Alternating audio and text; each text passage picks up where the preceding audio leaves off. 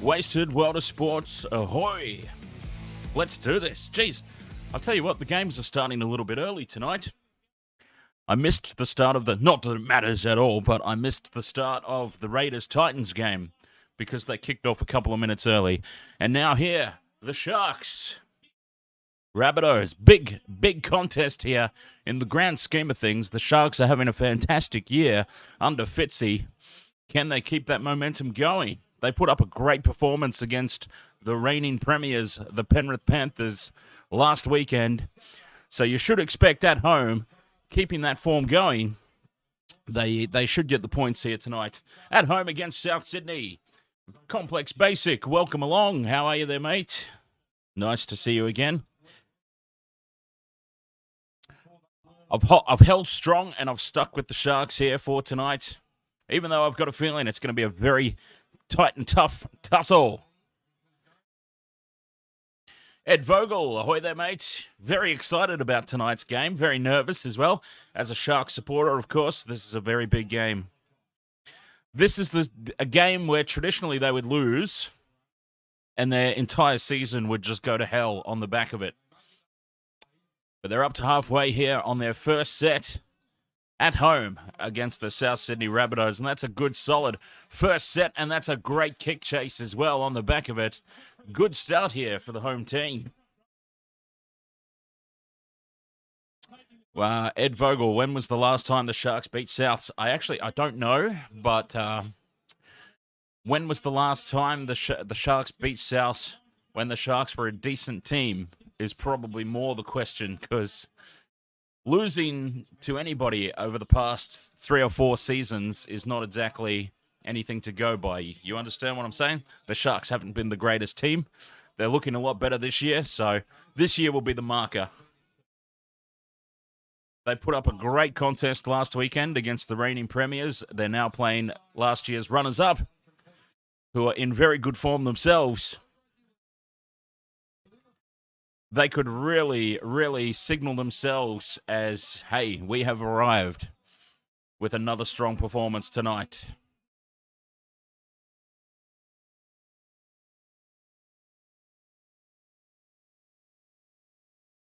They're moving the ball early here. The Sharks, Connor Tracy had an unmarked Jesse Ramian on his outside, but he did not call him into action. He's doing Jesse Ramian to Jesse Ramian. You know, because Jesse Ramian never passes the ball. Always goes on his own, that bloke. And now a big mistake. That is a huge mistake. Pressure on, knock on. Early advantage, South Sydney. And that is the sort of thing that they really need to drill out of their game here, the Sharks. Unnecessary offload from Royce Hunt. Into the chest of Brayley. Oh, we've got an early captain's challenge here. They're challenging the knock-on. It did look like it come off his chest. But this is a big call, because if you lose your challenge this early in the contest, and it's hit his chest, and then he's grabbed it, and it's gone backwards, that is a fantastic challenge by the Sharks. And then Brayley's also been collared by Cameron Murray.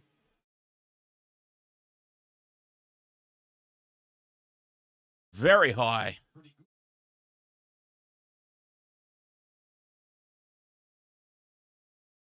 We're just going to ignore the high shot by Cameron Murray, apparently. Trevor Daly, ahoy there, mate. Welcome along. Banjo, ahoy.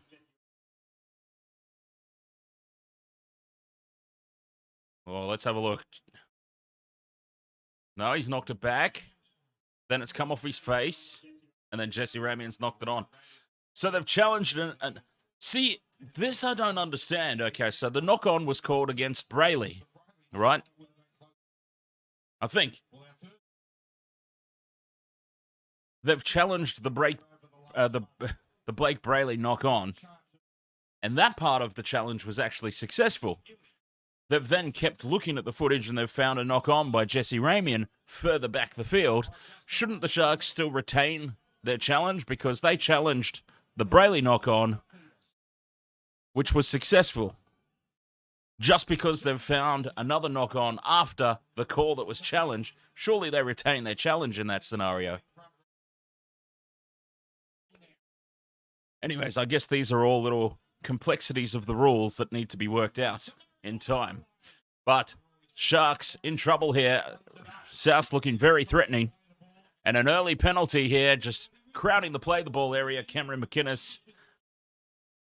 And I don't suspect that they'll take the 2 points here, the Rabbitohs. Well, of course, everybody always does the complete opposite of what I suggest. We're 3 minutes into the game. Surely you keep the pressure on. You've got a full set 10 metres out from the opposition line. It's a gift 2 points, but at the end of the day, rugby league's about scoring tries. And surely 3 minutes in, I don't think we're going to get to the end of this game and go, oh, if only they'd taken those 2 points in the 3 minute mark. I don't think it's going to be that close. But anyways, I suppose scoreboard pressure is key, and it's a very easy kick, and it's about to be 2-0 to the Rabbitohs. So we may as well just go ahead and put those points up right away. And there it is, right down the middle. No mistake, 2-0 early. I would have kept the pressure on myself. A full set of 6, 10 metres out from the opposition try line. 3 minutes into the ball game, I would have kept the foot down. But anyways, I guess I'm alone in that thought, as far as everybody out there running around in South Sydney jumpers. And they lead 2-0 early. Silences the crowd a little bit, I suppose, when you're playing an away game. Might only be 2 points, but it is first points. Keeps the crowd quiet. We're back underway again. 2-0, South Sydney. Deep kickoff, great kickoff into the in goal. Can they keep them down here? It's been an interesting start for both teams. We haven't really seen what the Rabbitohs are made of just yet.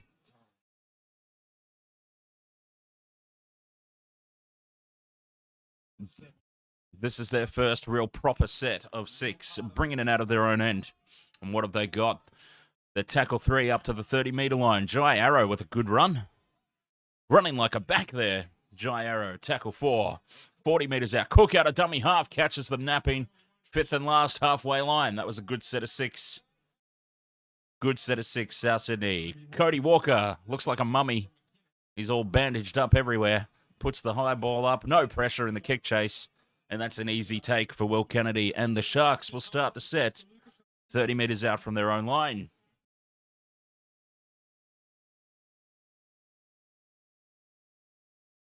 Not a whole lot happening at the moment. Just both teams feeling each other out, going through the motions, as you would expect in a big contest like this. Let's hope for no send-offs.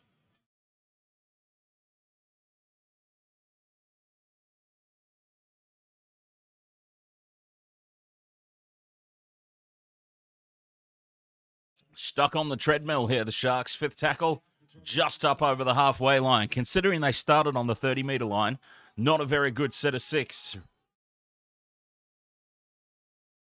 Hines, a terrible kick, a disaster of a kick, Nicho Hines. What the hell was that?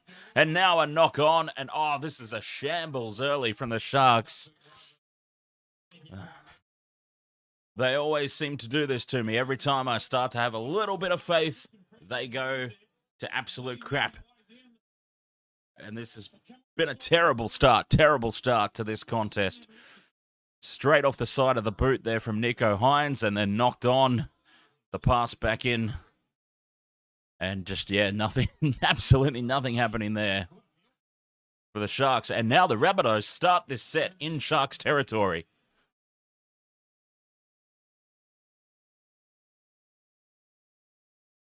I think the Sharks might still be a little bit tired. They might be a little bit knackered after that big first 20 minutes they put in against the Panthers. Anyone who joined me for that stream, you might remember the Sharks were looking really good for 20, 25 minutes of that game. But I said they sort of threw everything into that first 25 minutes. They just looked dead on their feet for the rest of the contest. They've come out tonight and they still look dead on their feet. DC, ahoy there, mate. How are you doing? 5th and last here, Rabbitohs. 15 out from the Sharks line. Oh, and a big, a very relieving error there by Lachlan Ilias. And he was getting a few steps ahead of himself there, Lachlan, and bop, straight out it pops. And the Sharks get away with one there.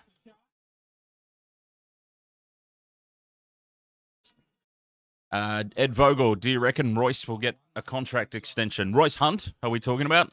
James Intoxic, ahoy.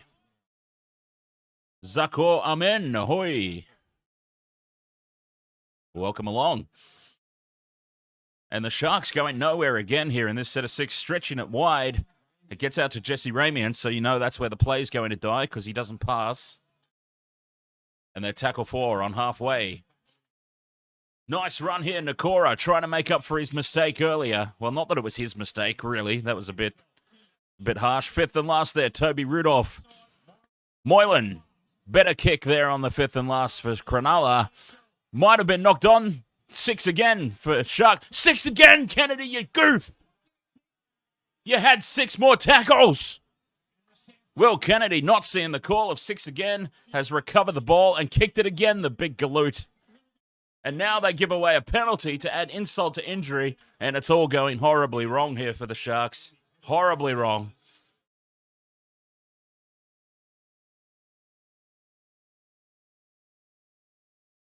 Will Kennedy not seeing the call of 6 again. It was a good kick. Don't get me wrong. It was a great kick into the in-goal, and they very nearly kept them trapped in there, but you've got to be on the ball in these scenarios. When you've just received 6 again, a rare mistake from Latrell Mitchell, and you've got to take advantage of those. Big D, ahoy there, mate. Well, I made the mistake of having faith in my team and tipped the Sharks, and they've been a complete nutter shambles so far for the first 10 minutes of this game. But they've been a complete nutter shambles. They're only trailing by 2 points to 0. So you got to look at the positives, I suppose. I think Ed Vogel, to answer your question, if they can fit him into the salary cap, Royce Hunt should get a contract extension. He's been a very good addition to the Sharks forward pack. Crazy Zane Gaming says, come on, Rabbitohs. They're looking good so far, the Rabbitohs. Apart from that mistake by Lachlan Ilias on the Sharks try line. Knocking the ball on and not getting the kick away. Eloise Parnell, ahoy there. Are the Sharks winning so far? No, the Sharks have been a complete and utter shambles so far in this first 10 minutes.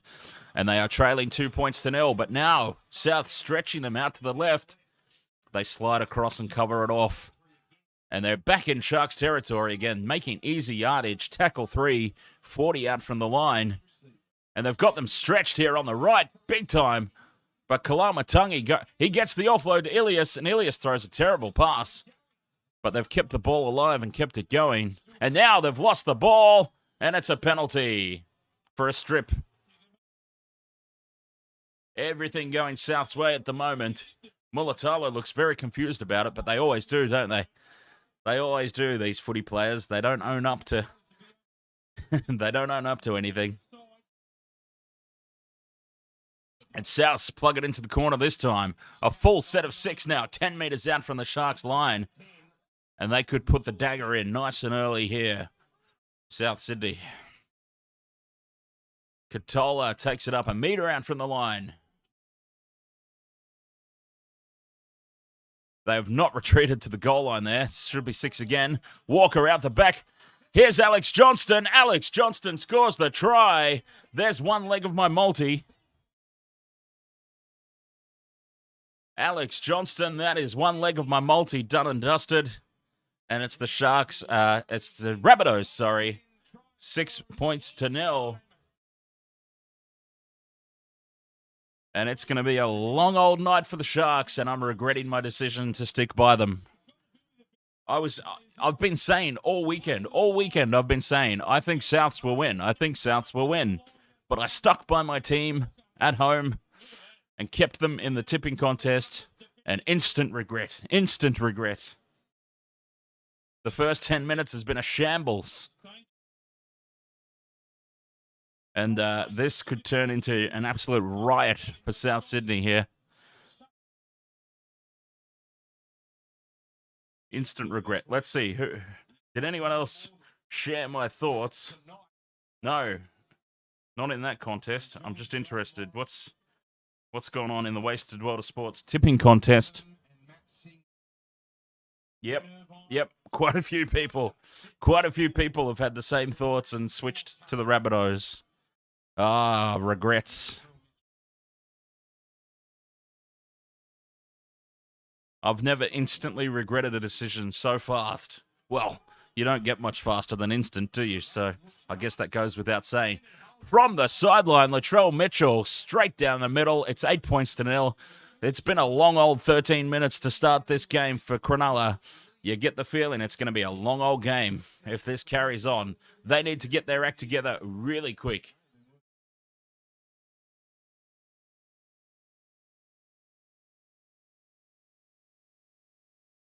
$8 points to 0 and being made to look. I'll tell you what, they hung with the Panthers for 80 minutes. What a statement for South Sydney to come out and just dominate like this.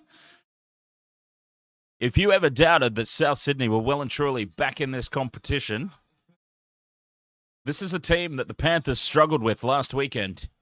And Souths have just come out and they're annihilating them, to be fair.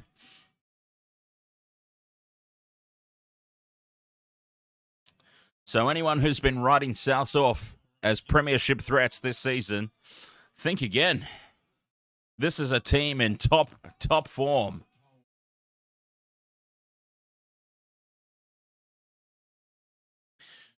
And tackle 4 now. On the back of points, tackle 4.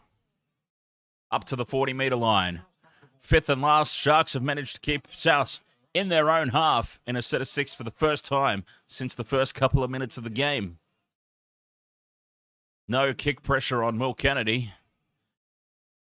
And he hands it off to Connor Tracy, who brings it back at the line. Okay, so Ed Vogel's got some news for us here. Sharks off contract 2022. Fifita, gone. Forget about it. Graham, gone. Forget about it. Hunt, I would re-sign him myself. Tolman, I'd re-sign him if they can fit these players in. But yeah, look, Andrew Fifita and Wade Graham have been great servants to the club, but their time is up. Their time is up. Wade Graham, too many injuries, too many concussions, and Andrew Fifita, just his time is done, and he's taking up a lot of salary cap space. So I would move them both along, to be honest. Fifth and last here, Sharks, 40 out. Again, no real progress made. It's a good kick, though, from Moylan, but it's knocked back from Mulatalo, and now Latrell Mitchell in space. Dangerous. Matt Moylan, I wouldn't have even had Matt Moylan for this year, to be perfectly honest. But he's had a decent season. Look, he's been proving me wrong, and I'm very glad about that. But yeah, the sooner we get a youngster coming through that's capable of taking his place, the better it will be when Matt Moylan's moved along, to be perfectly honest. Damien Cook threatening out of dummy half again. And again into Sharks territory. Easily. Up over the 30-metre line. Kalamatangi, fifth and last. Fifth and last here. Another 55-metre gain. Walker back to the short side. Plonks it in over the top, putting pressure on Talakai and Mulatalo. And Mulatalo stands up to the pressure. And that's a great take from Mulatalo. But the Sharks now bringing it out of their own end again. Nice run by Talakai. Tackle 2. Now they stretch it wide. They've got them stretched, but it comes to Jesse Ramian and the play dies. They had them stretched there. Connor Tracy was unmarked on his outside, but Jesse Ramian is incapable of passing a football. What's going on with my eye over here? Seems very dark over that side of the room. Anyway, not to worry. You shouldn't be watching me anyway. You should be, hopefully, watching the game. Hopefully you all have access to it. Another, really just a nothing set of 6. The Sharks are getting nowhere near South's try line.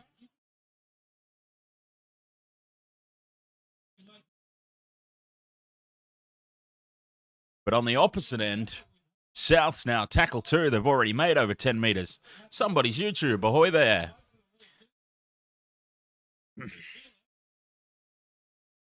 And this game continues to be all Souths. Offload, Kulomatangi, great offload. Cook up over halfway, finds Latrell, and they are bringing themselves deep into, there's Latrell's undies. Latrell and Teddy Tedesco. I think I've seen their undies more. Oh, pressure there. Totola nearly breaks straight through the middle. 5th and last, 30 out. Walker on the short side again, kicks it straight down the throat of Connor Tracy.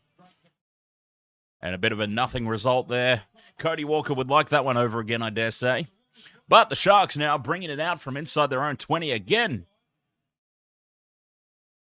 UFC only fams. Ahoy. Latrell been hitting the cave right too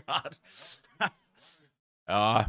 There's always been questions around Latrell's fitness, hasn't there? But I mean, he always comes through. He always comes through. A quality player. Mushroomy plays. Ahoy. 6 more for the Sharks. Boy, did they need that. Holy hell, did they need that. They're now inside South's territory with a full set of 6 for the first time in this game.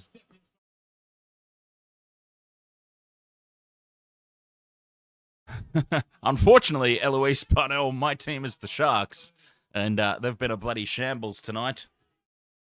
There's no nice way to say how badly they've been going tonight. Hines with the ball to Wade Graham. And for the first time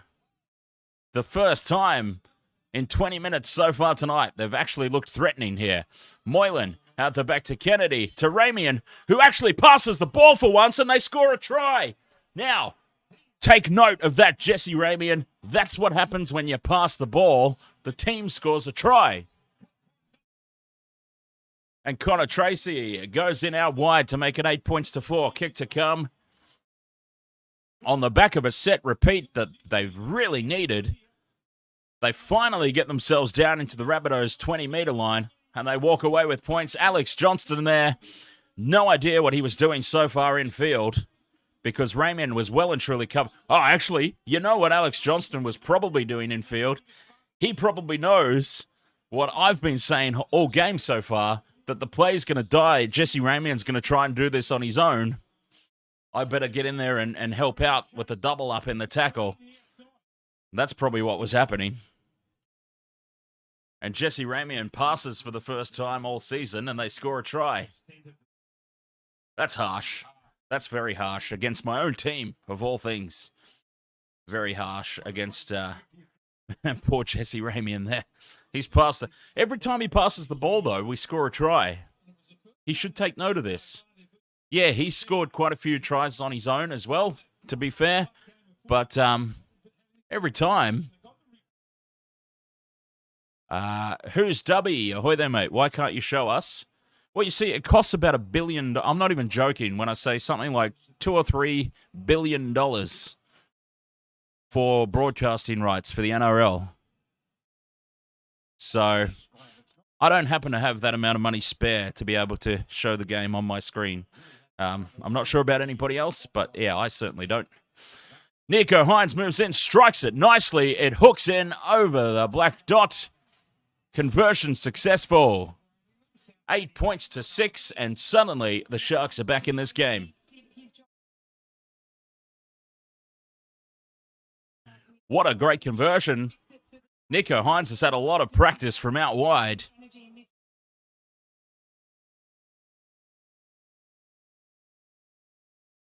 Eight points to 6.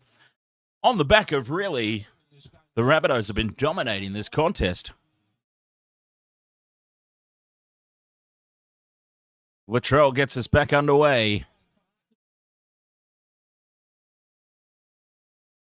And Toby Rudolph with a good run-up.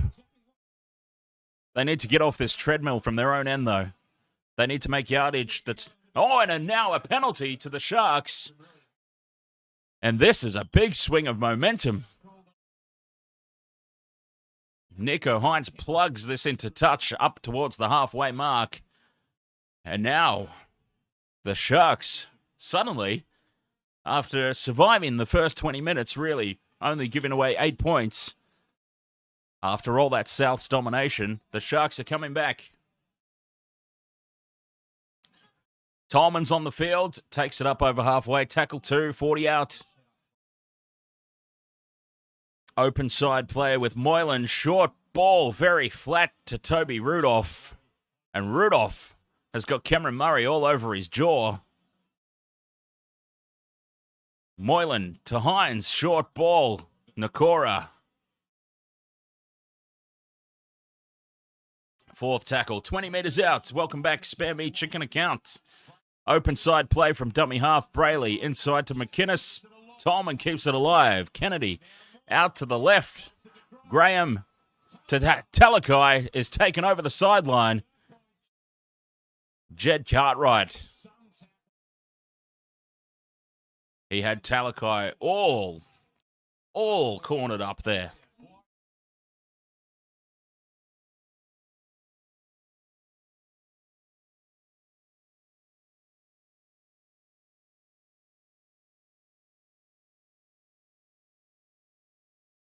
Yeah, Talakai taken over the sideline. South Sydney ball.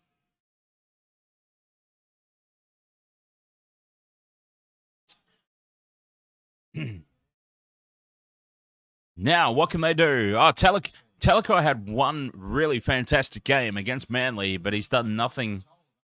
Also, I don't understand how he got picked for the Blues. But he got picked for the Blues, which kept him out of the Sharks squad for a couple of weeks, which was nice. I get very nervous every time. As a Shark supporter, me saying this, by the way, I get very nervous every time Talakai gets the ball. Dustin Fisher, ahoy there, mate. Fifth and last, Rabbitohs up to the halfway line. No pressure on the kick receipt here for Mulatalo. Tries to find space on the outside. That's dangerous in these wet, slippery conditions.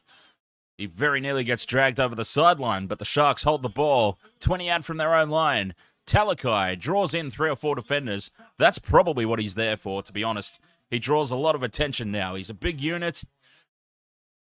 If he gets a one-on-one scenario with another back, he's probably going to win more often than not, and that's probably why he's there. But defenses really do have him worked out. They come out to the right-hand side now. Connor Tracy up over halfway on tackle 4. And the Sharks are starting to play their game now. McInnes on the fifth and last hits it up. Tackle 5. Short side play. Hynes. Contested kick. Tapped back by the Sharks. Could go anywhere. And it bounces very kindly for Jackson Polo. That could have gone absolutely anywhere. Ed Vogel, which NRL player do you think should retire by now? Mine is Aaron Woods. I really wished Aaron Woods was retiring when he was playing for the Sharks, but now that he's moved on from the Sharks, play on. I don't care anymore.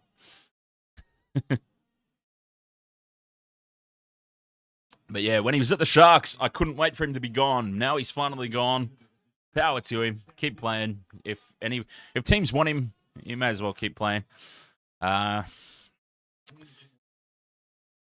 You'd have to say that this would have to be Andrew Fifita's last season. I mean, he looks like he's held together by superglue at this stage in his career. Max McCluskey, ahoy there. Latrell Mitchell. No, Latrell Michael, he says. Latrell Michael is overrated.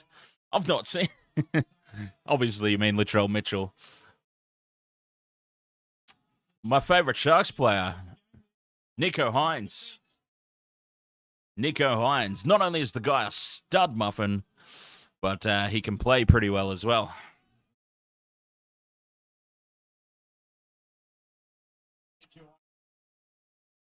Talakai bringing the ball out on tackle 4, drawing in multiple defenders again. Early kick from Hines.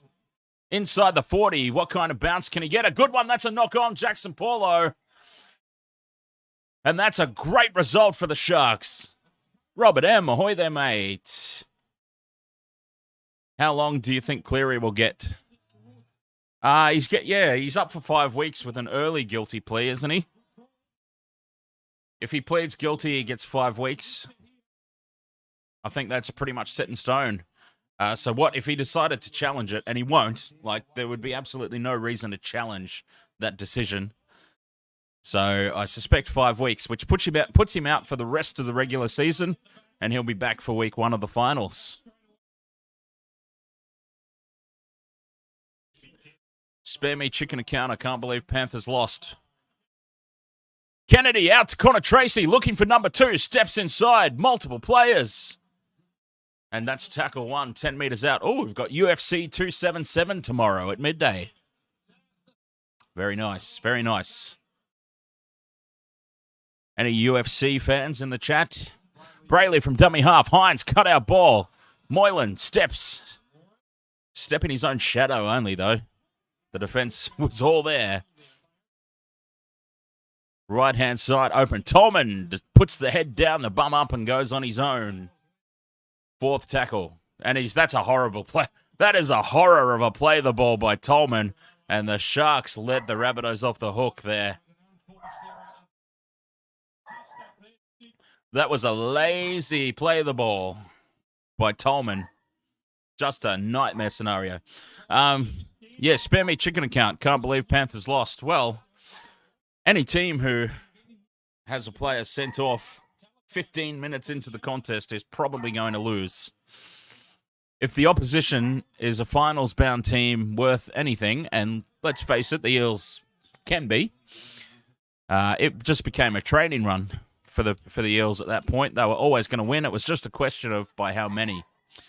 So it's not really surprising at all. Believe that a guy I'm working with farted into the walkie-talkie. Funny bugger. Heel fries, ahoy. UFC only fans. UFC, great, but only once a week. So NRL is in play for top sport, in my opinion. And that's from a UFC fan directly.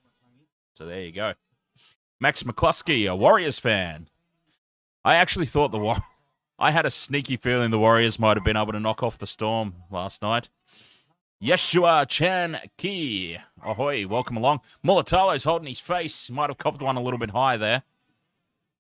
Broncos fan. Oh, so you'd be pretty excited for the game coming up next.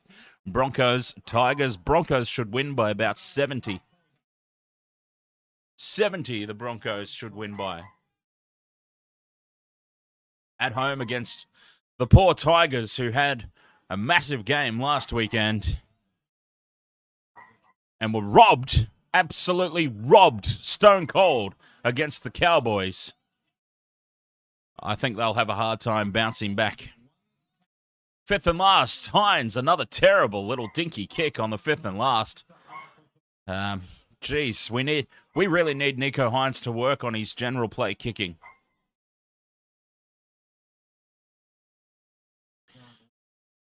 But the Sharks have managed to swing the momentum in this game.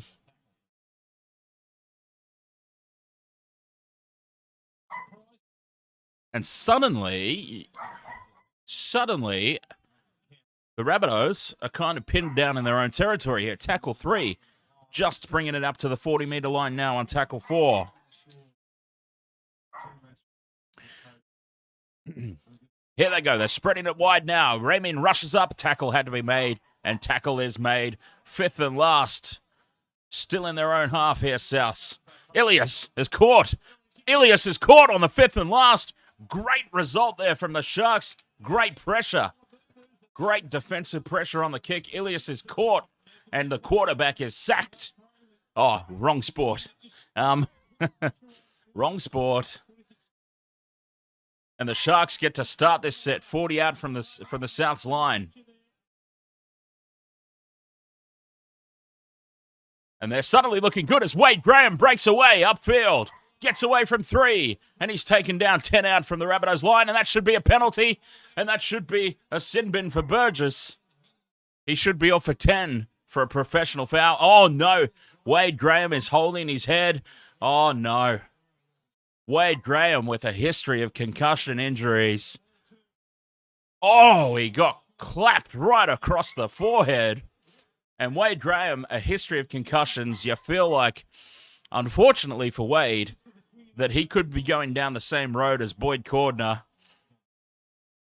How many more concussion injuries can the poor guy go through, you know?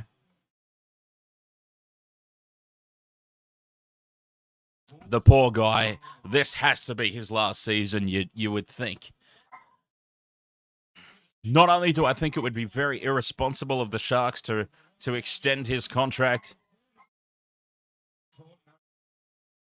I feel like for his own sake, he needs to step away from the game sooner rather than later. Poor Wade. Like, you just can't cop that many head knocks and have that many concussion injuries.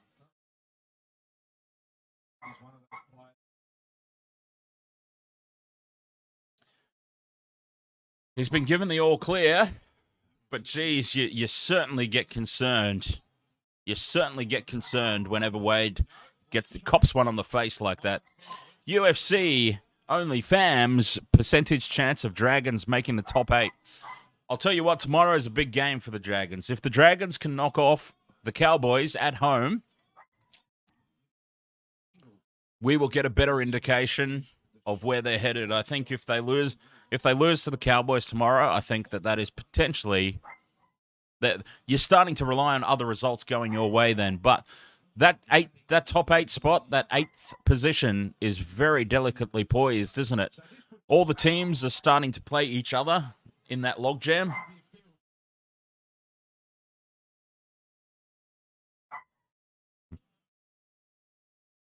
So it will sort itself out, but the Dragons would go a long way to getting themselves in the higher percentage of making the playoffs with a win at home tomorrow against the Cowboys. Nicho Hynes moves in, plugs the penalty goal over, and we are locked up at 8 points all here in this game. After a dominating start by South Sydney, it turned into a half that was all Sharks, and they've got themselves back into this contest with 8 minutes to go till the halftime break. 8 points all.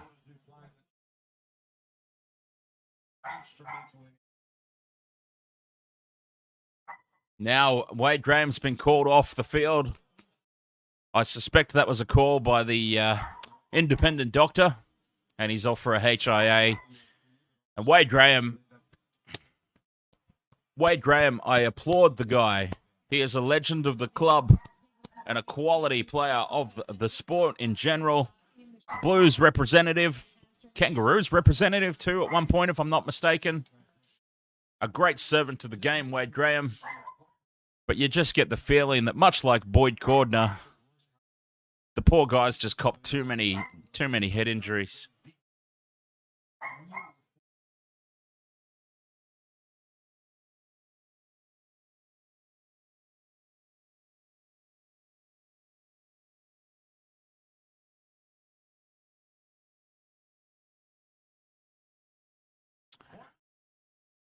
All right, we're back underway. There was a little break in play there while Wade left the field.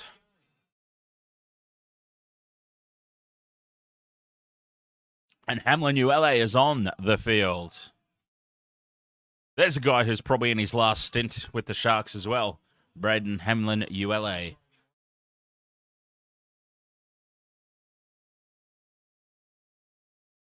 Wilton standing on the edge.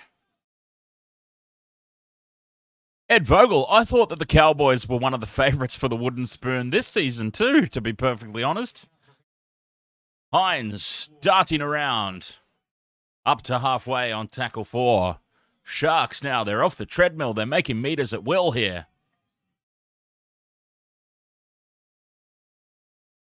Fifth and last, Hynes, a better kick there on the last. A little bit too deep. An escort here, surely. Yes, a penalty to the Sharks for an escort.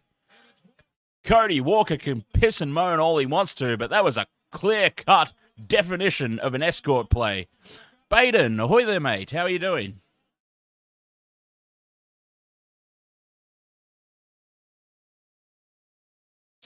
They're challenging the escort, but I'm not sure why.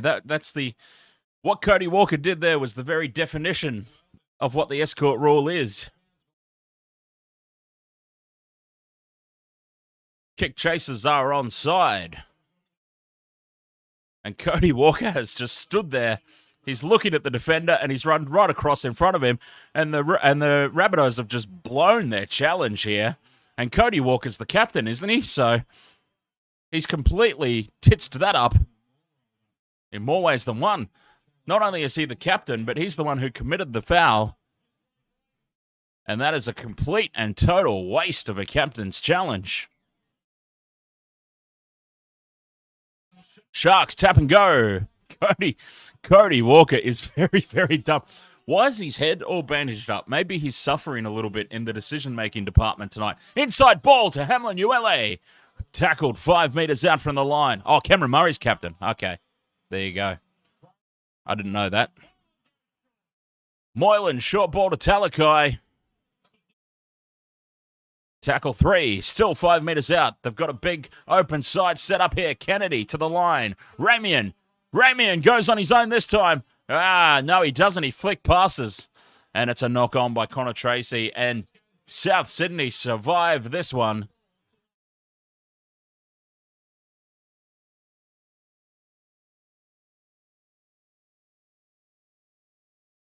Oh, dear. I've been on Jesse Ramian's case all game about how he never passes the ball. And there was a scenario where he would have been better off holding the ball and taking the tackle, and he's tried a flick pass. He's listened to me too much. I take it all back, Jesse. Start to hold on to the ball a little bit more. Make better decisions. Because Souths, wow, they got let off the hook there, big time. Off the hook.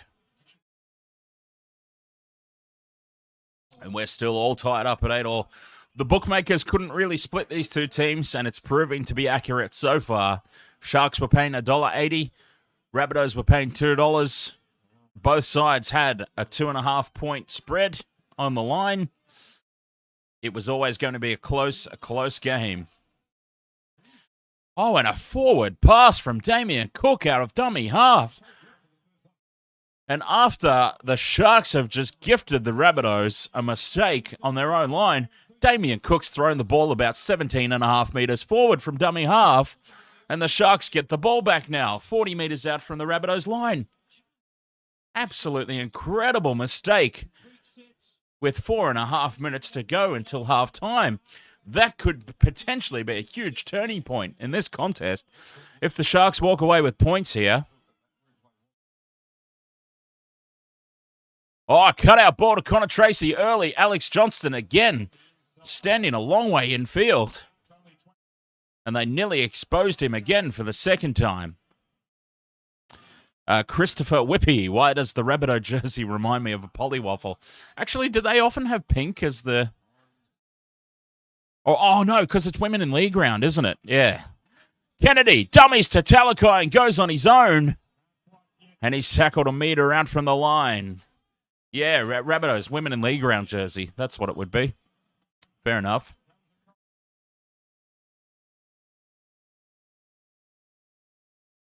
Fourth tackle now 10 meters out from the line.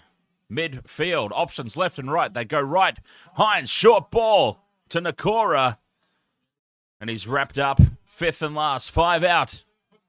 5 out. Holding on a long time there. Walker gets away with that. Hines kicks it in over the top. Goes Mulatalo up over top of everybody. And Mulatalo scores. And not only is that another leg of my multi, that puts the Sharks ahead. And boy, how costly does that error become by Damien Cook as we approach half-time. Sharks 12-8. Kick to come from right beside the posts.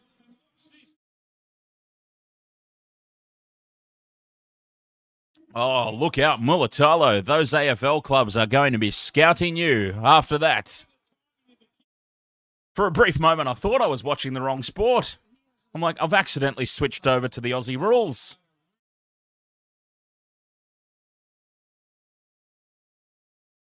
Ronaldo Mulatalo. Is he a Queenslander or is he not? We don't know. 12 points to 8, kick to come. That's what we do know.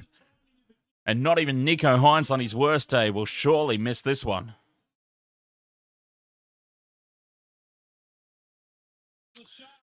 Eloise Parnell, I'm twerking. I'm so happy. TikTok video or it didn't happen.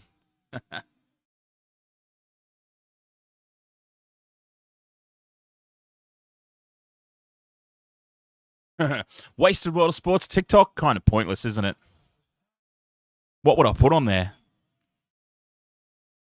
I suppose I could put clips up of some random moments that happen during streams, like people's pants falling down and me commenting on their ass cheeks and whatnot. I don't know. Yeah, it's a little pointless. Nico Hines from right beside the post, straight down the middle. 14 points to 8. What did I think of the Raiders-Titans game? I didn't watch it, to be perfectly honest.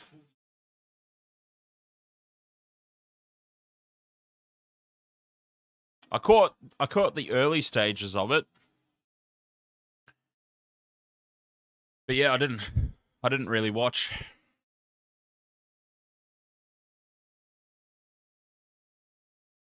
Oh, this is fantastic. Going into halftime with half of my multi ticked off is a very, very good sign. 2 minutes to go till halftime. We've got the Sharks up 14 points to 8. Now, are they going to do something stupid and Sharks-like and give this away before halftime with only a minute and a half to go? Talakai. Oh, he's got his rat's tail up, Talakai. What a run. Tackle 2. They're up to the 40-metre line. Oh, and that's a huge hit. Massive hit. And a perfectly legal hit there. Tom Burgess leading from the front. What a solid shot that he just put on. Tackle 4. They're up to halfway. McInnes to Hamlin Uele. A bulldozing run. They're 40 metres out from the Rabbitohs line. Short side play. Moylan puts the ball high. Pressure on the kick chase. Latrell takes it easily, though. And he's driven back 5 metres in the tackle. Oh, the Sharks are determined to not give this away leading into the halftime break. They're up very quickly. They've got to be careful. They've got to be very careful here. Do not give away a silly penalty this close to the halftime break. If they go into halftime 14-8, they'll be very, very happy indeed. 30 seconds to go. Tackle 3. Burgess now on tackle 4. 40 out from their own line. 25 seconds to go. Sharks just have to not do anything stupid here. Walker, the pass, and it's knocked on by Mulatalo, and that will probably be the halftime. Oh, it's play on here. We're playing on until we can have a look. And this will be the last play of the half. 6 again for the Rabbitohs. And that will be it. Halftime. A little bit of a nothing last play there. Wow, so we go to halftime. Cronulla Sharks 14, South Sydney Rabbitohs 8. The first 15 minutes was all Rabbitohs. All Rabbitohs. And they led 8 points to 0. But then the rest of the half, the Sharks just got themselves slowly but surely back into the contest, swung the momentum around, and they go into the halftime break. 14 points to 8 in the lead.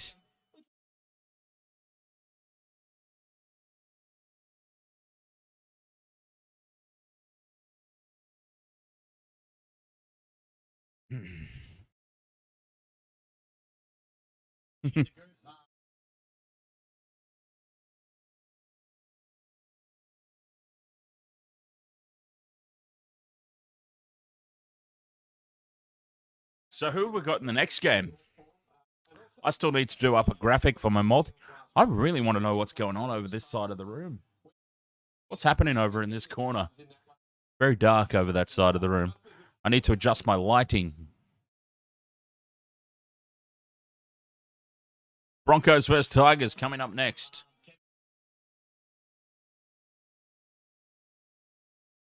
Game 2 tonight, 7:35 p.m. Broncos, Tigers. I've got a multi on this game. I've got a huge multi on this game. I still need to do a graphic for it.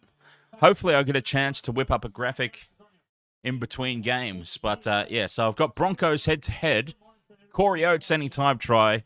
Kurt Capewell anytime try. Adam Reynolds anytime try. Katoni Staggs anytime try.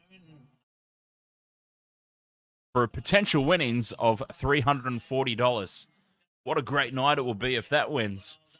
By the way, this one, if Nikorima and Jesse Ramian score tries in the second half, that will be worth $220 to me. So this could be a very good night for me.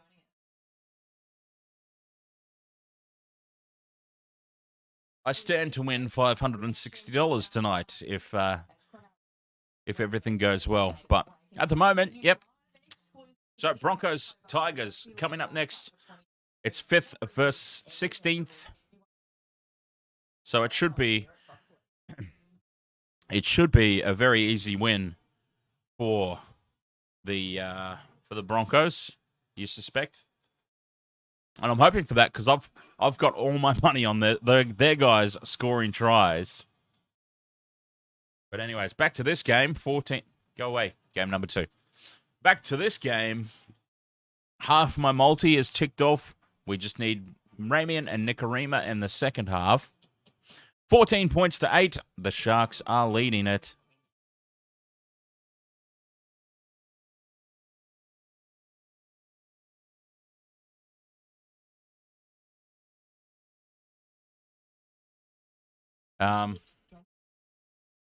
Jack Lewis, I know it's only 6 points. Do we think the Bunnies have a chance, or are the Sharks looking solid? I've got the Bunnies in multi, silly me. Oh, look, do not discount the Rabbitohs. Do not discount the Rabbitohs. Basically, the way the game's gone so far, Jack, is the first 15 minutes was all South Sydney. All South Sydney. They jumped out to an 8-0 lead. But then the Sharks just slowly got themselves back into the contest, and they're going into halftime. It really should be halftime 8 points all. It really should be. Damien Cook threw a pass from dummy half that was about 17 or 18 metres forward and gave the Sharks one last opportunity to attack before the break, and they made them pay for it. Mulatalo with a fantastic leap above everybody else in the pack to score the try. So, that was 6 points that the Sharks probably shouldn't have, to be perfectly honest. Horrible mistake by Damien Cook out of dummy half. And I bet he wishes he had his time over again on that one. That's for sure. Whoops. Sorry, I'm just destroying things here in the studio. It's all good. Okay.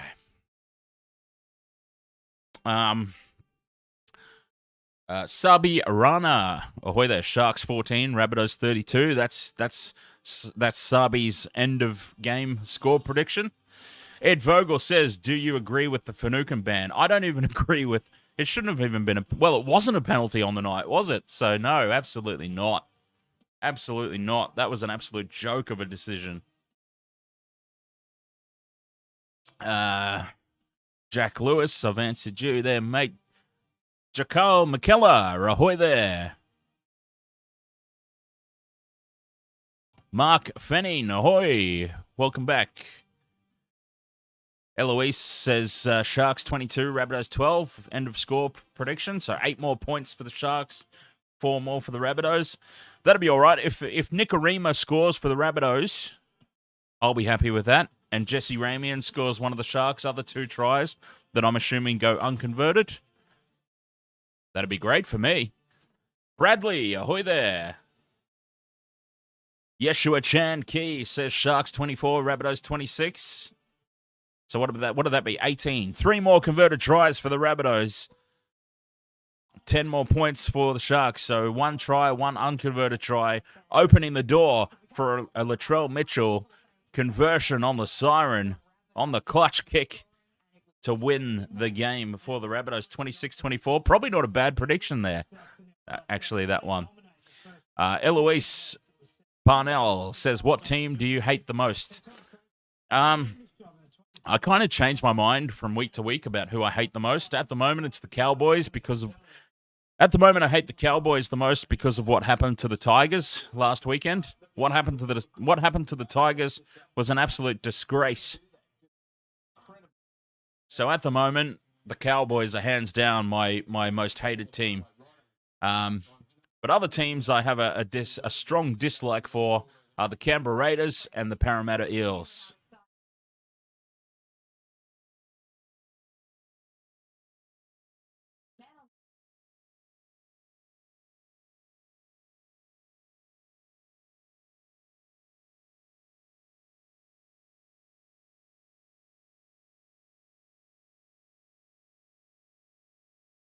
I've disliked the Cowboys since the Jonathan Thurston days, but I never really hated them. I really, really hate what happened the other weekend, though, to the Tigers. Tigers got stone cold robbed out of 2 points and a huge victory. Now, it's not the Cowboys' fault, I understand. It's the referee's fault. It's the bunker's fault. That decision should never have been made. So the Cowboys are just sort of collateral damage from what was a horrible call. I probably shouldn't hate the Cowboys because of it. I should hate the referees and the bunker even more than we all already do. But, yeah, the poor Cowboys have just sort of copped it because of what happened. Mark Fenning says, do you hate the Raiders? Yes, I do. I'm not a fan of the Raiders. Not a fan of the Raiders at all, and the Viking clap. I hate the Viking clap. They stole the Viking clap, and it's the most... They've turned it into the most goofiest, stupidest looking thing ever in world sport.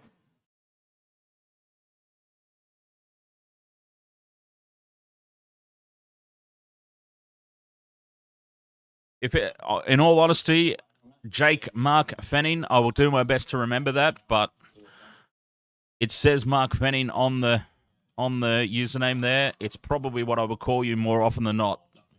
So just be prepared for that. It says Mark on the tag there on YouTube, so it will probably always be the first thing I say. I will try my best to remember Jake. I suppose it depends how often you come back, really. The more often you come back, the more likely I will be to remember. Oh, that's not Mark, that's Jake. Ed Vogel says, I just feel sorry for the Raiders and Eels. You feel sorry for the Raiders and Eels? Why? Why? How could you possibly feel sorry for either of those schlubs? All right, okay. I'll calm down. I'll relax. Raiders haven't recovered from 2019 Grand Final, where the correct call was made, by the way. And the Eels haven't won a premiership since God knows when. Well, that's their own fault. And Ed Vogel says, you're a Roosters fan who supports the Sharks. Yeah, I've got nothing against the Roosters. I don't understand why there's a lot of hatred towards the Roosters, I think, because of the salary cap sombrero. I don't necessarily agree with that. Look, the salary cap's a goddamn joke anyway, isn't it? Let's be honest. Salary cap's a joke. There's third-party deals that can't be controlled and whatnot. Salary cap's ridiculous. I mean, I understand the idea behind it. They needed to try and do something to balance out the competition, but it doesn't work, does it? It doesn't work.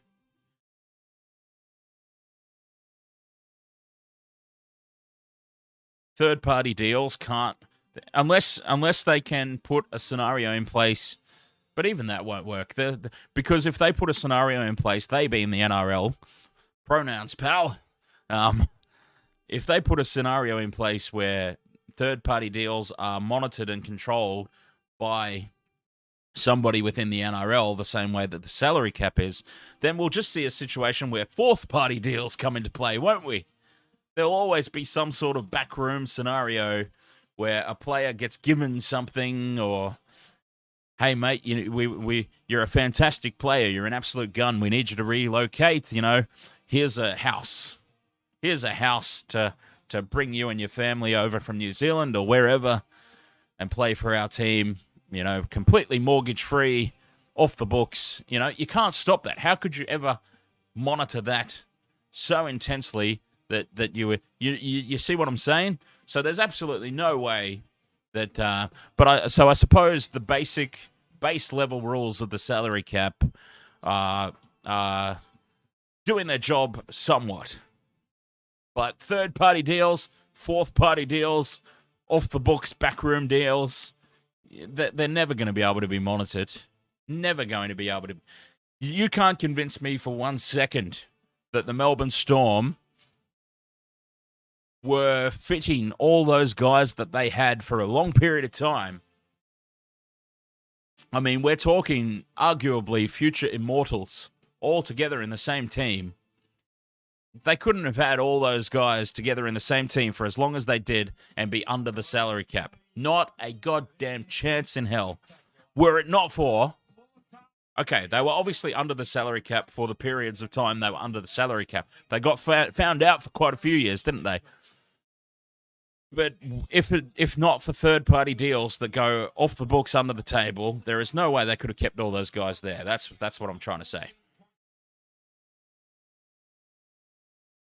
Here they come for the second half now, both teams back out onto the field. 14 points to 8. This one is very delicately poised, and it should be a great second half. Now, somebody said, Eloise Parnell, I don't know why the Rabbitohs logo looks naked. Well, I suppose the rabbit is naked, isn't it? They haven't done a rabbit with pants on, because that'd just look weird. So, I guess technically it is.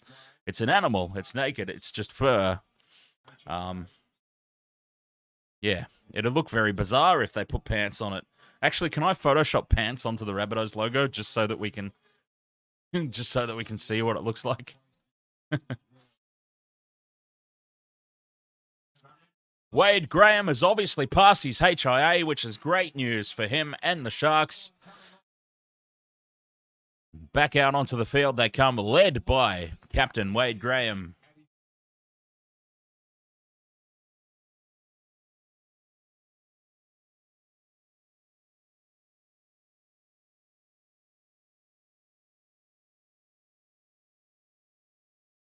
Trevor Gillis, flat pass, gets called forward.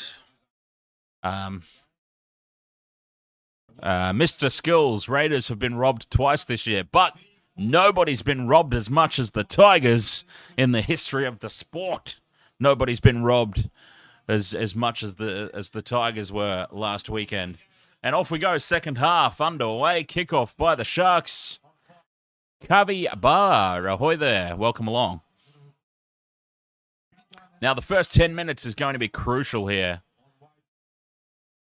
The Rabbitohs got off to a fantastic first 15 minutes in the first half, and the Sharks were still asleep. Let's see if they've come back out after the out of the sheds after half-time, the Sharks. Easy meters here for the Rabbitohs in the first set. They're up to halfway on tackle 4.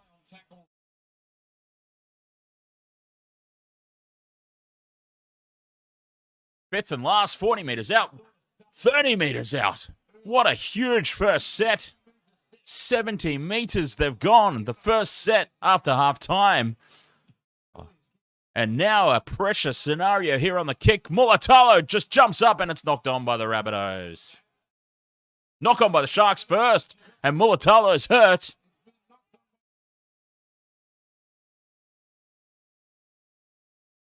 And there's no challenges remaining, because both teams have blown their challenges. Jeez, and he's knocked it on there on the follow through. This is what they've called a knock on when he slaps it into. Yeah.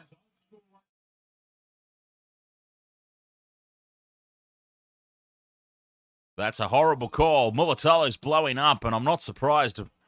Surely the bunker can intervene and overturn that when it's just a blatant howler. But what we've ended up here is a minute and a half into the second half, 70-metre set, big kick, and the Rabbitohs get a scrum 10 metres out from the line. A full set of 6 incoming here. Walker steps, goes on his own, threatening to offload. Tackle 1, 5 metres out. Big pressure here. Sharks, they don't want to give up this lead a minute after the break. This would be massive.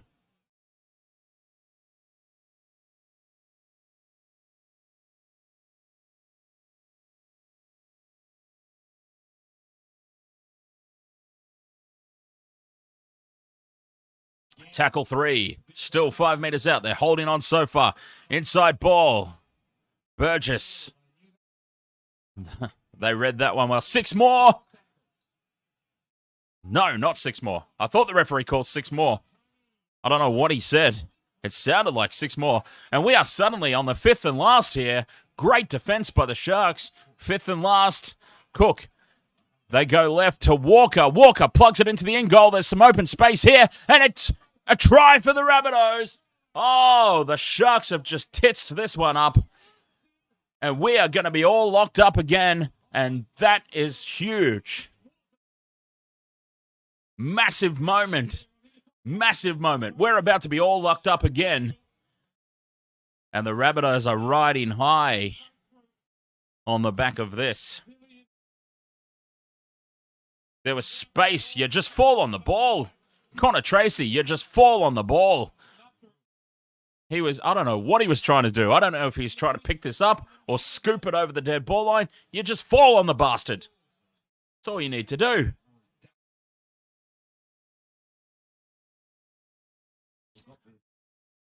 Murray misses it completely. Latrell Mitchell grounds the ball. We are all square here. A nightmare start to the game is followed up by a nightmare start to the second half. And that's just the Sharks being the Sharks, quite frankly. Ed Vogel says, hang on, Mr. Skills first. Mr. Skills, Raiders or Roosters for the 8? Roosters, easy. Yeah. The Roosters are finding form at the right end of the season, as they often do. And they will breeze into the 8. Ed Vogel says, Dan, what's your opinion on the Manly jersey drama? Ridiculous. You're contracted to the club. The club made the decision to run a promotion for whatever reason. I mean, great idea, great sentiment, I suppose, but to choose to do it the same weekend as Women in League Round that's run by the NRL was a bit stupid. But look, you're contracted to the club. The club's decided to run a promotion. Just wear the goddamn jersey, you know? Just wear the goddamn jersey, for Christ's sake. It's not a big deal. Just because you're wearing a jersey that the club is promoting something, the same way that they slap sponsorship logos all over the jersey without consulting the players. Just wear the goddamn jersey, you know? You're not offending your religion by running out with a little rainbow on the jersey, for Christ's sake. But anyway, that's my 2 cents. You asked for my opinion, that's my opinion. It seems like a ridiculous hill to die on, quite frankly, in my opinion. But then I'm not religious in any capacity, so these people get pretty crazy about it all, don't they? Jack Lewis says, what part of Australia are you from and who do you follow? Well, unfortunately, I'm a Sharks supporter and I'm from Brisbane. 5th and last, and they're in Sharks territory again. Another huge set from the Rabbitohs. Mulatalo makes damn sure of this one. And he is tackled 10 metres out from his own line and driven back 5 metres out. And much like the first half, Ed Vogel says, I thought you went to Catholic school, Dan. No, I spent, very relieving penalty here for the Sharks. No, I was at a private Christian school for a year. And my parents pulled me out of it because it was ridiculous.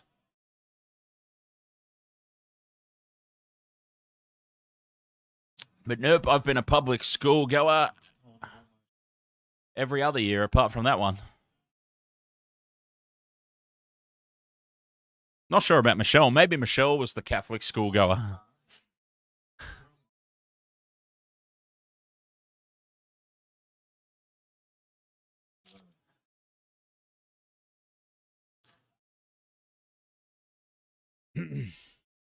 All right, it's Sharks ball. Tackle 3.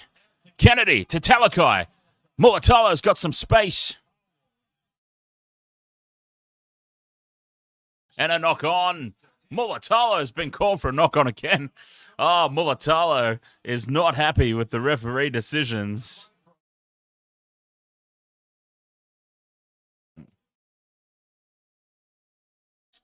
Mr. Skills says, thoughts on Jack Whiten? Fantastic club player. Always questionable making representative rounds. Despite the fact that he was the best player in Origin Game 1 for the Blues, I will acknowledge that.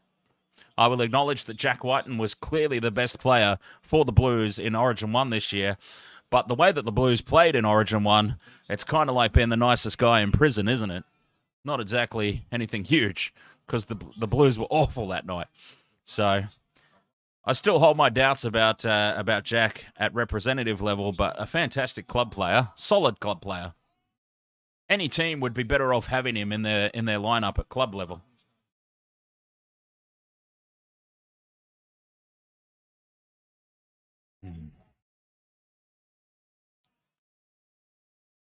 Oh, Burgess has just shrugged off the want-to-be tackler. And it's all Rabbitohs. Much like the first half, the start of the second half is all Rabbits. Fifth and last, Ilias with the high ball. High ball, pressure on the take. And Connor Tracy made that as awkward as humanly possible for himself. And then again, second half, 10 minutes in, 76% possession to the Rabbitohs. And this second half has started just like the first half did. Will the Rabbitohs be prepared for the momentum swing? Oh, forward pass there. They've got away with it. Now Talakai's away, brought down from behind. Kalamatangi, of all people, has tracked him down. Hines. Oh, Burgess inside the 10 there. Well played, Nico Hines. Heads up play, Nico Hines passes the ball into the chest of the retreating Tom Burgess and earns his team a penalty. Nico Hines using the big brain there and earning a penalty for his team. 30 metres out. Thoughts on Campbell Graham? Would have had him in the team. Would have had him, you know, I hate to go back to Origin again, but yeah, would have had him picked in the squad. Sharks ball, 10 metres out from the line. Taryn Whitby, who's winning the grand final? Oh, still Panthers. Panthers are just a mile. Oh, Will Kennedy, hang your head in shame. He has dropped the ball cold, and that could be the moment. That could be the moment. That is the sort of thing that the Sharks do. They're just not the complete unit this year. This year, they are just not quite the complete package. And I said this at the start of the season, that they will probably feature in the finals, but they are not the complete package this year. And they're a year or two off being genuine contenders. And that's the sort of thing that they need to clean up from their game.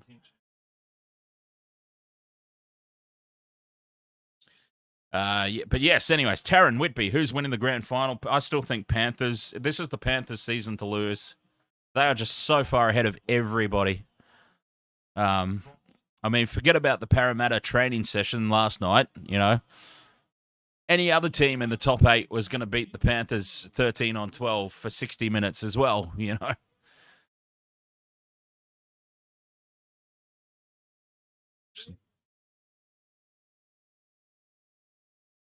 So I wouldn't be reading too much into that loss or what happens for the next 5 weeks.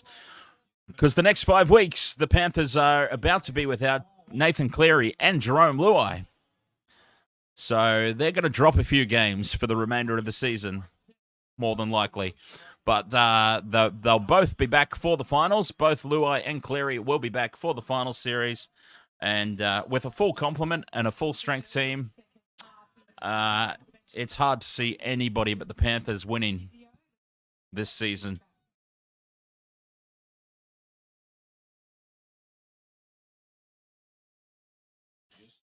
Oh, offload by Burgess. Dangerous stuff there. And we've got a HIA for Burgess.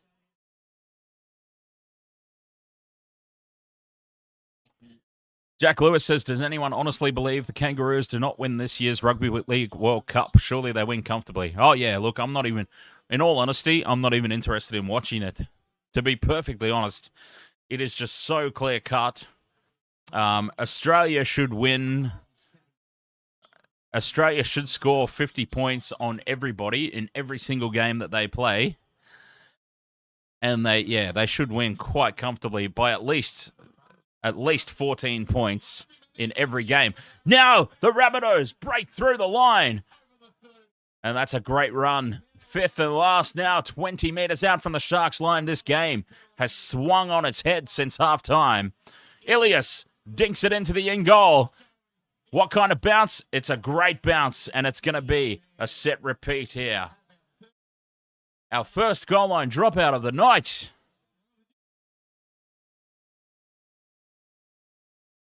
And much like the first 10 to 15 minutes of the first half, the Rabbitohs are just destroying the Sharks here.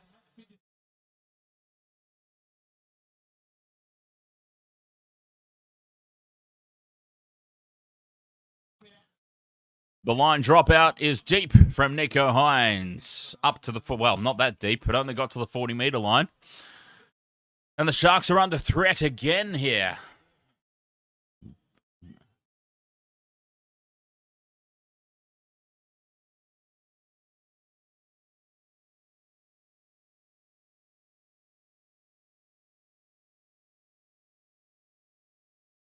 Rabbitohs versus Panthers grand final rematch. No, I still think write the Storm off at your own peril. I still think Panthers Storm or Panthers Roosters, depending on who ends up where. Depending who ends up where on the table, I'm still leaning towards Panthers Roosters or Panthers Storm. Do not write the Storm off. Do not write the Storm off.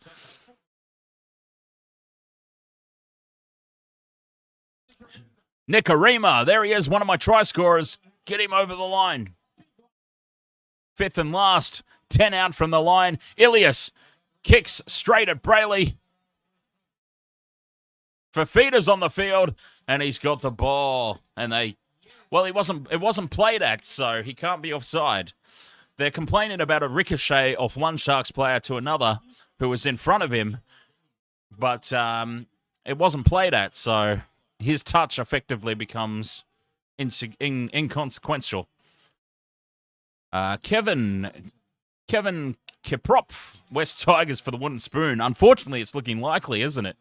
I say unfortunately because they should have had the win. They were absolutely stone cold robbed against the Cowboys, which would have taken them off the wooden spoon. It's going to be a very unfair. Should we put an asterisk next to the wooden spoon for the Tigers this season? Because I think it's very unjust. Very unjust.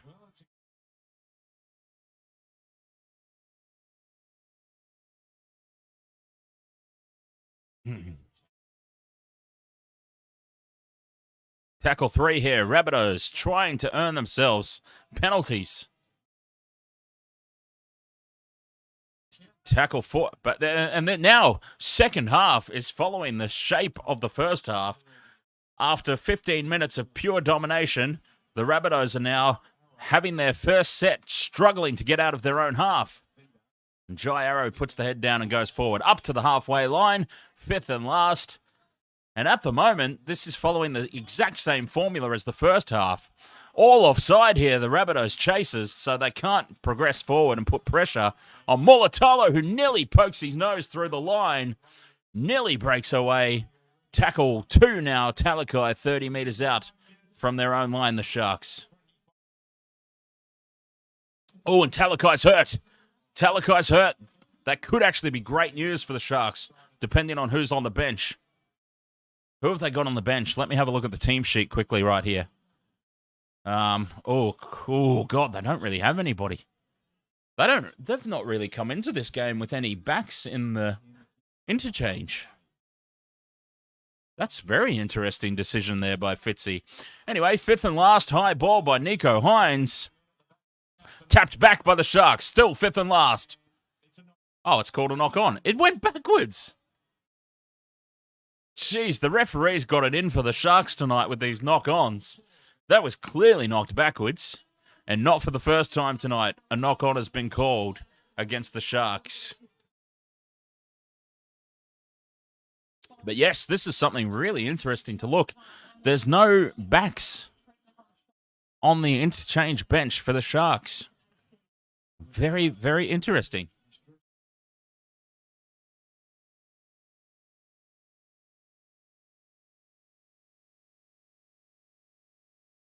Yeah, Talakai's broken.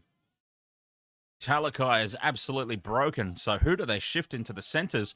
Because they've got an interchange bench full of forwards. And now the Rabbitohs to the left. Mitchell breaks one, breaks two, gets the pass off to Johnston. And it's tackle 4. Tackle 4. 25 out from the Sharks line. They could really, I said this in the first half, but they could really put the dagger in here. Offloads, space, try, Rabbitohs, no, yes, no. Tackled a metre out from the line. Fifth and last, try-saving tackle Mulatalo. Game-saving tackle potentially. Cook goes around Ilias. Play on, and it's the fifth and last. Cody Walker flicks it out, and now it's been touched by the Sharks, and that will be Rabbitohs' ball after all that. Rabbitohs' ball after all that shambles.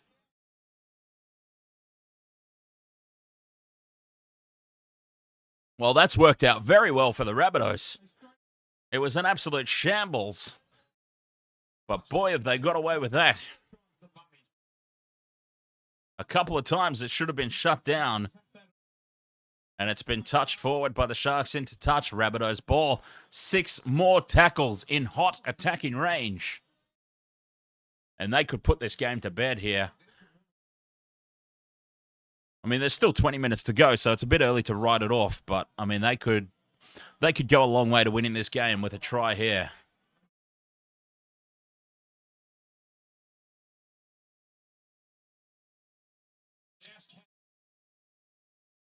Tackle 1, 10 metres out.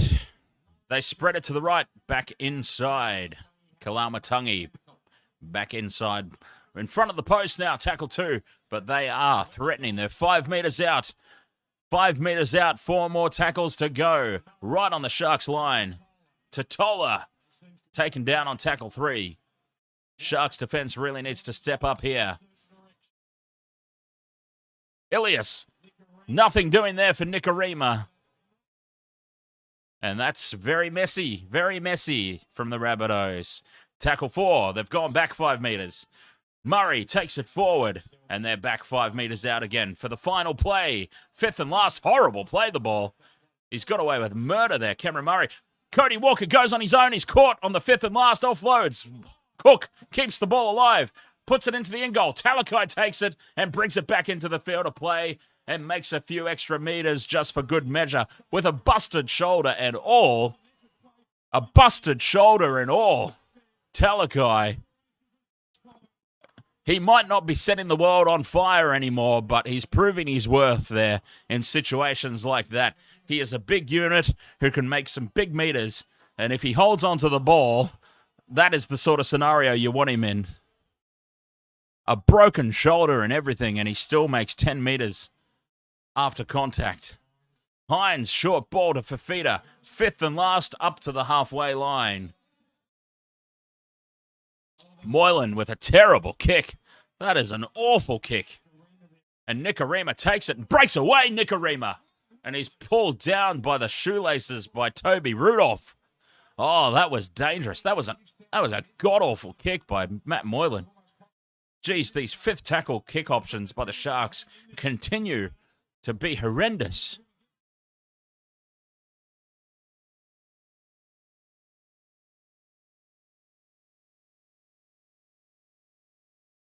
Tackle 4, 30 out. Rabbitohs just cruising into Sharks territory again. Cody Walker, the mummy, offloads to Jai Arrow. Sends it back in field. Nothing really happening here. Fifth and last, 20 out. There's a chance for a pressure kick here and a set repeat. Walker needed the kick to be deeper than that, and Connor Tracy slides across and takes it, but they've got the Sharks pinned down here, a metre out from their own line. But it is the Rabbitohs well on top. The Rabbitohs are not giving up momentum in the second half like they did in the first. They are not giving it away this time.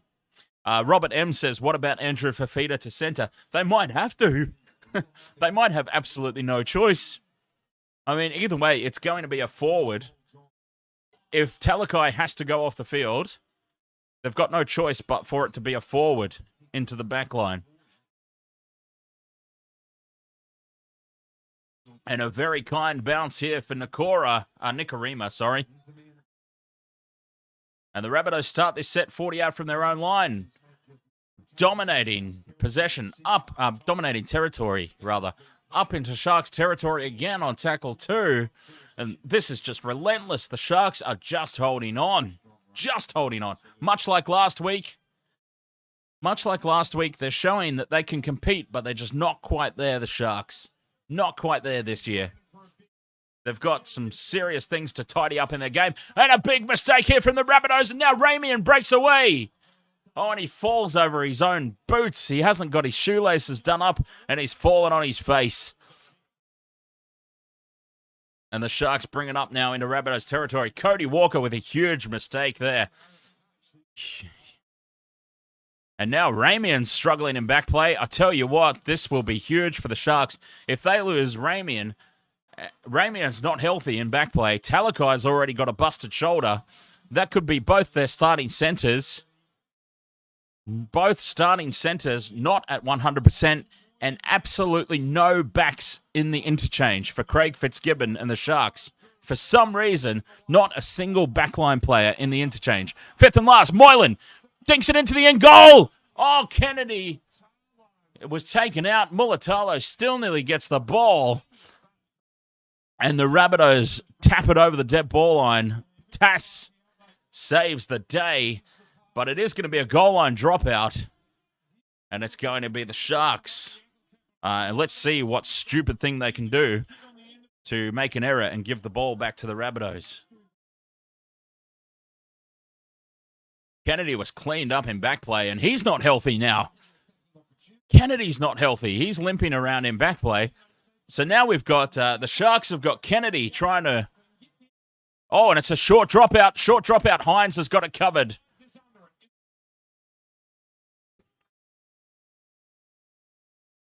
A full set now inside the Rabbitohs 20. McInnes takes it up 10 metres out from the line.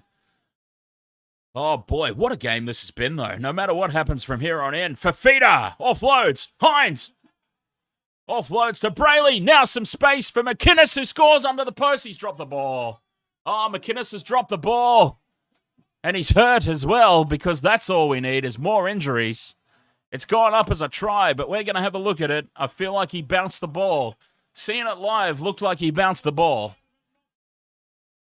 It's right under the post, though. It's gone up as a try. McInnes is either hurt. No, he's not confident. McInnes is not confident. Either that or he is really legitimately hurt. Short ball to McInnes, straight through Cody Walker, and he loses the ball. Yeah, he's dropped the ball. As I first suspected, it looked like the ball bounced. And this will be called back no try. And it'll be Rabbitohs ball.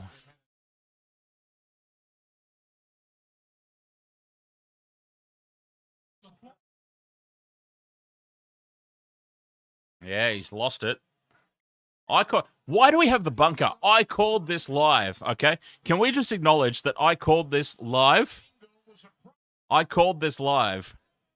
Why do we have the bunker? Let's just put me up there. I said straight away that he knocked the ball on and bounced it. I said this live when it happened. Just blow the bunker up and put me there. Put me there. I called it straight away. We didn't need to go through 5 minutes of nonsense to get to that decision. I said it straight away when it happened. Give me the job. Huh?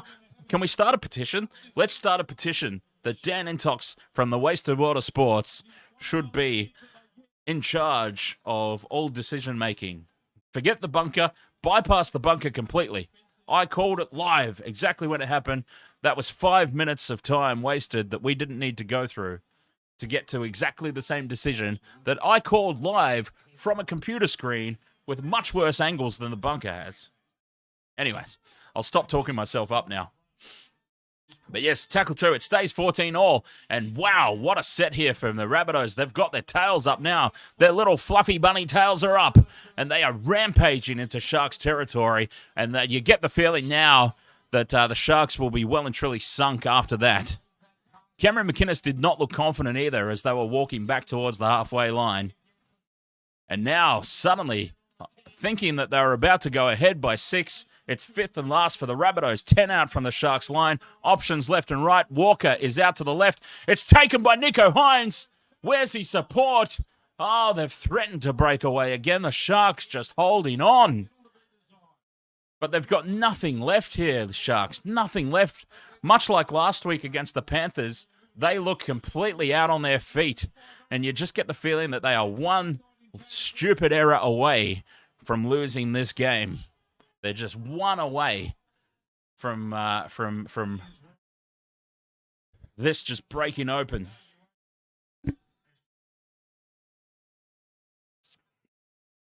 Fourth tackle, and they're still in their own half. Hynes out the back to Kennedy. Now they've got a little bit of space here.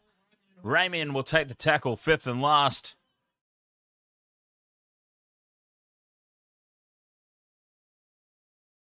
Fifth and last, Hynes with the high ball. There's no pressure on the take, though, and it will be taken very easily. Rob says, has Johnston scored twice? No, he has scored. He scored once. Yeah, Johnston scored once. Oh, and now Nakora's knocked the ball on, and that's a huge mistake by the Bunnies. Massive error.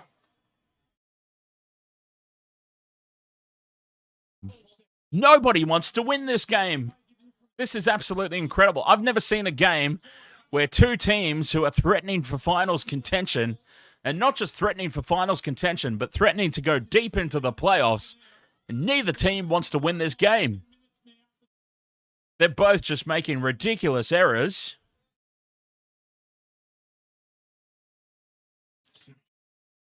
And every time you think one team's in front, they go and do something stupid like that and give the opposition a chance, and then the opposition goes and does something ridiculous to give all the momentum back. But what can the Sharks come up with here? 13 and a half minutes to go in the contest.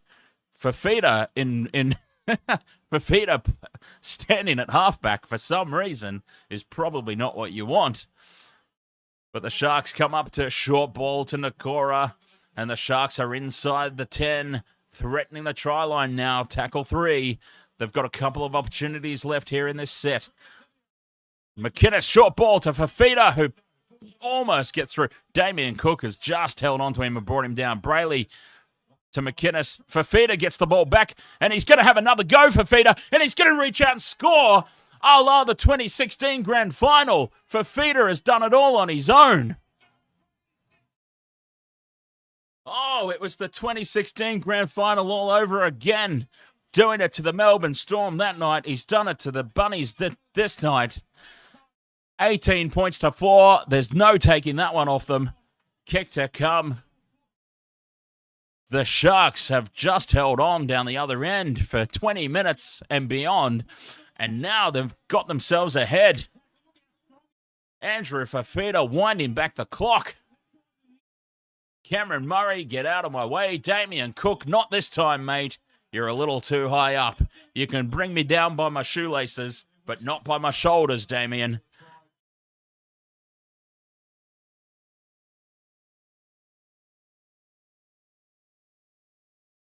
Andrew Fifita.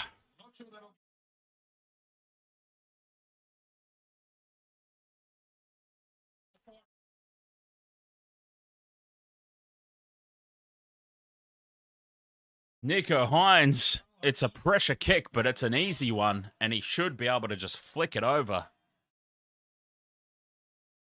It's such an easy kick, but I'm so nervous. I'm so nervous, so I can only imagine what he's feeling right now. 100% success rate so far tonight, Nicho. And what a massive, massive kick this is. And he puts it straight down the middle. Nicho Hynes. Sharks 20, Rabbitohs 14, 11 and a half minutes to go.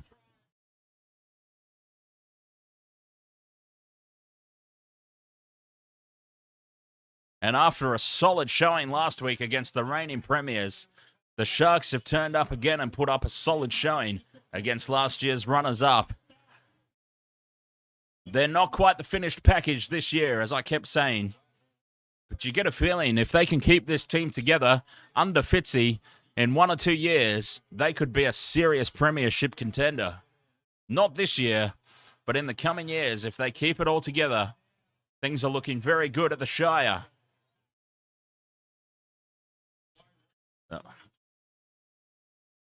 The Sharks are suddenly very amped up. It's Talakai threatens to break through Cameron Murray now. Cameron Murray, usually such a solid defender, is having a little bit of a nightmare these past 5 minutes. Players are just running over the top of him at will. Hynes up to the halfway line on tackle 4. Fifita. He's very interested. Fifita, 5th and last. He might have been taken a bit high on the schnoz there, Fifita. He's staying down. He's trying his best. He's trying his best to get the bunker to have a look at this. Fifita might have been copped on the schnoz. Oh, head clash, that's all. Just a head clash. Oh, no, it's Cameron Murray's shoulder. The second effort there from Cameron Murray. A shoulder straight to the nose of Andrew Fifita. Oh, and Cameron Murray's in a little bit of trouble here. Cameron Murray might be in a spot of bother. If the bunker's consistent, well, I may as well just stop. I may as well just stop talking right there, mightn't I? If the bunker's consistent. End of conversation. And Fifita is off. Fifita is coming off the field.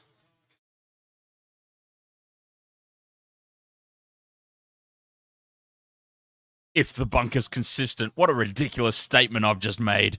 5th and last here, Sharks. Nothing comes of that shoulder to the face by Cameron Murray. And it is Rabbits' ball. 15 out from their own line. 10 to go. 2014 Sharks.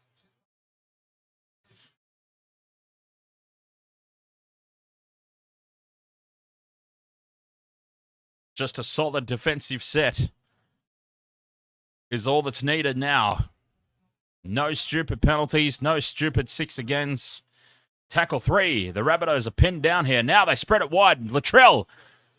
Here's some space for Nicarima. And Alex Johnston steps inside. He's got support from Cody Walker, who beats Kennedy. He's 20 metres out now. Walker brought down. Tackle 4. And here they come, the Bunnies. Here they come. 2 tackles left in the set. Cameron Murray, lucky to still be on the field, in my opinion. Short ball. What a try-saving tackle from Matt Moylan. Matt Moylan there again, 5th and last. Cook to Ilias, puts it into the in-goal. Hynes takes the ball up against the post and is driven backwards. Not quite into the in-goal. He stays in the field of play, Nicho Hynes. And the Sharks survive. And now Talakai drawing in 4 defenders again. Oh, and Talakai, his shoulder is absolutely busted. Mate. Talakai is playing completely broken. And now Mulatalo's down. Mulatalo's down on tackle 3. Talakai's shoulder was already crooked, and it's now completely busted. Fifita's off. because Cameron Murray shouldered him right in the schnoz. And Mulatalo now injured. Clear crusher tackle. That is a crusher tackle. That is a crusher tackle by Ilias. And it's going to go unpenalised. It's going to go unpenalised. So, in the last two sets of six, Cameron Murray has shouldered a guy in the face and got away with it. Ilias has now crusher tackled Mulatalo. Fifita's off the field with that shoulder to the face. Mulatalo is not 100%. And not a penalty. Not one single penalty to the Sharks. And both Bunnies players stay out on the field. And they're tackle 4 now, inside their own 20. Looking for a 20-40, I think, there. Nico Hines bounces in field horribly for Souths. And Nicarima tidies up. And they get away with that again. South Sydney getting away with murder out here. And they're also getting the bounce of the ball go their way too.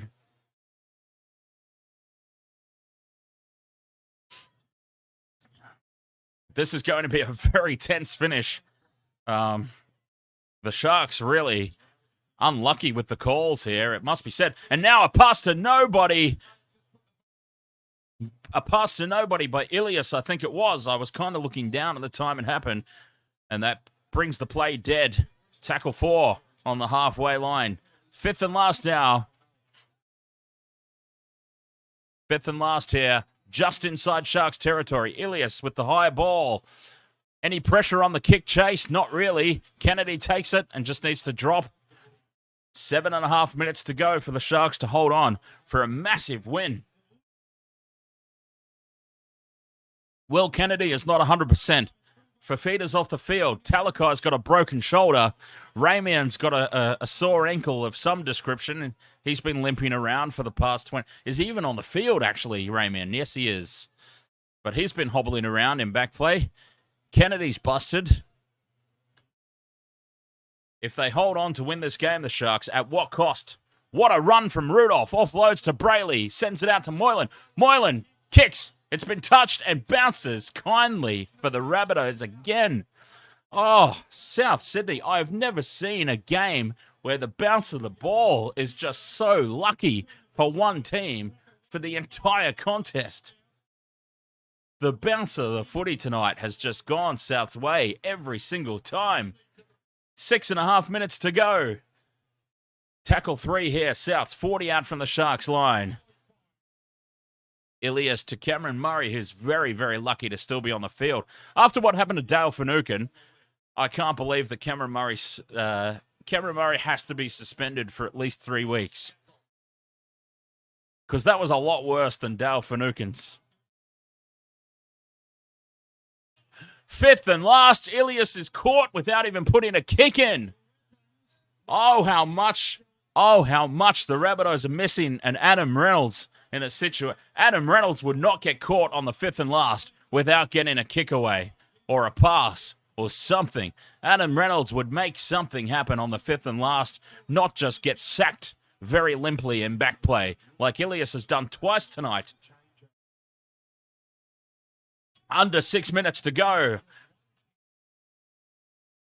Are the Sharks thinking field goal here? Tackle 3. Up over halfway, Toby Rudolph knocks the ball on, and that gives the Rabbitohs another chance.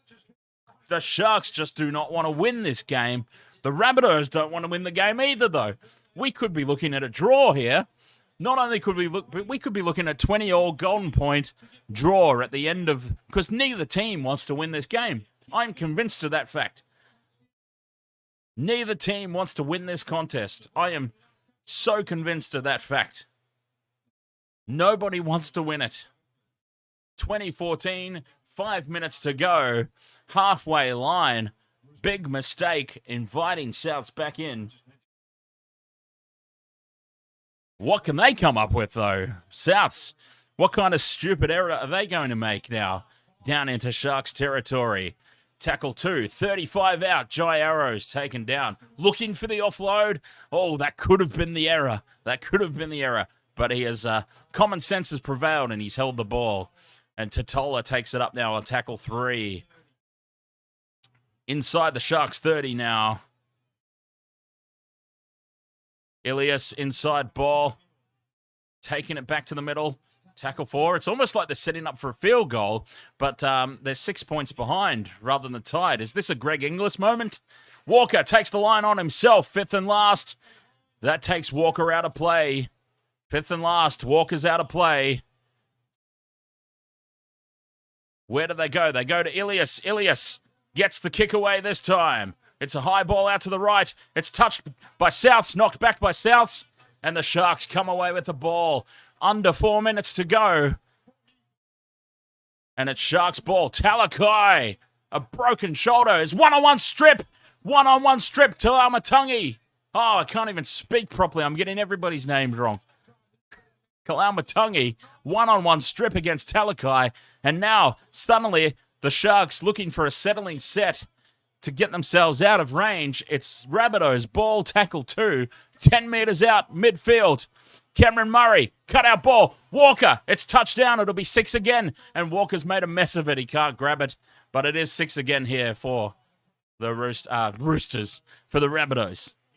It was touched by a Sharks defender. And a scrum midfield. 6 more tackles. Oh, that's very smart there. Very smart by Cody Walker. I thought Cody Walker made an absolute mess of the pickup as he was going back to retrieve the ball. But now that I think about it, he didn't want to pick that ball up. He wanted to make a mess of it because they want the scrum 10 metres out, midfield, right in front of the Sharks post. 2.5 minutes to go. We are looking at Golden Point here, folks. Get ready for Golden Point. Get yourself ready for Golden Point. Off the back of the scrum they go. 6 again. For whatever that's worth. So that'll be 0 tackles. 6 again inside the 10. Havili takes it up. Tackle 1. 5 metres out. 2 metres out. 3 metres out. He was driven backwards, you see. Tackle 1 there, right in front of the post. Cook out of dummy half. Inside ball. He's over the line. He scores. Try, Rabbitohs. I told you, we are going to Golden Point. We are going to Golden Point. The Sharks had their chances in this game. The Sharks had their chances in this game. They just had to hold on to that ball, that last set, basically. Talakai gets stripped one-on-one. And even before that, the Toby Rudolph error on halfway.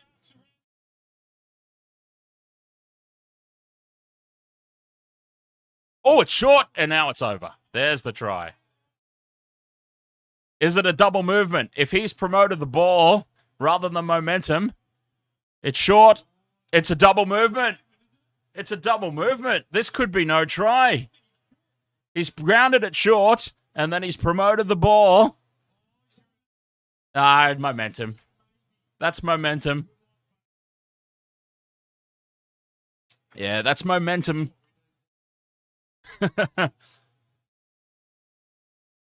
We're going to have a look at it. That's momentum, though, in my opinion.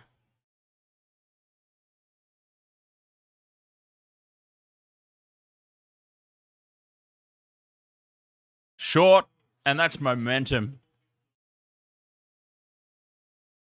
It's the Sharks defender coming in over the top that sort of drags him forward and over the line, in my opinion. It's clearly short there.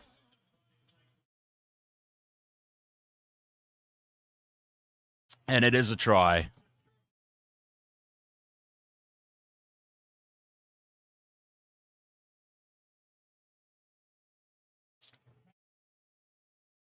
Two minutes to go. Golden Point incoming.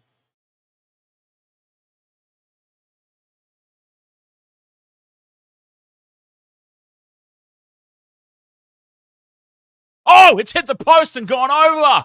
Oh, how close was that? Latrell Mitchell has nearly completely ballsed that up.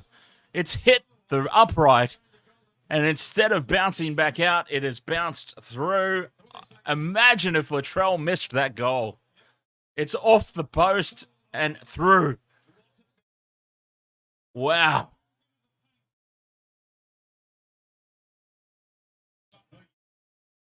A minute and a half to go.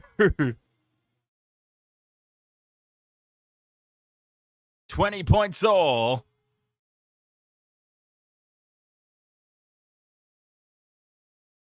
Bring on Golden Point. Hines gets us back underway.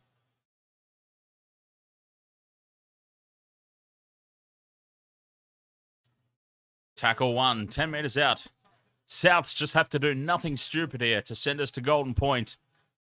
You get the feeling the Sharks will give a penalty away, though. The way that the game's gone, Sharks penalty incoming. Tackle 3 here. Rabbitohs just playing it safe. South Sydney played it very safe here. 30 out. Murray out the back to Walker. Inside ball to Latrell. And there's tackle 4. 40 out from their own line here. Rabbitohs, 5th and last. Up to the halfway line. Offloading, losing the ball. Here is... Well, that's a knock on. He's got away with it. Oh, that should have been the opportunity for the Sharks. That should have been a knock on halfway. Opportunity for the Sharks. Instead, here come the Rabbitohs now, keeping the ball alive on the 5th and last. Another horror call that's gone against the Sharks. And a knock on by the Rabbitohs this time. But this should have been Sharks ball on the halfway line.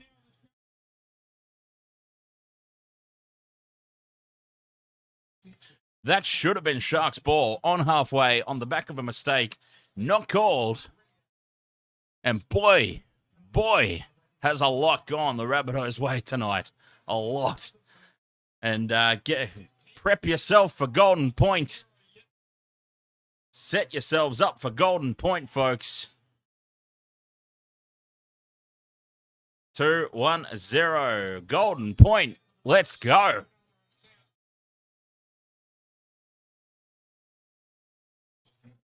Golden Point ball game. And how crucial. Oh, bollocks.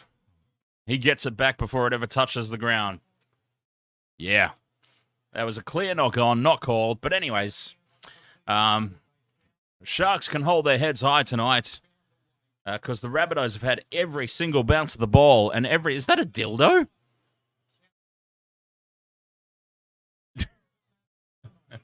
What in the hell?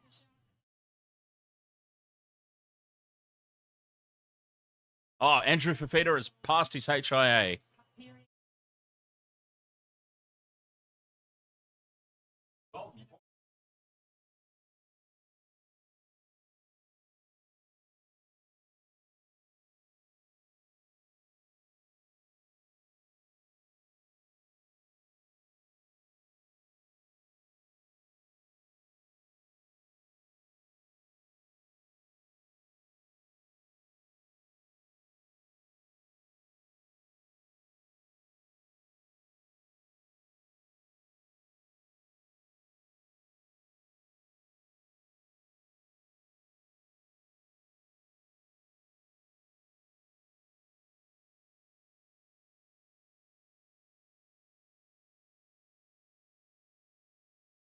All right.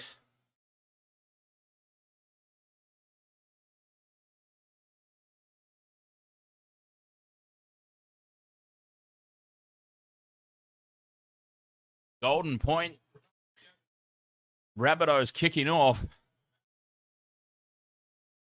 I'd probably feel more comfortable if the Sharks were kicking off, to be honest. Because this means that the Sharks are going to get first use of the ball, which means they're going to make an error in their own end, which is great territory advantage for the Rabbitohs. Golden Point's underway. And it's Moylan catching the ball and gives it to Toby Rudolph. Look out for that error. Look out for that error. Tackle 1. Talakai, again, error prone. He holds on to the ball, though, for tackle 2. Fifita, tackle 3. And it's a penalty to the Sharks. No, it's not. It's a knock on. And there is the error. This has just gone exactly to script, hasn't it? This has just gone exactly to script. What did I say? I said, I don't like the fact that the Rabbitohs are kicking off because it means the Sharks will make an error and they'll be in their own territory for the Rabbitohs to get good position. And it's gone exactly as I called it.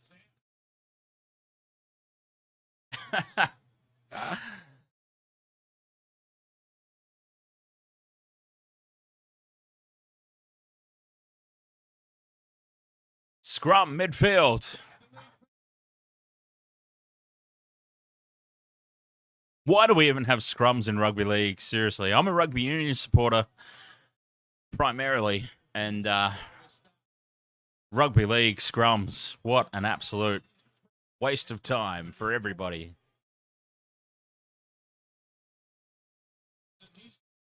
Tackle 3 here, Rabbitohs. They're 10 out. They are in prime field position. Here they go. They're going to pull the trigger early. Latrell Mitchell has missed it off to the left. It's off to the left. Latrell has missed.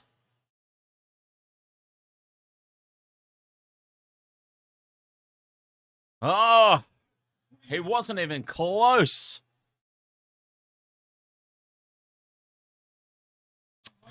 It wasn't even close if there were 3 goalposts side by side. He was a long way off.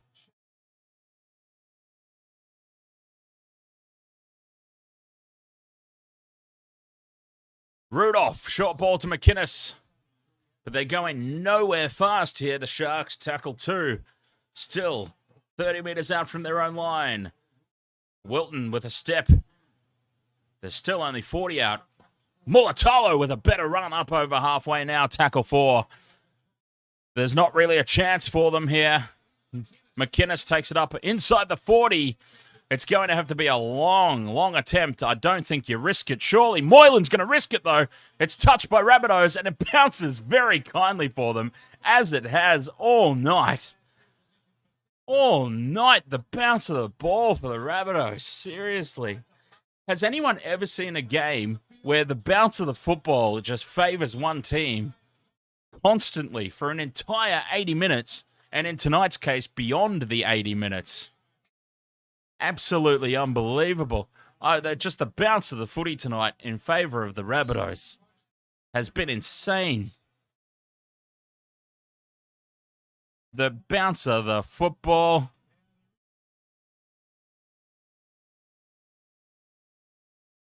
Oh, Latrell from outside 40. It's off to the left again, Latrell. And we've got a 7-tackle set here for the Sharks.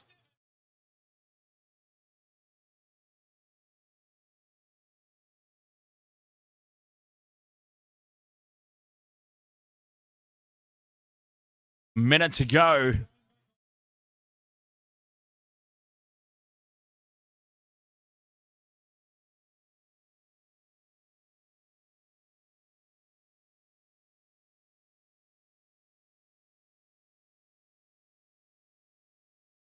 They will, if they hold on to the ball here, the Sharks. Hines out the back to Talakai, forward pass to Mulatalo.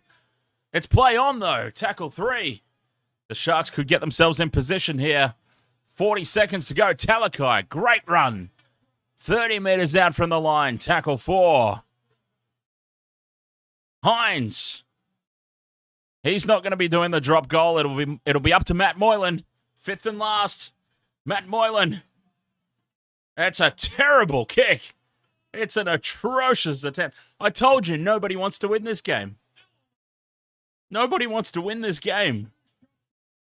Didn't I say this with about 10 minutes to go in regulation time? Nobody wants to win this game. They're both as bad as each other. Oh, that's a knock on. That is a knock on with 7 seconds to go. He's recovered it. They're not going to get it in time. That'll be the end of... Yeah. That will be the end of Golden Point. The teams will swap over and they will go again.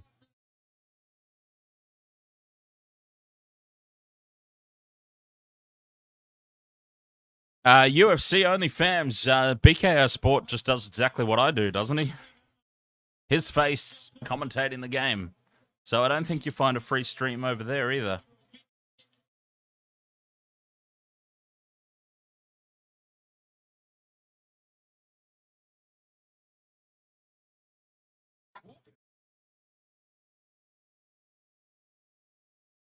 $20 points all. It really feels like nobody wants to win this game. This has some serious finals vibes about it.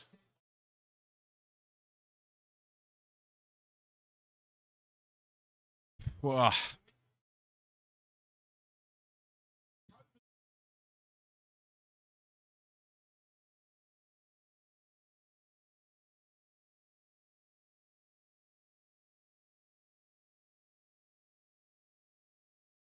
$20 points all. It's the Sharks to kick off this time.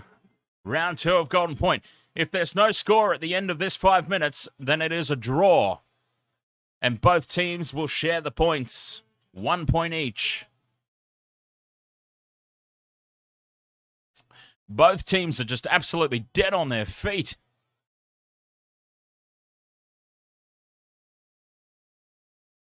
Havili is driven backwards. Hell, don't give it away here, the Sharks. They've got them pinned down here. 20 metres out from their own line. Tackle 2. Inside ball to Latrell. Nearly breaks through. That nearly busted it wide open. Cook out of dummy half. Tackle 4. Still in their own side of the... Oh, and Cook's injured here. Cook's hurt. Damien Cook is hurt.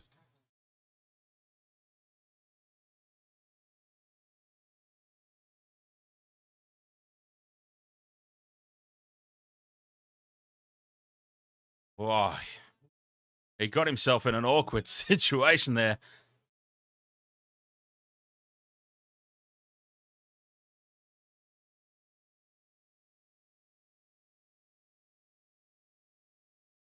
Damien Cook, he's up. Cody Walker's got the ball. They're going to change the play of the ball.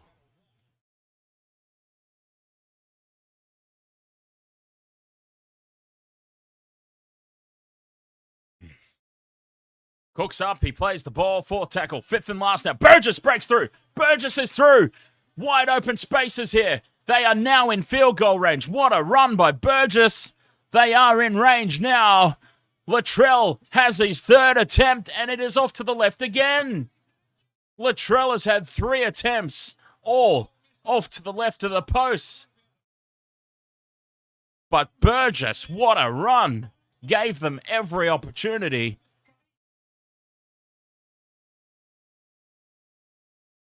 And the Sharks, 0 tackle, 7 tackle set. Talakai with a busted shoulder. He's played this whole game with a busted shoulder. Now Mulatalo fights back. Oh, Mulatalo's had his head taken off. And that has got to be a penalty. The Rabbitohs have not been penalised for anything in the entire second half. Shoulders to the face. Everything they've got away with. But that has to be called.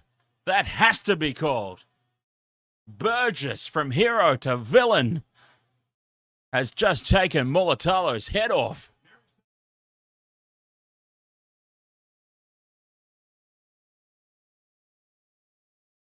Look at this on the replay if you've got access to it. Oh, he has completely collared him. Reckless, reckless, reckless.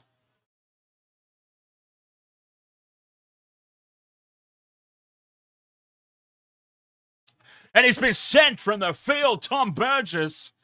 Tom Burgess sent off. The Rabbitohs are going to spend the next 3.5 minutes with a man down. He has been sent from the field, and he is going to have a stint for a few weeks on the sideline after that one, I dare say. He had just done all the hard work, a bulldozing run that got his team into field goal range. Latrell titsed it up, though. And he's just turned it completely around here. Penalty on halfway. And this would be a very ambitious shot at penalty goal. So I suspect they're going to plug this into the corner and try and set up for the field goal.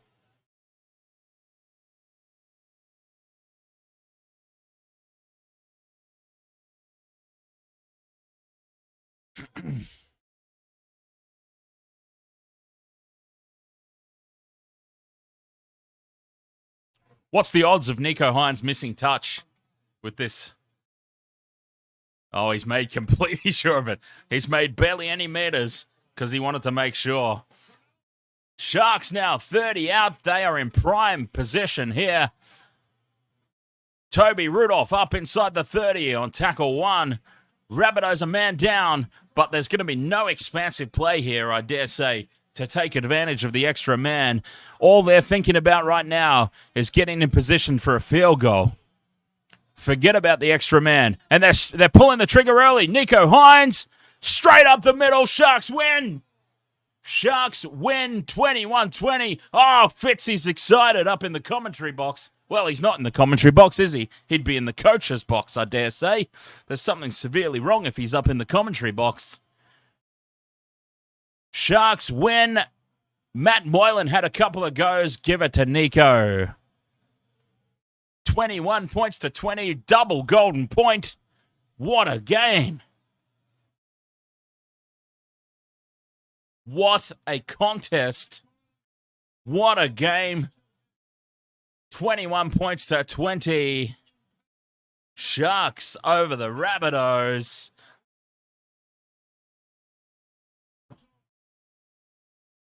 What a game.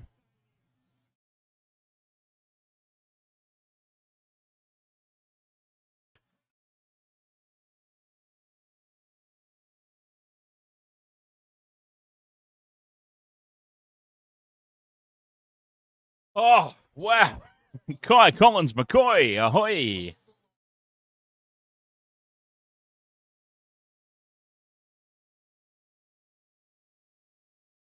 $21-20, what a game.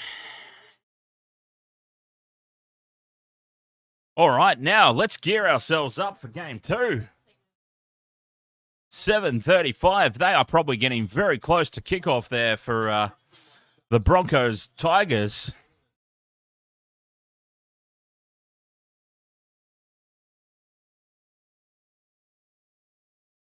Broncos Tigers, 5th verse 16.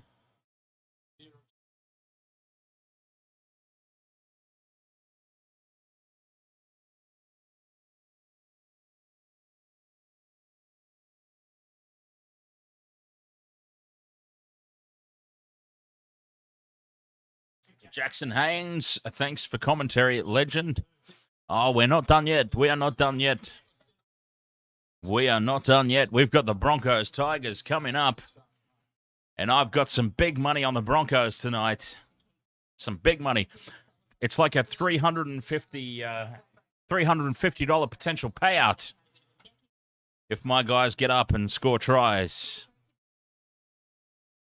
Oh, excuse me. I didn't get a chance to... I would have thought they'd be kicking off.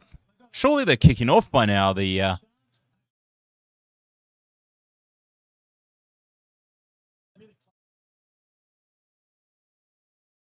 Kickoff next, Broncos Tigers. I would have thought they'd be kicking off already. But anyways, I mean, great for us. Very great for us if they're not starting already.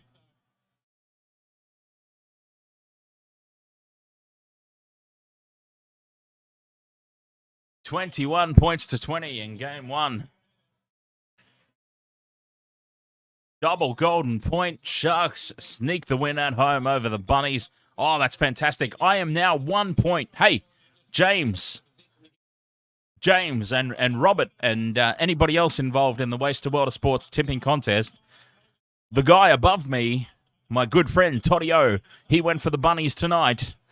I am now only 1 point away from the top of the table in the tipping contest. I move one step closer to toppling him at the head of the ladder.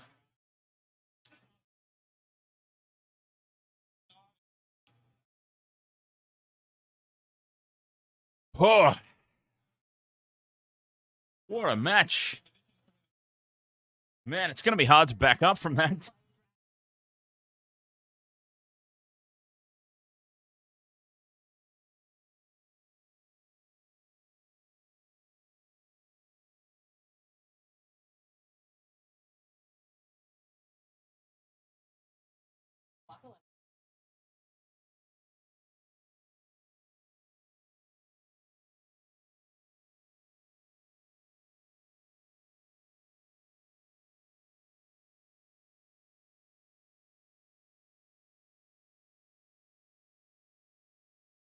Oh, here we go. Teams are out on the field.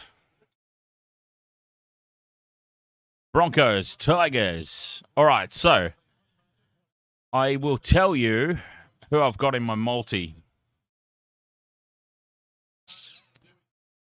So in my multi here. Okay, so I've got Broncos head-to-head.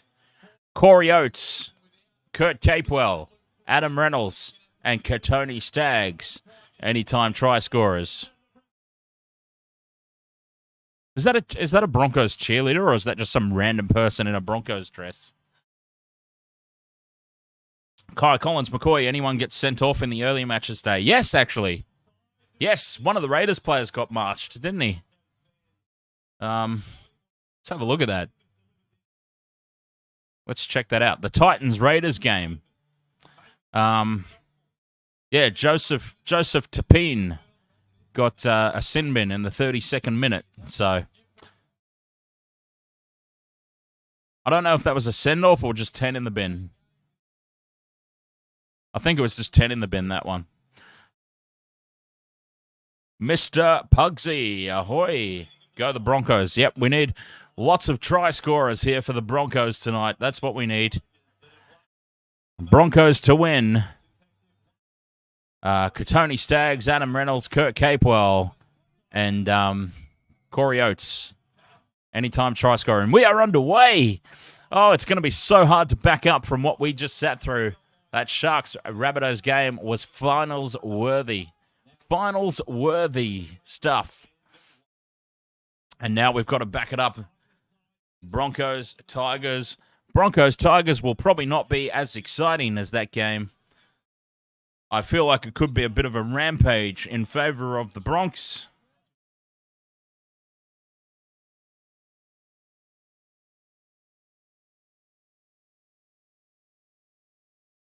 So I am in absolutely no way expecting such a thrilling contest.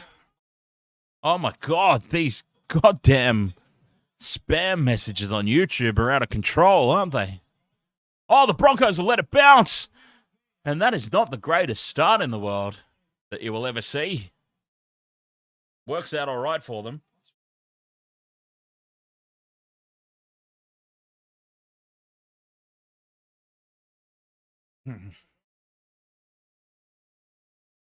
Oh, man.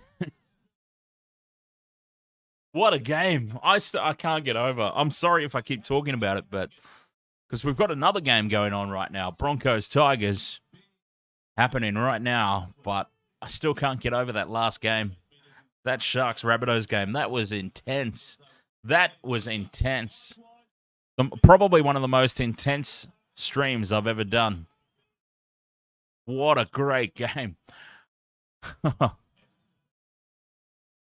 Fifth and last here for the Broncos. High ball. Pressure on Dane Laurie, but he handles it nicely.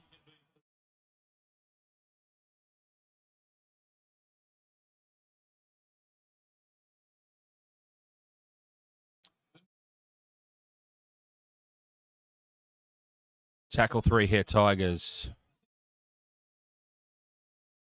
This game should be on Channel 9 or Fox Sports 502. Whichever one you have access to.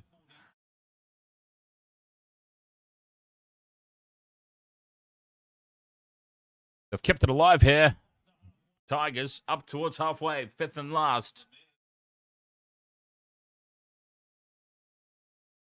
Low ball.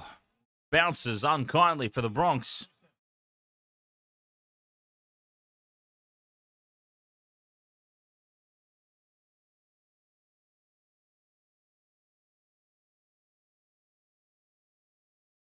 Definitely not Channel 9. Oh, I'm pretty sure it would be on Channel 9, surely, wouldn't it? Broncos game. Hang on, let me have a look. Let's have a look. Jesus. Do you think they're not showing this game? Did they play the last game on Channel 9? Instant Family is on Channel 9. Are they not showing the game because it's at Suncorp? Is that the scenario? How extremely bizarre. Anyway. Oh, they don't show the game on... I don't know. Sorry, because I'm on KO Sports, so I have no idea what Channel 9 does. I would have thought that they would have a Broncos game on Channel 9 on a Saturday.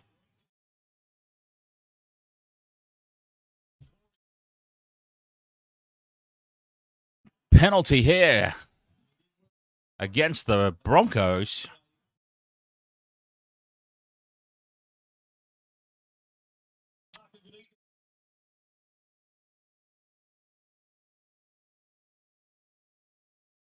And Tigers get to start their set up towards the halfway line.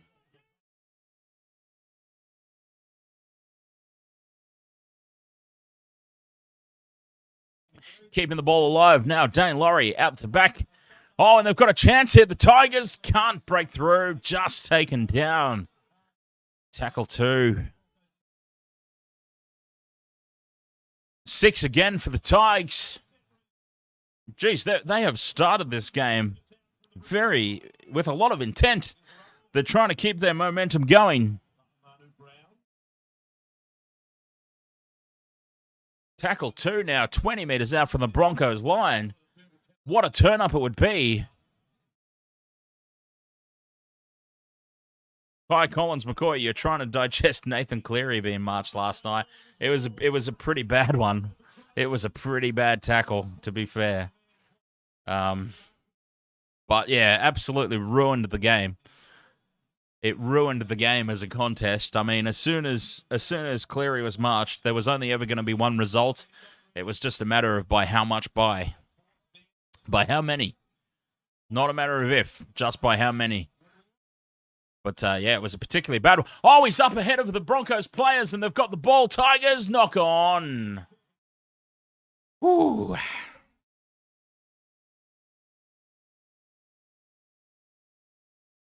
But the Tigers have started with a lot of intent here. A lot of intent. And they might very well be up for this one.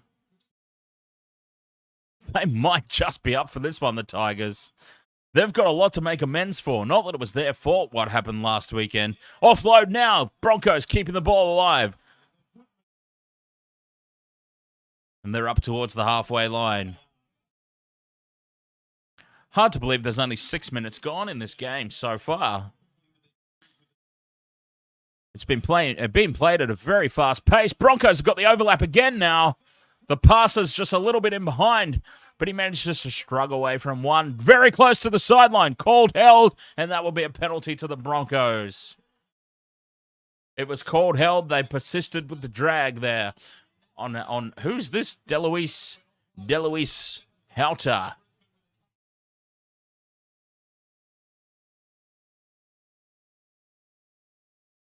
Hoyter, that's his name. Oh, my God.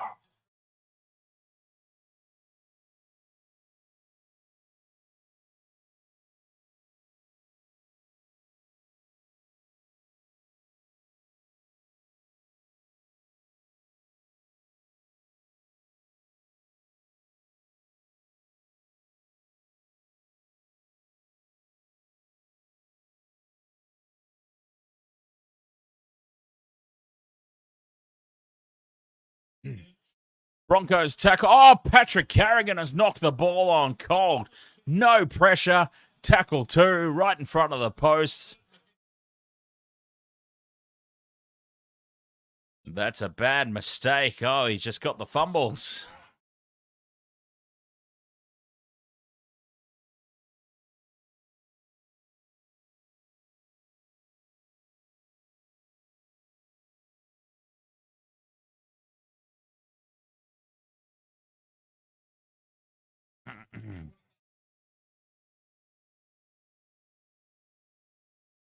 Oh, the Tigers bursting through 1, bursting through 2. What a great run by Stafford Toa. Up towards the halfway line they come now. Oh, and a lifting tackle. Very, very close there to being dangerous. Tamau takes it up. Eric Whitley, ahoy. Welcome along. Up to halfway they go, the Tigers. They're into Broncos territory, and they have started this game very well. Adam Dewey breaks away from 1. Then drops the ball, and it's Broncos ball. Adam Dewey with a complete and total doofy moment there. And it's Broncos ball now on the halfway line. Corey Oates up over into Tigers territory. Payne in the Haas. Rampaging run forward. Good to have Payne in the Haas back. Flegler to Reynolds. Up to the line. Taken inside the 30. Tackle 4. Tigers backtracking. Walters skips around a couple. Out to Tony Staggs. Tries to break his way through on his own. 5th and last here, Broncos. Right out on the right-hand edge. They bring it back to the middle. Carrigan to Reynolds. Cut out ball. Great one. And it's the 5th and last, and that is it. Handover 10 metres out. Tigers possession. They hold on there. You got to be very careful with those lifting tackles, don't you, Kai Collins McCoy? You got to be very, very careful. Any sort of lifting motion, you better make damn sure you bring that player down safely. Aaron, yes, you can. Yes. I will also be doing commentary over there once I figure out how to do it properly. But for the moment, it's a little bit of a freebie, I suppose.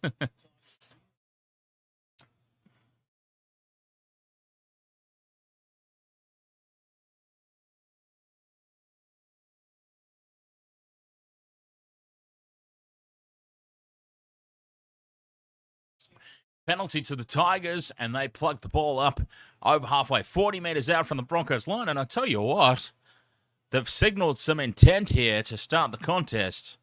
The West Tigers reeling from being robbed against the Cowboys last week.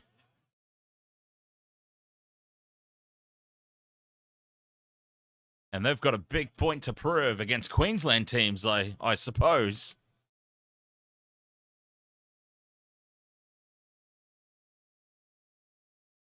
Kurt Capewell looking for a one-on-one strip. Can't quite get it. Adam Dewey holds onto the ball. It's alive here for the Tigers. Tamau. Julian Stone. Ahoy. I go for the Sharks. So that was a very fantastic game that we just witnessed. The one before. Here you go. The Tigers for first try. His scores in the corner. Brent Naden dives over. What a turn-up we've got here. Tigers 4. Broncos 0. Kick to come. 12 minutes gone. Who saw this coming?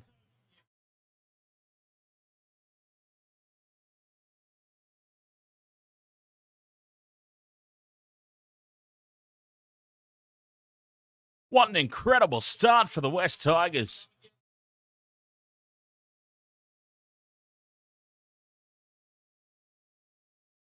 Sharon W. Makita. Go Broncos.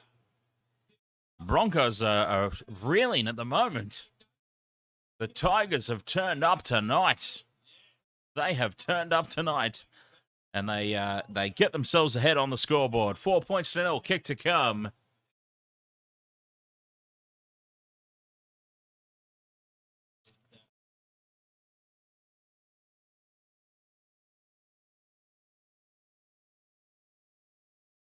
It's a very difficult kick. It's right out on the left-hand sideline.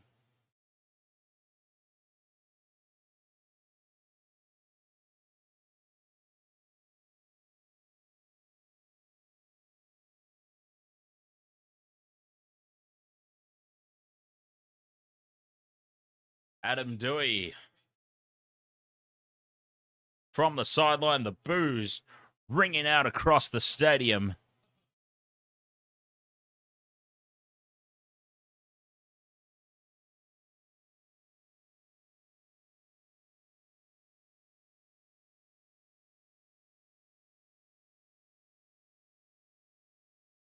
He's taking his time. He moves in. He strikes. It's hooking back around. It is straight down the middle. Tigers 6, Broncos 0. Brett Kamali up in the coach's box looking very thrilled. And this has been a great start for the Tigers.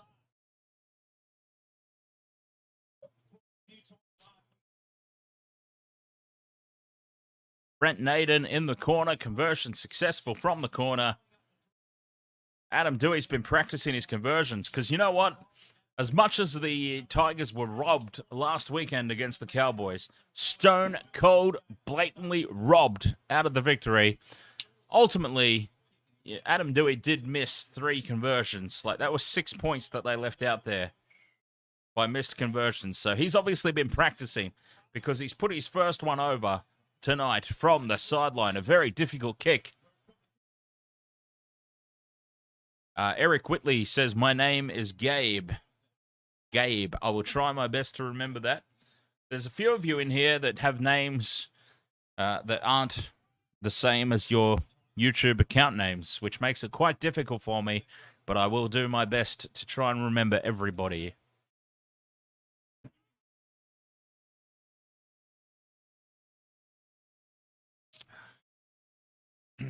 Bringing it back now. After points, Tigers, very important set here. Tackle 4.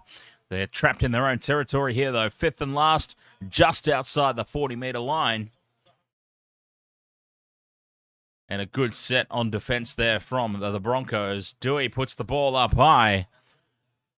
No kick chase pressure there on Tessie New. And he takes it very easily. Brings it back, but he's driven backwards in the tackle. The chase was good. The follow-up chase. And the Broncos now bringing it out from their own end. Whoops. Katoni Staggs is going looking for the ball tonight. He is really attacking.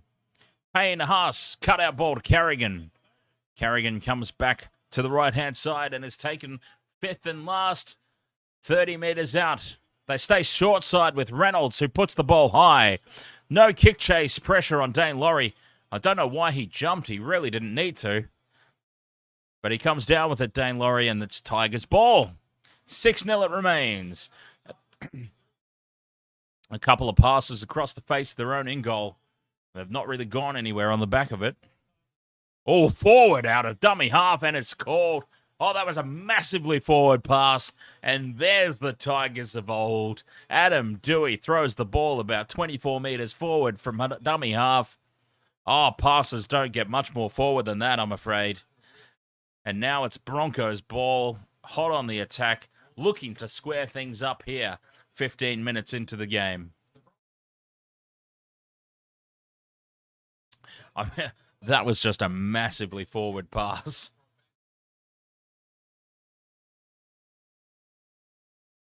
Oh my God, these bots. Where do all these bots come from? And what do they hope to achieve as well, more for that matter? I don't quite understand what exactly they're hoping to accomplish. It's very, very bizarre.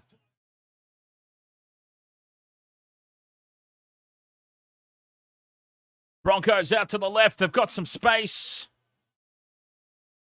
Just shut down. 6 more. Reynolds goes on his own. He's taken down. It's 6 again for inside the 10, though. Broncos ball. Reynolds has taken 5 out from the Tigers line. Big open side to the right. Carrigan, just a settler in front of the post. Options left and right. Reynolds is hanging out here to the left, I think. Yep, Payne Haas out to the right. Offloads to Tessie New. 10 meters out, tackle 3. Walters into dummy half. Goes himself. Oh, he really wanted to reach out and plant that ball over, but it would have been a double movement, so he did well to hold on to that. He did very well to hold on to that ball. Flegler with the hit up now. 5th and last, a meter out from the line. Right in front of the post, they go left. Reynolds puts it into the end goal. No, it's just short of the end goal, and it's Tigers' ball. And the Tigers are defending. And here's a penalty now. Carrigan gives it away. Oh, Patrick Carrigan, great player, but he is having just a little bit of a nightmare. To be perfectly honest, Patrick Carrigan has not started this game up to his usual standard. Shall we just say that? Shall we just say that? not up to his usual standard. Hunter Robinson, ahoy. A very relieving penalty there. Tigers. And they will start this set now. Tackle 1 over their own 40-metre line.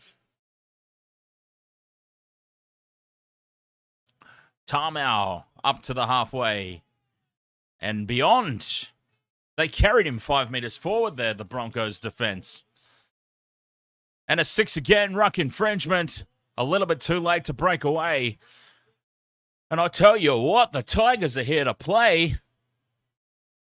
I thought this was going to be a walk in the park for the Broncos. Kicking on the first, Dewey, because there's no one at fullback. And that's well recovered by Corey Oates.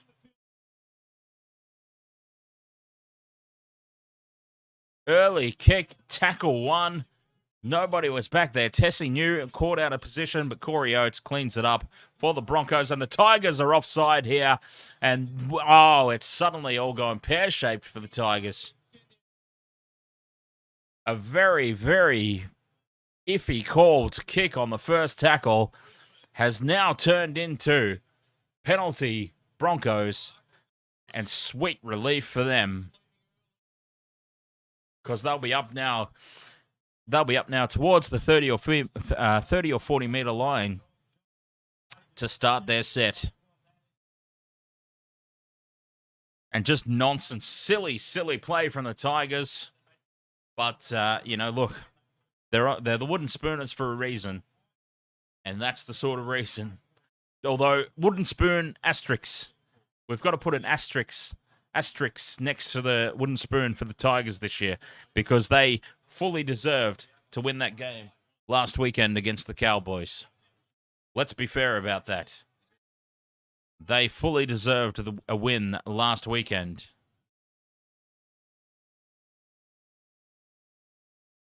Flegler with the hit up towards the halfway. He's looking for an offload. Just hold on to that, mate. No need for risky offloads at this moment. Oh, Billy Walters has got some space. And now the Broncos have got some space. 2 men unmarked outside, but Jordan Ricky's decided to go on his own and he's taken down.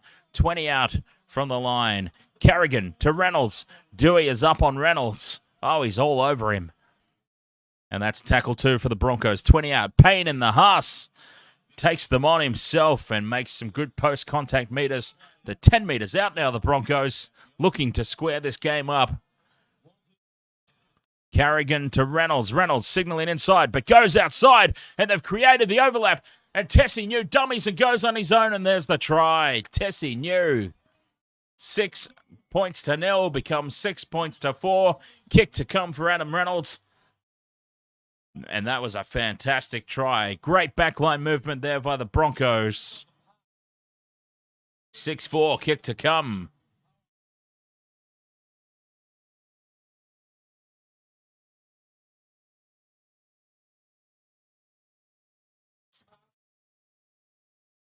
Probably a good thing he dummied too, because Brent Naden might have been away with an intercept there. Try confirmed. Adam Reynolds set this up, though, signaling inside the decoy runner.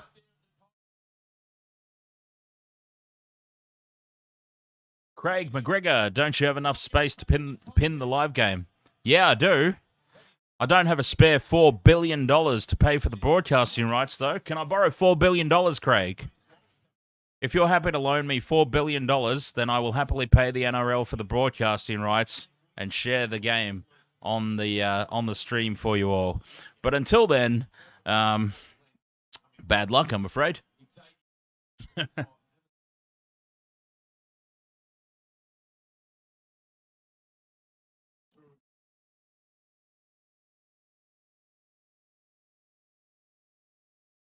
Odds on for Adam Reynolds to convert this one and make it 6 points all.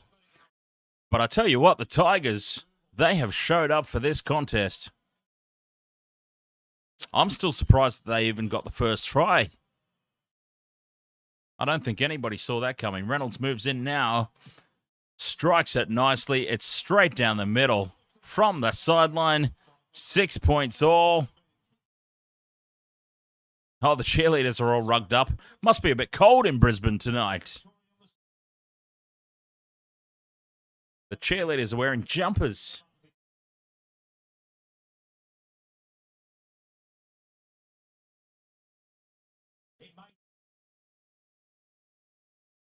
Six points all. 21 minutes gone.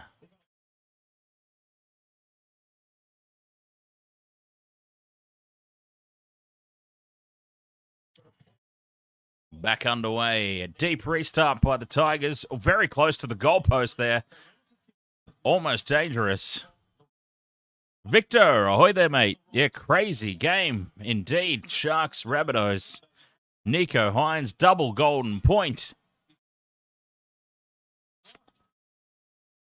It was a prelude to the finals, wasn't it? I mean, both the Sharks and the Rabbitohs will likely be featuring in the top 8 in some capacity. So we got a little bit of a preview of the final series in that first game tonight. And I'll tell you what, 22 minutes into this game, I would have thought the Broncos would be ahead by a little bit more tonight.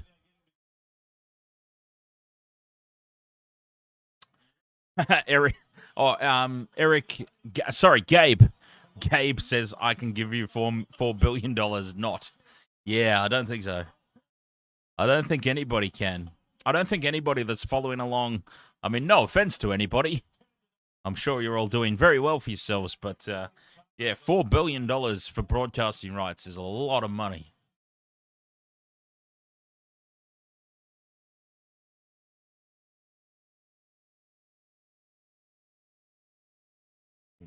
Oh, big mistake there, Broncos. Oh, now one-on-one strip. Kurt Capewell, was it? Kurt Capewell with the one-on-one strip gets the ball back for the Broncos.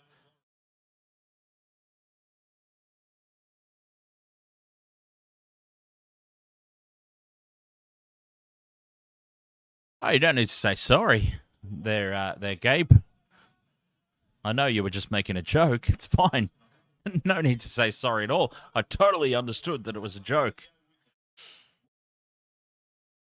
Carrigan out the back to Reynolds. Reynolds to Tessie New. They've created numbers again here. Broncos. Oh, he's fallen over. Deloise Heater has fallen over. Hoiter, sorry. Jesus, I keep saying his name wrong. Reynolds kicks. It's plucked out of the air by the Tigers. And they hold on again. And this game remains 6 points all. 16 minutes to go in the first half.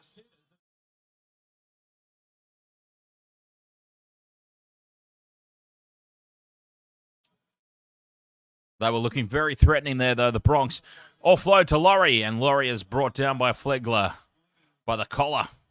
By the sleeve. Oh, and now they've made a mess at dummy half, but Flegler was all in and around the play the ball area, and that will be a penalty to the Tigers. Flegler needed to get out of there.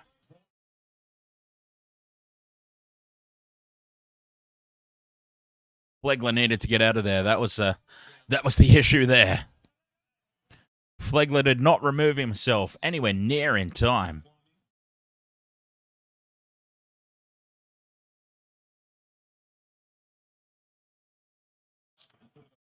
Clear-cut penalty. As clear as day right there. And the Tigers will start this 35 out from the Broncos line. Tarmau. Oh, it's not Tarmau. It might have been a knock-on, and it is called a knock-on. It's not Tarmau. It is the interchange player, Zane Musgrove. Zane Musgrove has knocked that one on. You don't want to risk a challenge there from what was a clear knock-on. I mean, he has regathered it, but I think it touched Billy Walters first. And that's not a good start for a player who's just come onto the field. His first carry, he's knocked the ball on and given possession back to the Broncos.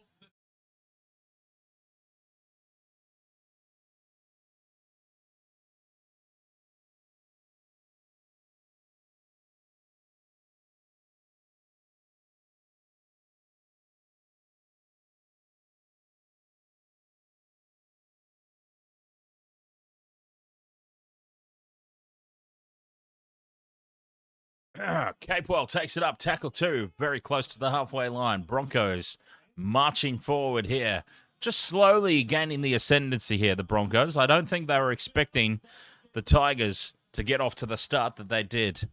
They're just getting themselves into the game here. Adolfa Seru, love heart, love heart, love heart. I'll drink to love hearts. Tackle 4 here, Flegler trying to get the 6 again. They're 30 out midfield.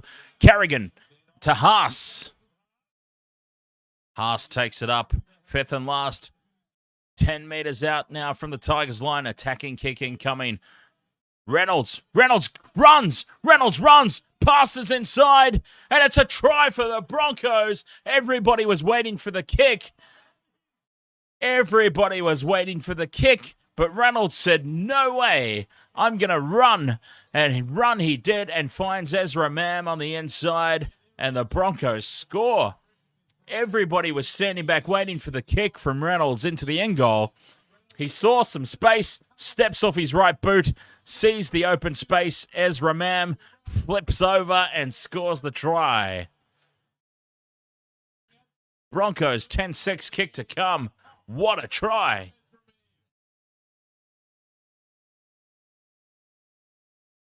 Absolutely incredible try for the Broncos. And none of my try scorers are over yet. So I've got Broncos to win. Kurt Capewell, Tony Staggs, Adam Reynolds, and Corey Oates in a 5-leg multi. And so far, none of them have gone over. Oh, Alfie Langer's on the field. Of course he is. Alfie's out. Try confirmed. 10-6 kick to come right beside the post. Right beside the post on the left-hand side. It's an easy conversion for Adam Reynolds, and it's about to be 12 points to 6, I dare say. I don't want to put the mockers on him, but this is a very easy kick.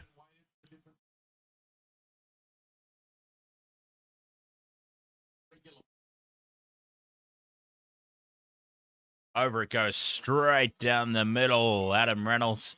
12-6 Broncos. The Tigers, they've turned up to play tonight, but the Broncos have just slowly but surely worked themselves into this game, weathered the early storm, and they are gaining the ascendancy now well and truly.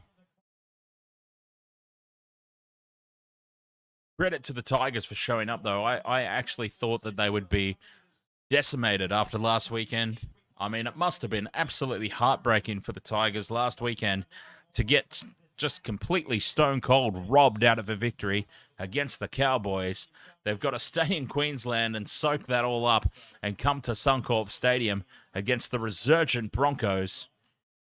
I thought they were just going to get hammered tonight. Credit to them for this first half display. Scored the first try, had the lead, had the early domination, but the Broncos just starting to get on top here, and it's starting to show on the scoreboard. Tackle 3 now. Carrigan with another hit up. Tackle 4. Oh, he's dropped the ball, Carrigan. And Carrigan's nightmare continues. He is having an absolute shocker tonight, and they've got space here, Tigers. Brent Naden's away. Support on the inside. Oh, Katoni Staggs gets back there, and that is a try-saver from Katoni Staggs to get in between Brent Naden and the support runners and pluck the ball out of the air. And the Broncos survive. Oh, that was a close thing, though. Katoni Staggs take a bow. Oh, everyone's buying new beers after that one. Free beers all night for Katoni Staggs after that. Try-saver. And now Capewell takes it up to the 30-metre line, making territory at will. Oh, the spammers back on YouTube. Where do they all come from? Up over halfway now. Billy Walters from dummy half. 5th and last. Reynolds, high ball. Finds grass. It's a kind bounce. It's tapped back, though, from the Tigers. Oh, Mamalo. Mamalo's thrown a shocker across the post to Dane Laurie. And they've made that very difficult for themselves, the Tigers. That is not the greatest pass in the world to throw right in front of your own goalposts. Mamalo offloads again. Tigers taking up towards their own 40-metre line on tackle 3. But they've certainly showed up to play tonight. Oh, now this pass goes to ground. It's all just getting very sloppy now, Tigers. Another pass to ground. Mamalo recovers. And it's fourth tackle. They've gone backwards about 5 metres now on the back of that. A big defence here. Broncos, fifth and last. Got them pinned inside their own 40. They stay short side for Dewey. Inside the 40. No threat of a 40-20. And Tessie New covers it up and brings it back for the Broncos. And it's just all gone a little bit pear-shaped for the Tigers in the past 5 or 10 minutes. Catherine Frank, ahoy! Go the Tigers. They've certainly showed up so far, and they're putting in a very solid effort. Overall, they should be pretty happy with their first half here, the Tigers. First try scorer. Oh, Adam Reynolds is in a bit of trouble. No, he's up. He's up. Just a little bit of cramp, I think. A little bit of cramp. Oh, where do all these spammers come from? This is absolutely incredible. The amount of spam on YouTube is insane.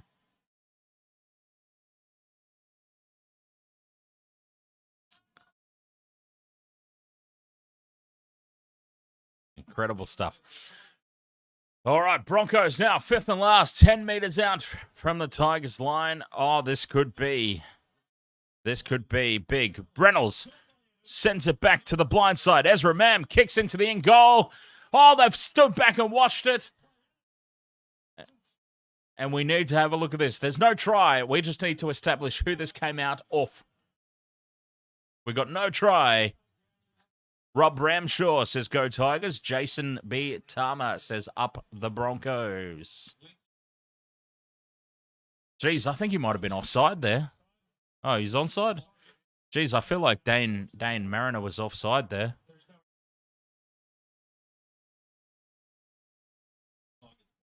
And that's off the Broncos. Yep, knock on Broncos in the in goal. Tigers ball. Tigers survived that little play. And they can bring the ball back now. 12 points to 6. It stays. Of course, there was never any threat of a try. We just needed to establish what the restart was. And it is. Tigers ball from their own 20-metre line. Oh, and Ken Mamalo breaks through off the tap. And he's up over the halfway line and brought down by Billy Walters. 0 tackle for the Tigers, though, on the halfway line. And that is a great... Ken Mamalo has just gone, boom, straight through 2 Broncos defenders. Split them open. And that's a great start to this set for the Tigers. Cosgrove.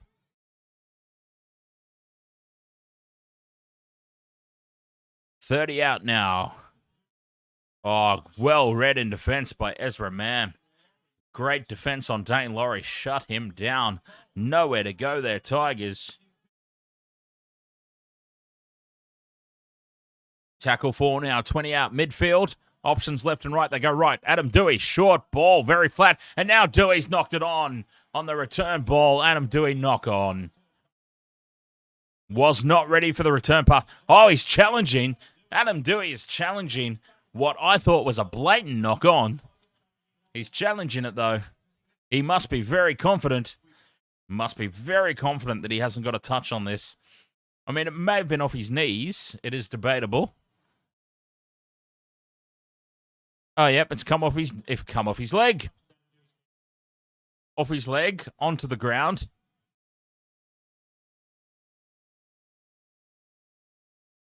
Yep, no hand anywhere near that.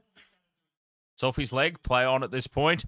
And no touch there, no touch there. And he's picked it up. What a great challenge by Adam Dewey. The Tigers are going to win this captain's challenge.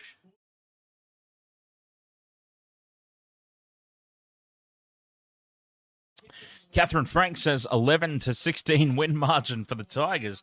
That's quite ambitious. Quite ambitious. They're behind by 6 at the moment. So they would have it all to do in the second half.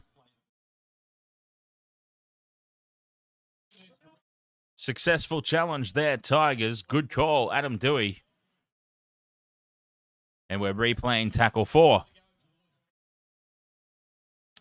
7 minutes to go until half time.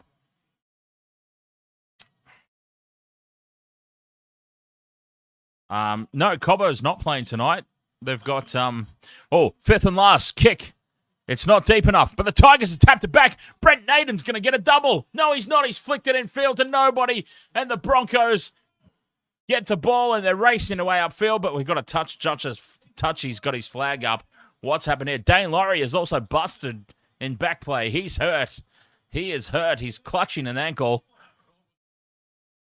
Clutching an ankle there, Dane Laurie. Now tapped back. It's offloaded here to Brent Naden, who I thought for sure was getting a double. Oh, but he's caught it over the sideline. He was already standing over the sideline when he caught the ball, Brent Naden. That's what's going on there. Why was he standing outside the field of play to catch that ball?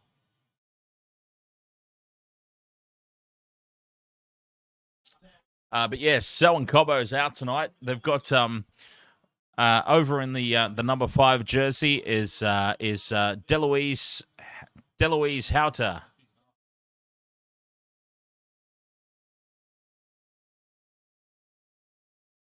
Couple of new names here tonight in the Broncos lineup that I haven't seen before since the last time I streamed a game of theirs.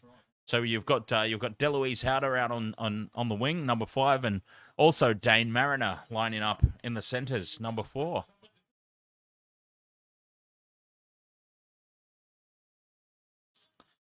Rob Ramshaw says, "Say my name, please." I said it already. I'm pretty sure I said Rob Ramshaw earlier. I remember it because it reminded me of Roger Ramjet. But it's not Roger Ramjet. It's Rob Ramshaw. 6.5 minutes to go till halftime here. The Tigers have showed up to play, which is great because it makes a game of it. It gives us something good to watch. Good to follow along with, anyway, for those of you who aren't able to see the game. And the Broncos are only leading 12 points to 6. You just get the feeling that it will really open up in the second half. The Broncos, they just need to settle down a little bit, basically. Go through the motions here for the rest of the first half. Ease themselves into things, and you feel like it will come to them. Tony Staggs has looked very threatening every time he gets the ball. And here he is now, well and truly up over the halfway line. 5th and last now, Broncos, 35 out. Reynolds puts the high ball up. Across field, Oates is cruising through. Oates has knocked the ball on. And that'll be Tigers' ball. 5.5 to go. I'll be right back.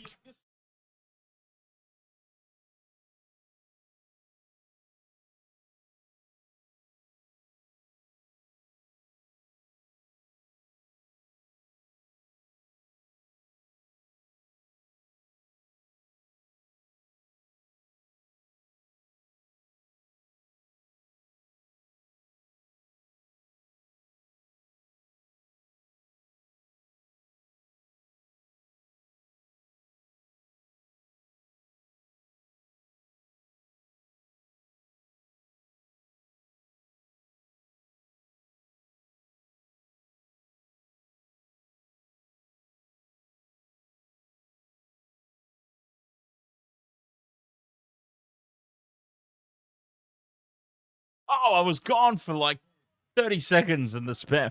It's like the spammers are just sitting there waiting for a moment to try and break through. Or that was just an extremely large coincidence.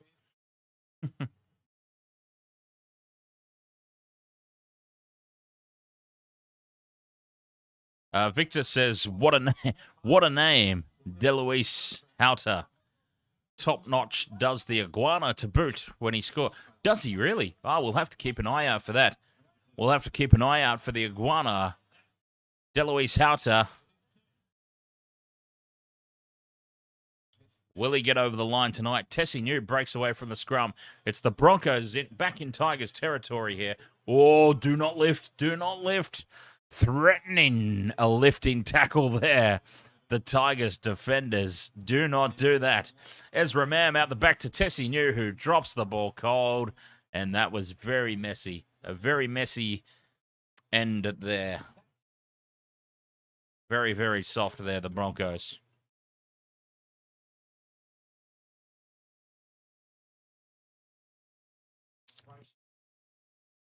Straight through the fingers.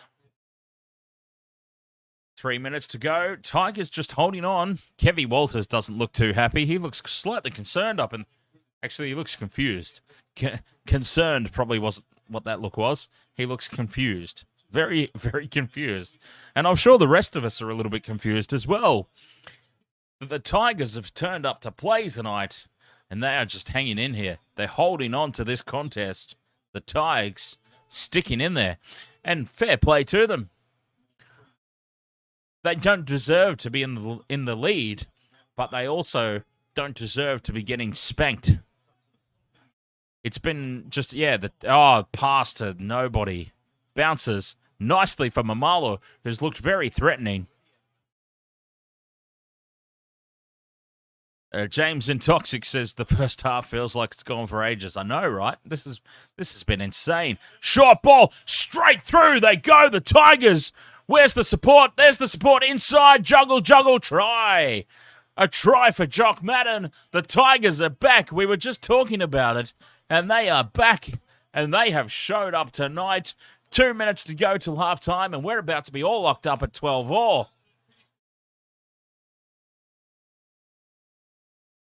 Tuolangi has just bursted through 2 feeble attempts at a tackle. And he had support ranging up. And there was a couple of juggles. Here we go. He's lining him up. Passes back inside. Slightly behind, slightly high. Juggle. Grabs it, plants it down. Try, Tigers. We are all square heading into half-time. Oh, could we possibly have another golden point?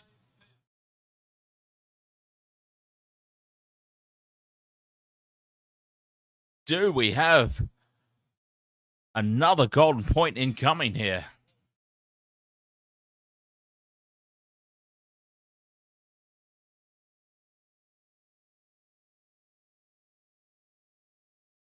But yes, James, it feels like this has been going on for a long time.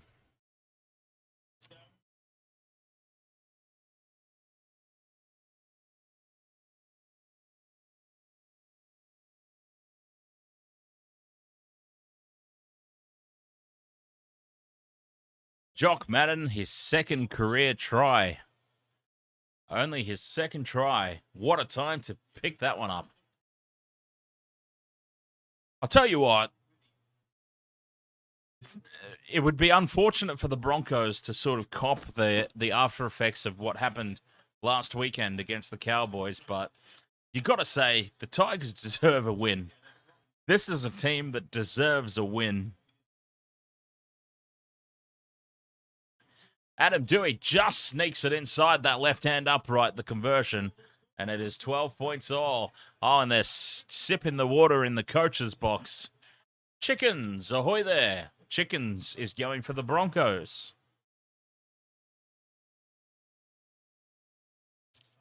Go Broncos, says Chickens. I suppose, yeah, I mean, a long way to go in this game, but imagine another golden point scenario. 12 points all, here we are. Under a minute to go till halftime. Reynolds gets us back underway. You like trains? Oh, you know who else likes trains? Spare Chickens account. Spare Me Chickens account likes trains also. I'm starting to suspect it might be the same person. Spare Me Chicken alt account and chickens.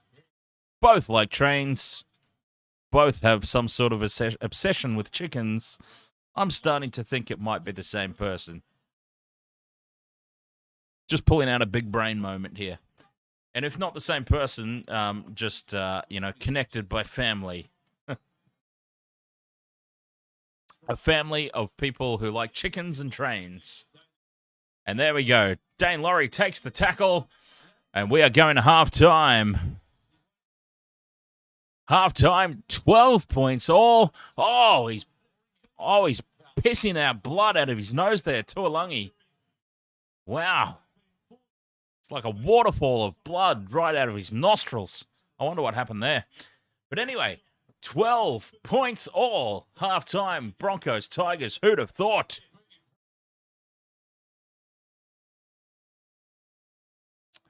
Judy is a punk. Oh, I love punks. Punks are great. Yeah, I'm quite a big punk fan. But yeah, anyway, sorry. Judy is a punk. Tigers going for back-to-back wins for the second time this season. Well, unfortunately, they should be going for back-to-back wins. That's for sure. They certainly should be going for back-to-back wins.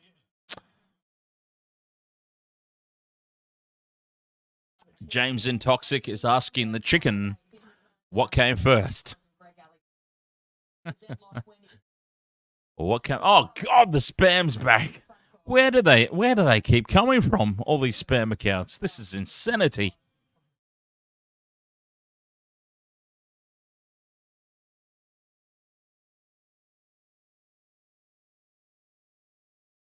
Sharks did win 21-20. Punk is in modern punk, Dan. No, actually more. No, I don't know what is modern punk, because I sort of obviously my whole taste in everything swung away from that for quite a while, so I wouldn't know what's considered punk anymore, to be honest. I Prevail, really? Are they considered punk? Jeez, back in... I'm about to make myself sound incredibly old. Back in my day, I would have considered I Prevail to be new metal. Quite honestly. And, NU metal. So I Prevail are considered punk these days, are they? Jesus Christ. Okay, I definitely don't consider I Prevail punk in any capacity whatsoever. I don't even consider them emo in any capacity. I Prevail are just blatantly straight out new metal band.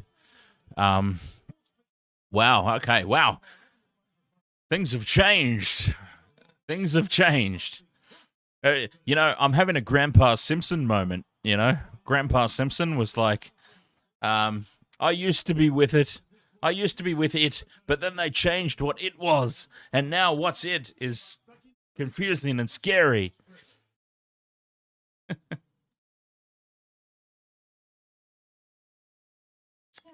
Aaron over on Facebook says, loving your stream, champ. Cheers, Aaron. How'd you go with the Discord there, Aaron? Did you get it all sorted out, mate? Got yourself over there and all connected up? See, I'm happy to help people that are nice. People that come into the stream and are dicks about it, I don't care for at all. But when people come in and just nicely ask a question, I try and help them out. So, yeah, did you get that all connected up, Aaron, and sorted out?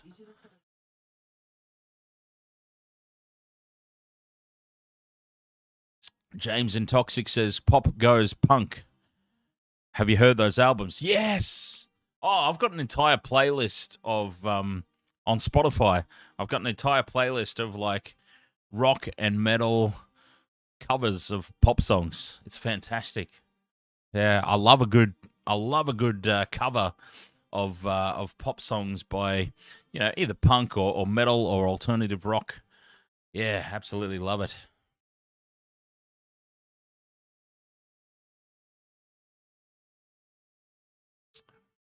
Papua New Guinea. Oh, PNG, a very proud and passionate rugby league nation.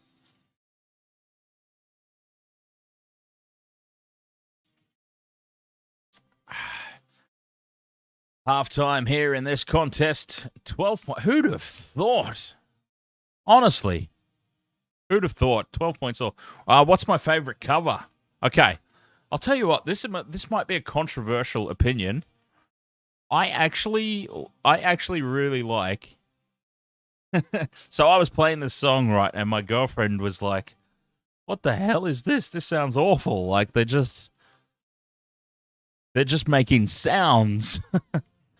But I really like it.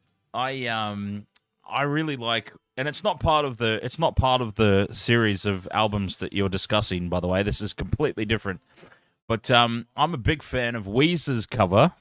Weezer did a cover of Tony Braxton's Unbreak My Heart. And yeah, it was the funniest thing. I'm playing it one night and my girlfriend's just like, what the hell is this? she's familiar with the Tony Braxton original, and she's like, "What is this? It sounds like they're in pain."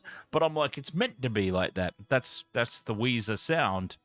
So yeah, that's one that I quite like. Let's see. I'm actually going to pop over to my Spotify just quickly and see what I've got in my covers selection, so that I can. Oh, I'll tell you what. There's a band called Vampires Everywhere. Vampires Everywhere do a cover of Take Me to Church, which is quite good. I quite like that. And I'll tell you what, here's another one for you, James Intoxic. James Intoxic, there's a band called Blowsight. Blowsight. Blowsight. Blowsight do a cover of Lady Gaga's Poker Face, which is heavy as hell. It's so good. I absolutely love it. That's a great cover. What else have we got here as I'm going through my list? Oh, you know what? Speaking of I Prevail, I do like I Prevail's version of Taylor Swift's Blank Space, if you've ever heard that one. I Prevail, whilst I don't consider them punk, I do still listen to them, and that's why I know so much about them. I consider them very blatantly new metal. I Prevail do a cover of Taylor Swift's Blank Space, which I really like. There's a band called April Divine, do a fantastic cover of Seal's Kiss from a Rose. One of my all-time favorites, though, is Cradle of Filth, do a cover version of Cliff Richard's Devil Woman. Cradle of Filth and Devil Woman. It's a cover version made in heaven from a band straight out of hell. What else have we got? Sonic Syndicate, great band out of Sweden, I believe they are. Swedish metal band, I think they might be, or Finnish. There's some form of European metal band anyway, and they do a very great cover version of Tattoos, All About Us. So that's another one to check out. Oh, you know the Blank Space by I Prevail. That's how you found them. Nice. Yeah, look, I'm a fan. I'm a big fan of I Prevail, but I find it very hard to think that I Prevail are considered punk or emo in any capacity. Like the genres have just, the definition of the genres has just changed so much. It's insane. I mean, I love them. They're a great band, but yeah, certainly not punk or emo in any capacity, I would have said. But yeah, that cover version of A Blank Space is a good one. I'll tell you what, from the Pop Goes Punk series, Less Than Jake do a really cool cover of Hopelessly Devoted to You by Olivia Newton-John from the musical soundtrack of Grease. That's a good one. Yellow Card's another one. Yellow Card do a cover of Michelle Branch's Everywhere. And I'll shout out another one. Further Seems Forever do a cover of NSYNC's Bye Bye Bye. That's well worth a listen to as well. Stella Cart are a Christian rock band from America, and they do a very great cover of a Disney song, A Whole New World. I quite enjoy that one. And speaking of Disney covers, No Resolve do a cover of Moana. I don't know who sings the original, but it's from the Disney film Moana. And No Resolve do a cover of How Far I'll Go, which is absolutely fantastic. I first heard the song, and I didn't even know that it was a cover from a Disney film. That's how good a job they did of it. Like, they just completely owned it, and it sounds like just a brutal alternative rock song. No Resolve, How Far I'll Go. Didn't even know that it was a cover from a Disney movie. They did such a great job of it. And of course, Fuel. I don't think it was ever recorded, but Fuel, a band called Fuel, that some of you may be familiar with, did a cover of Elton John's Daniel.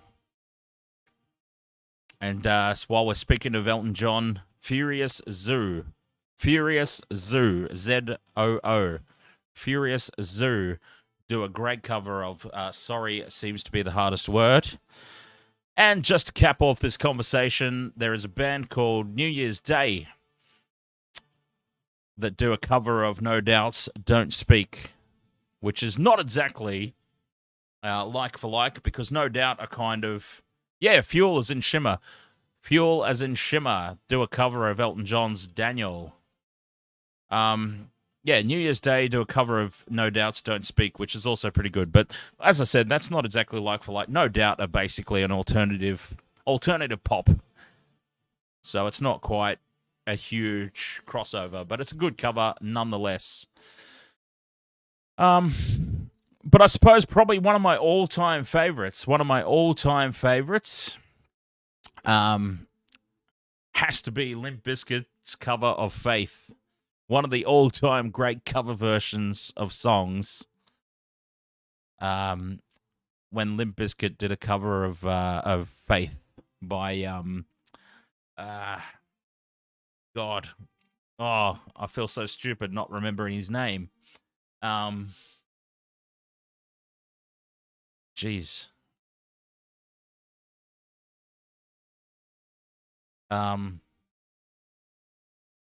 George Michael. There we go. Limp Bizkit, all-time favorite cover version, Faith, George Michael. That's back when Limp Bizkit were kind of cool. Who are all these chicks?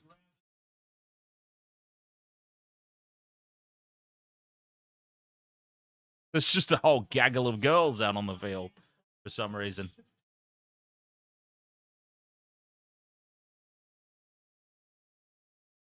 Anyways, wow, what a fantastic halftime conversation. We've got a brilliant game going on here.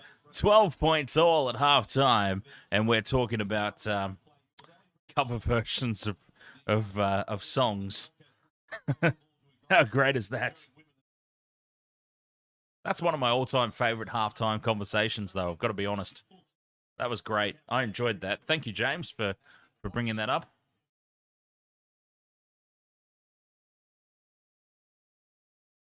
Definitely up there with one of my all-time favorite halftime combos. Anyways, we've got 40 minutes left in this one. It would be very remiss of me if I didn't point out that if you've enjoyed hanging out with me tonight and you would like to continue, I'm going to be doing a stream a little later on over on my gaming channel, Intox Gamer, carrying on with a playthrough of The Quarry, which is shaping up to be a really great survival horror game.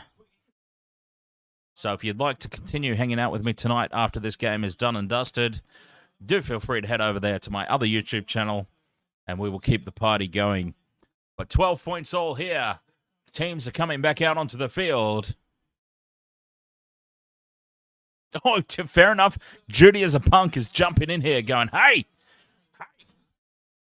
don't you forget, it was my username that started this whole conversation, and Judy as a punk is absolutely right. Let's have a big salute, a big cheers, Judy as a punk, for basically starting the whole conversation. We will not forget.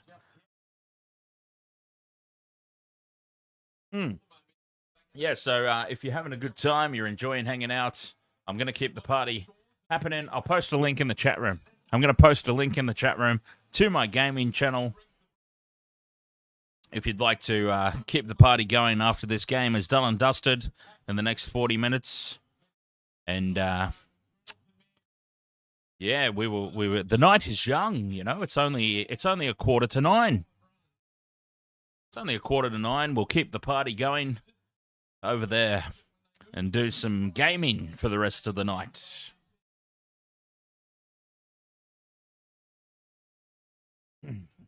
Both teams back out on the field now. Tigers are going to get us underway. Kicking off the second half, 12 points all. What a turn-up it is so far.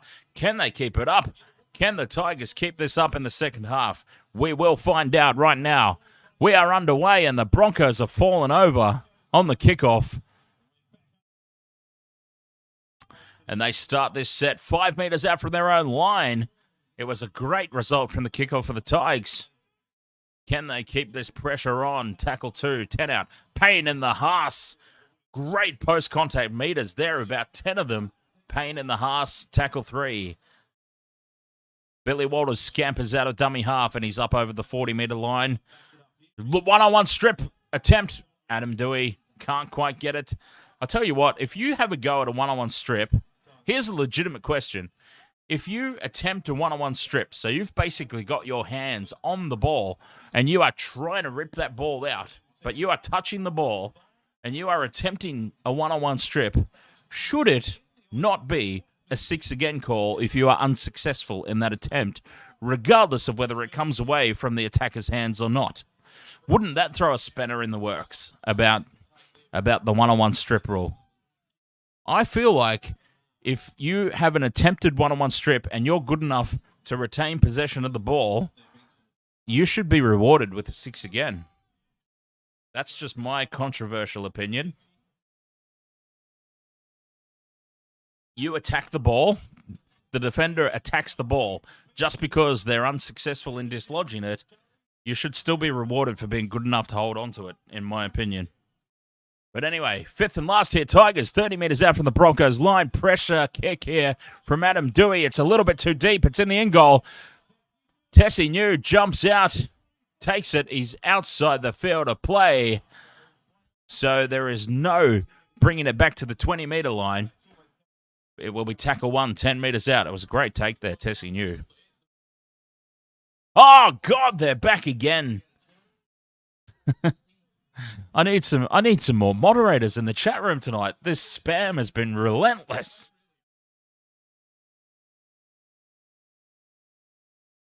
Oh, James, you just checked. How good is it, eh? NSYNC's Bye Bye Bye. Great cover song. Great cover song. Glad you liked it, mate. Glad you liked it. Oh, I've got plenty of suggestions. Plenty of suggestions. If that's the sort of thing you're into, cover versions of unexpected songs. I'm all over that. I'm all over that area. Reynolds with the kick. It's bouncing dangerously close to the in-goal line. It takes a fantastic turn for the Broncos, but Dane Laurie has somehow got out of that one and back into the field of play. Oh, it looked for all money like it was going over the dead ball line, and then it just completely skipped backwards. And that was nearly a very embarrassing situation for Dane Laurie. Very, very, very nearly. But it's worked out all right for the Tigers, and here they come, bringing it back up towards the halfway line. 5th and last, 40 out from their own line. It's inside the 40. No chance of a 40-20 here. It's way too high. Way too... Oh, but he's dropped the ball now backwards, though, I think. Deloise Howder knocks it back.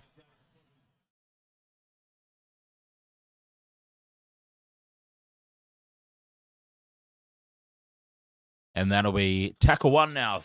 Outside their own 30-metre line. Katoni Staggs breaks away. Oh, he's looked very threatening tonight, Katoni Staggs.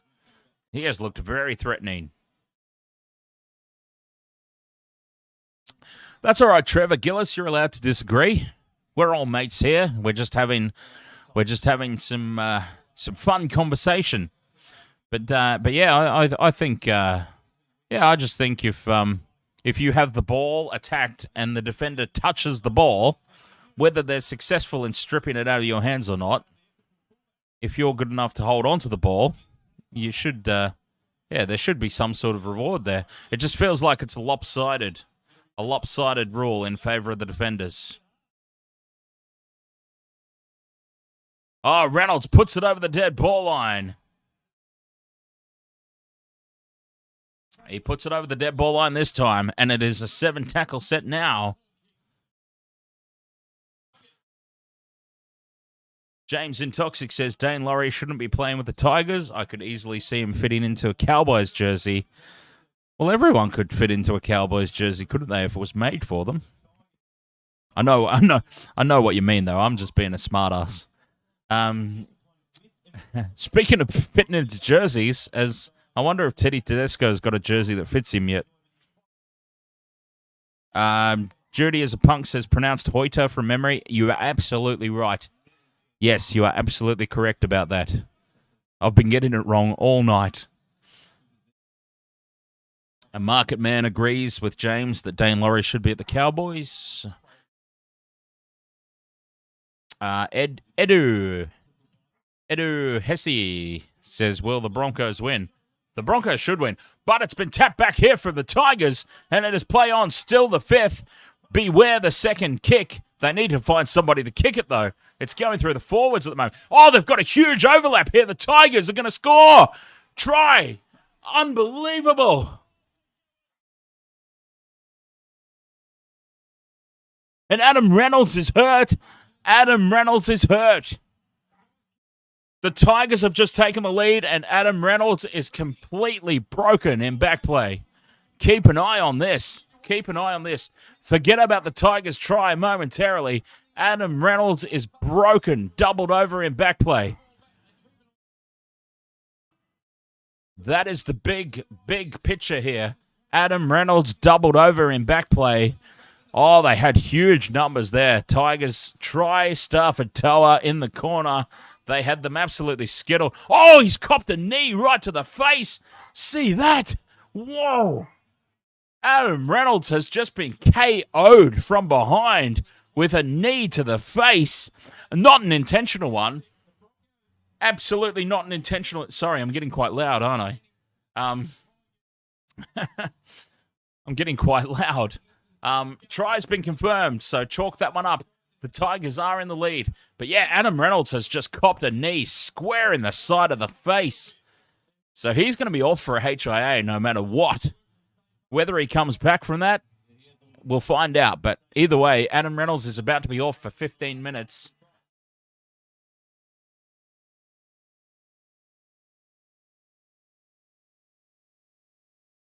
Oh, he's up. He's up. He's running. That's good. Reynolds is up. He's coming back, but he will be off for a HIA.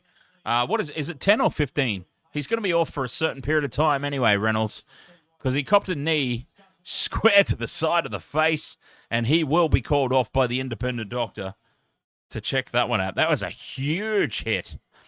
So basically what had happened is the Tigers player has leapt up for the ball, completely accidental. Tigers player jumps up, leaps for the ball, and in the process of leaping for the ball, he's gone up so high, his knee has just, boom, collected Adam Reynolds in the side of the face, and Reynolds will 100% be off for a HIA. And Adam Dewey strikes this one nicely, straight through the middle of the post. He has been practicing his goal kicking, and it's the Tigers 18-12, and there goes Adam Reynolds off for the HIA. Adam Reynolds is off the field for a HIA. That knee straight to the side of the face. Adam Dewey it was as well who copped him in the face. Completely unintentional. Always had eyes for the ball, Adam Dewey. He just got up so high. Kneed him squared in the face. Reynolds is off. That is huge. Reynolds is off. Broncos are behind. Tigers are up 6 points, and they have got their tails up. I tell you what, the Tigers are here to play. Tigers are here to play this game, and now an offload, and they are tackled too, and they are up towards the 40-metre line. They are just making meters at will at the moment. It has not been perfect at any stage tonight, but the Tigers have certainly showed up. They must be hurting after last weekend, having the game stolen from them at the death by the bunker. And they are now fifth tackle, offload. Well, it's not fifth tackle yet. They keep the ball alive. Laurie back in midfield, looking for options. Left, right, finds Hastings. And it's fifth and last here. Fifth and last Tigers. 20 out from the Broncos line. They stay short side. Dewey dinks it into the end goal. Takes an unkind bounce for the Broncos, and Corey Oates cannot get back into the field of play.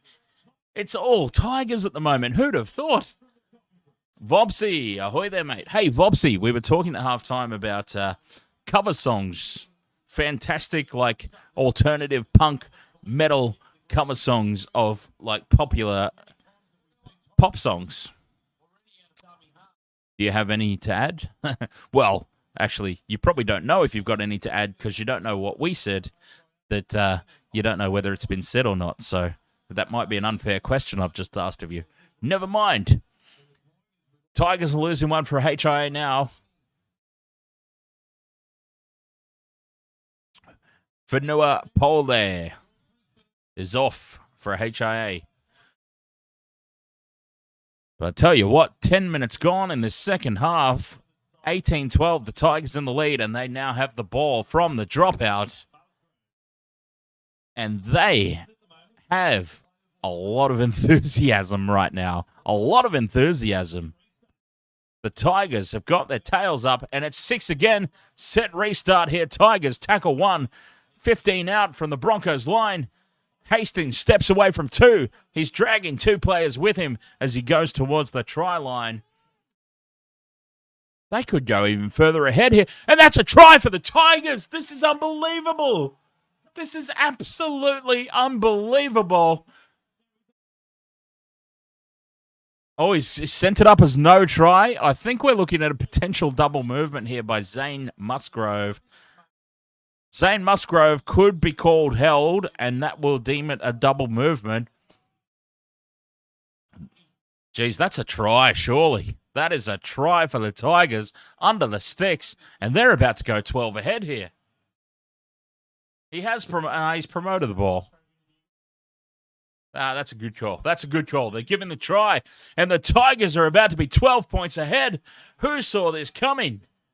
Who saw this coming? 22 points to 12, kick to come. The Tigers have turned up to Suncorp Stadium tonight. My God, Adam Reynolds is off the field. Let's not forget about that. Adam Reynolds, the guy who has been steering this Broncos ship, is off. And they are going to find themselves 2 converted tries down with their main man off the field. And this will be a long way back for the Broncos. They've got the time. If they're good enough, they've got the time. There's still 30 minutes to go. Plenty of time to get back into this game. But my God, the Tigers have showed up.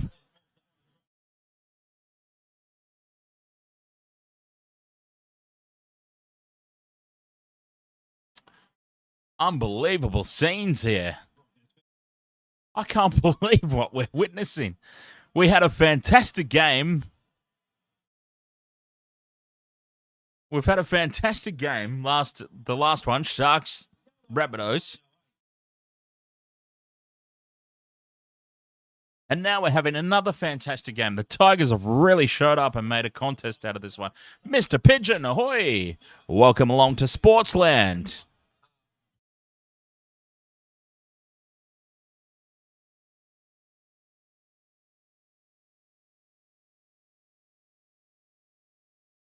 James Intoxic says, Dan, you have to check out Drumeo on YouTube. What's that? It sounds like a drum simulation software. Download now, Drumeo, for all your drumming needs. Or have I just invented a product out of thin air? YouTube EXE, why can't we see the game? Because I don't have a spare $4 billion to pay the NRL for broadcasting rights. If you're happy to front me the money, though, I'll do it. YouTube EXE, PayPal me $4 billion to pay for the broadcasting rights. I will absolutely do it. Not a problem at all. But it's up to you, mate. Let me know. Trevor Gillis says, watch 2 cellos play AC/DC Thunderstruck. Oh, that sounds fantastic, actually. I'll definitely have to check that out.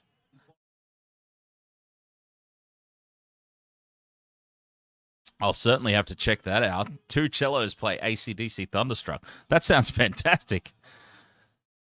Tigers, geez, they've got all the momentum here. They're up in Broncos territory again here. Tackle 4. 30 out from the Broncos line. Out on the left-hand edge. Couple of tackles up their sleeve. They're playing like a top 4 team here tonight, the Tigers.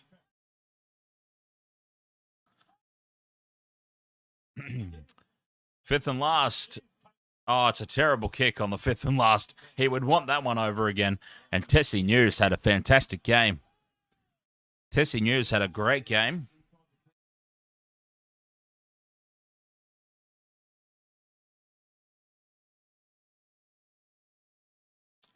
Mr. Pigeon likes trains too. Oh, keeping it in the bird family. So we've got the two chicken accounts that like trains, and now we've got a pigeon account that likes trains. It's all in the bird family, isn't it? We're keeping it all in the bird family, the trains.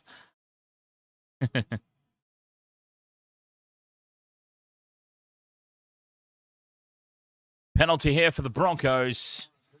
Patrick Carrigan's had a little bit of a nightmare, to be perfectly honest.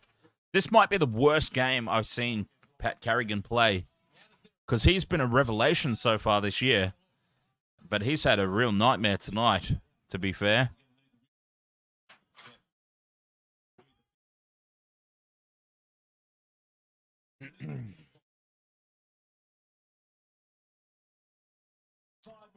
All aboard the crazy NRL train. That's what it is. Oi! Broncos, this is their chance now to hit back and try and wrestle momentum away. Tessinu out the back to that guy whose name I can't pronounce properly ever. Fourth tackle. Kurt Capewell looking for the try line. Taken a little bit high there. He's taken just a little bit high by Hastings. Oh, he's like, get up. Adam Dewey's like, get up, you poser. And it's a penalty, Broncos, for Adam Dewey running in, giving that penalty away. He wants to go on with it still. Adam Dewey is firing up at Kurt Capewell.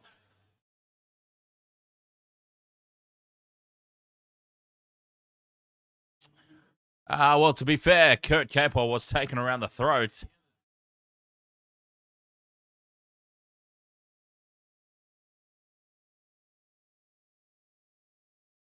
Hastings is on report for that one. Full set of 6 now. 10 metres out from the Tigers' line. Can the Broncos wrestle momentum away and get themselves back into this game? Carrigan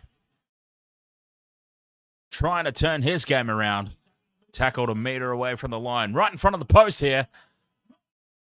Out of dummy half. Probably not the right option there. Corey Pakes. He probably would like that one over again. Waste of a tackle there. Tackle 3. And another waste of a tackle. Tackle 4. Oh, he's over the line. Close. That actually ended up being way closer than it deserved to be for Corey Jensen. Tackle 4. Racing up out of the line as the Tigers defense. Stafford Tower is up there. A tackle that had to be made. 5th and last. 10 metres out. Billy Walters dribbles it into the end goal, but it's taken. Jackson Hastings a metre out from the line. And the Tigers are doing it all tonight. And they're bringing it out from their own line now. And while we've got this little downtime in play, it would be very remiss of me to not announce, if you're having a good time tonight, you're enjoying hanging out with me, talking nonsense, following along with the game, and you're into video games, I'm going to post a link in the chat there, youtube.com/Intoxigamer. We'll keep the party going later tonight. After this game, we'll keep the party going over there. So feel free to head over there and continue to hang out with me this Saturday night. The Tigers have knocked the ball on here, and they are challenging the decision. Why not? Why not challenge it? Well, then, we showed a replay. The ball's already out the back. Was it touched? No touch from the Tigers. No touch from the Tigers. Has it touched Kurt Capewell? It has, and Kurt Capewell's knocked it on. So this is going to be a successful captain's challenge, and everything is just going right. Everything's coming up Millhouse for the Tigers tonight. Oh, they've called a knockback off Kurt Capewell as well, but it's still Tigers' ball because they've collected it cleanly, and it's going to be Tigers' possession.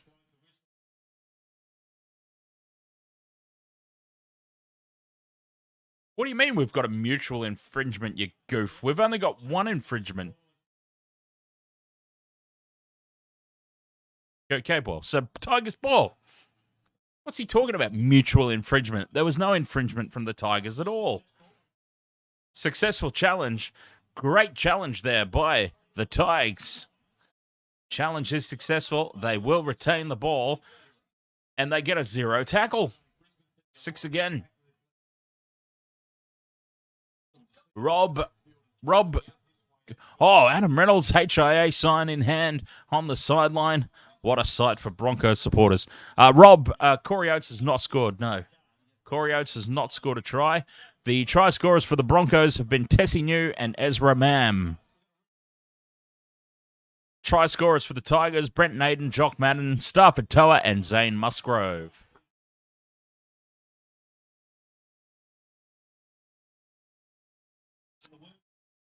Oh, and the Tigers have knocked the ball on the halfway line. Nothing doing here. It's Broncos ball. They're challenging again, though. They were successful the last time they challenged a knock on. Will they be successful this time? Tigers have knocked the ball on the halfway line. He was looking for an offload, so this is all on him, I'm afraid. This is all on him. Him, pronouns, pal. Him is Manu Brown.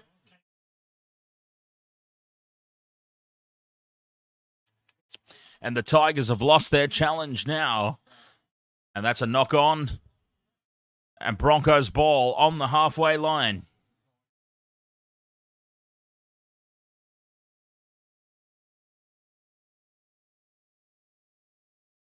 Cheers. Thumbs up, drinks up. I like that rule. I like that rule a lot. Thumbs up, drinks up. Scrum on halfway for the Broncos. 23 minutes to go and 47 seconds. So there is still time enough for the Broncos to get back into this game. Billy Walters dummies, goes himself, almost pokes his nose through. Tackle 1. Inside Tigers territory, though. Flegler with the hit up and some good post-contact meters there. Very good post-contact meters, Flegler. And that should be 6 more, you dare say. Oh, pass to nobody for the Bronx, but Capewell bounces kindly for him, and he is taken down. Tackle 3, right out on the left-hand train lines. Kurt Capewell on tackle 3. Still 30 out from the line. Out of dummy half goes Mariner. Reynolds is getting ready to come back onto the field. They're 20 out. And that's a 6 again. A 6 again. Ruck infringement. Tackle 1 here. Broncos 10 meters out. This is a big opportunity for them. Carrigan to Walters. And that is a try for Jordan Ricky. Jordan Ricky has just taken 3 guys over the try line on the back of that set restart. Adam Reynolds about to come back onto the field. 6 points the difference if the conversion is successful, of course. And it's suddenly game back on. We've got a long way to go in this game.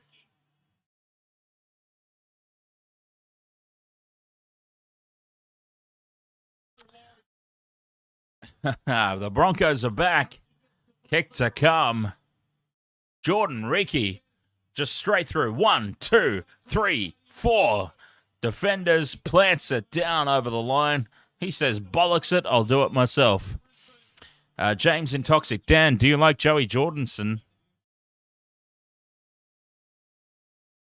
I'm, yeah, yes and no. I mean, I don't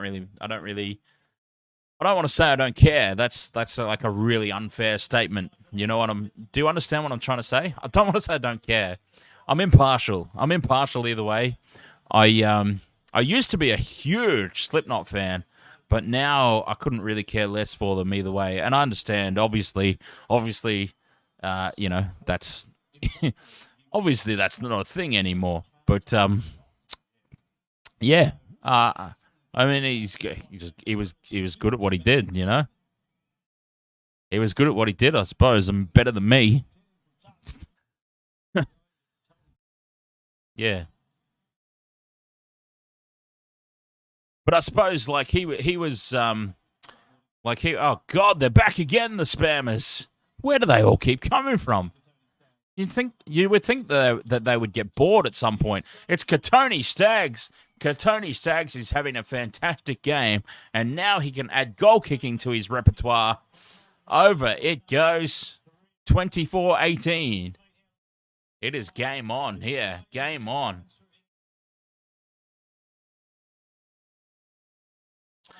Yeah, I used to be a huge Slipknot fan back in Joey's era, I suppose. Early Slipknot. I find them very hard to listen to now. I don't think that Slipknot's music has aged well. Yeah, I really feel like Slipknot's music has not aged well, because even the early stuff that I used to listen to almost religiously back in the day, I just can't listen to anymore. I just can't get into Slipknot anymore. Even the old stuff. Yeah. Oh, Taulungi's down. Is that his name? Yes, it is. Tuolungi. Tuolungi. I think Taulungi's somebody different. Oh, that's nasty. Oh, he got his leg all caught up. He's contorted himself. Human beings are not supposed to fold that way. Certainly not footy players. Oh, that looks very bad. That looks very nasty. Oh, my goodness. Ah. Can you say a shout out to Jamie and Yola in Brisbane? Jamie and Yola. That was very nasty, that. Human beings are not supposed to bend that way. But anyways, yes, a shout out to Jamie and Yola in Brisbane. Nice.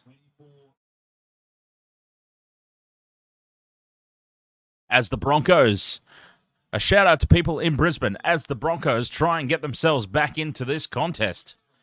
24-18, only 6 points behind. Plenty of time left if they're good enough. Reynolds back on the field with the inside ball. And they've got some space here. The Broncos up over halfway on tackle 4. They've got the momentum back, that's for sure. Tessie New takes it on himself. Gets away from 1, gets away from 2. He's dragged down by the collar. 5th and last. Short side, Reynolds. Kicks in field. Open space here for Ezra Mam. Dane Laurie just gets around and takes it. And Dane Laurie saves the day there for the Tigers. But the Broncos have got all the momentum in this game now. They have totally swung this game on its head. And great defense here. They're on a treadmill. They're on the treadmill, the Tigers. Oh, what's happened here? I thought there was a penalty, but no. Just time off for the play of the ball. But they're on the treadmill, the Tigers. They're going nowhere fast. Tackle 4, and they're only just outside the 20-metre line. Their own end of the field. 5th and last, 30 out. Great defense there from the Bronx. Ahoy there. J. Tron. Corey scored yet? No, he hasn't. Marks Hosea. Ahoy is Benchy the difference for the Tigers now. Oh, a kind bounce here for the Tigers. And the Broncos start this set now. 15 out from their own line. Benchy's not the coach yet. I don't think he's involved in the club yet in any capacity either. So, no. But I think like when a team's a little bit stagnant with a coach, like we saw the same thing with the Bulldogs, didn't we? You know, Trent Barrett, God bless him. I don't think Trent Barrett's a bad bloke. I don't think he's even necessarily a bad coach, Trent Barrett.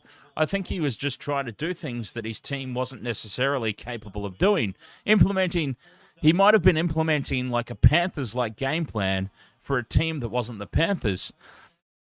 And I'm sure that Trent Barrett is a fantastic... He's proven that he's a fantastic assistant coach.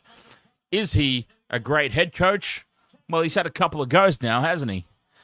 So... Anyways, what was my point? I've got no idea. Oh, yeah. Okay, some teams just need a reset, you know? Bulldogs have proven it. Bulldogs are going great guns now that Trent Barrett's out of the way. Oh, Tessie New drops the ball cold, and that's very relieving for the Tigers. 18 minutes to go. 24-18, Tigers leading, and they will have the ball. Deep in their own territory, though. So, yeah, I think the Tigers were just got themselves a little bit stagnant under Michael Maguire. And now Kamali's come on board, and he's going to see out the rest of the year. And it's just a certain freedom, you know? Like, they're in a situation now where they've got absolutely nothing to lose. Absolutely nothing to lose. If they get spanked by 50 points for the rest of the year, nobody cares. And I think that's just freed them up a little bit, you know? Does that make sense? And I feel like that's what's happened, you know? The coach is gone. There's no expectation. They're just coming out, they're letting loose. And, yeah, you know, all barriers are gone. And they're keen to show everybody what they can do.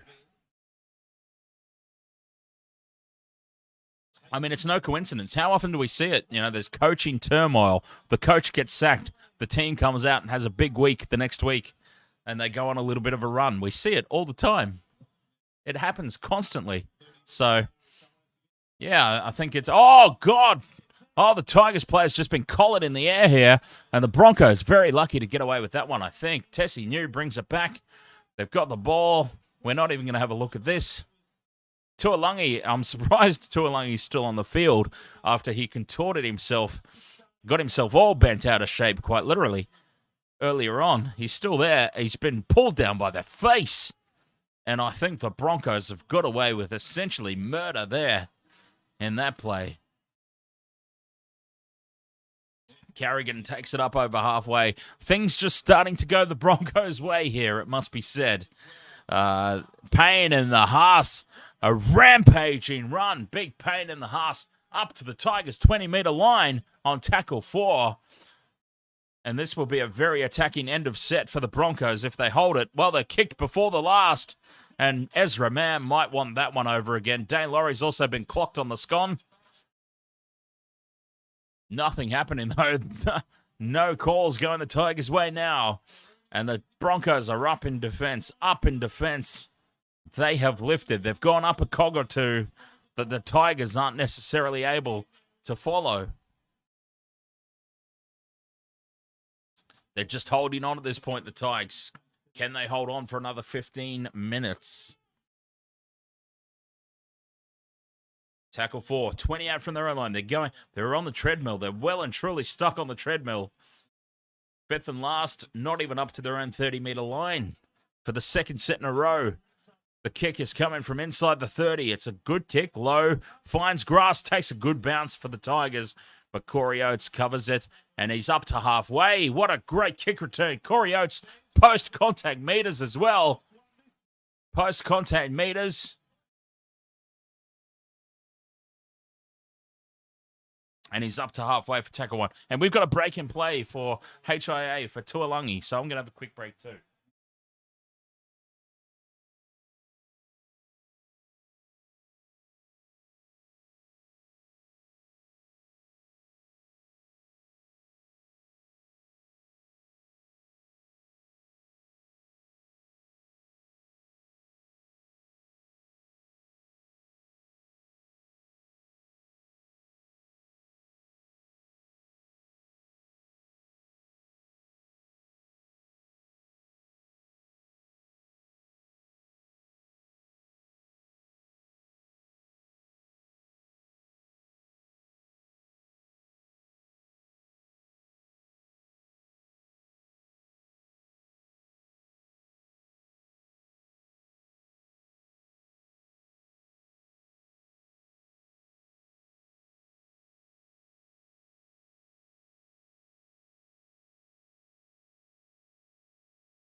Oh, God, we're so close to the line. Sorry, everyone.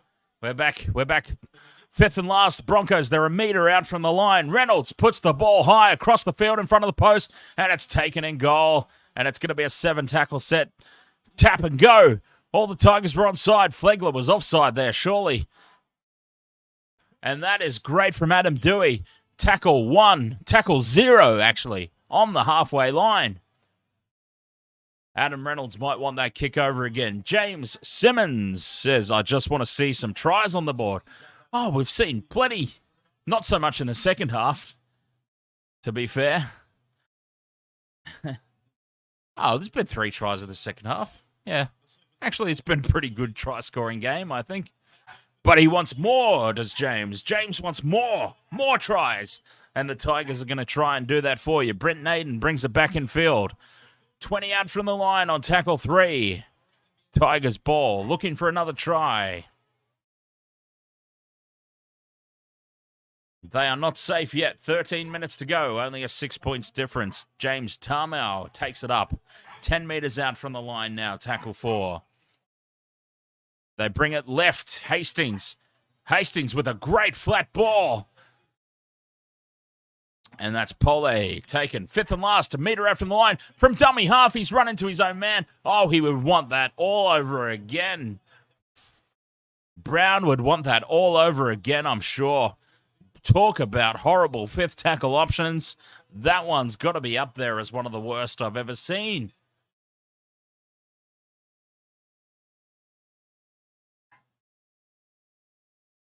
Broncos playing the ball 10 metres out. Reynolds.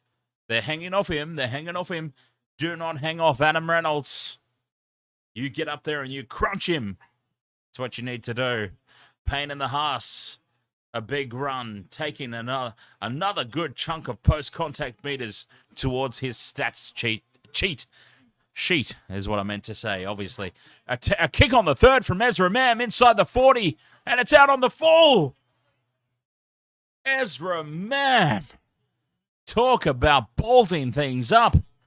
Well, there's another one. Ezra Mam looking for the 40-20, kicking early on the 3rd.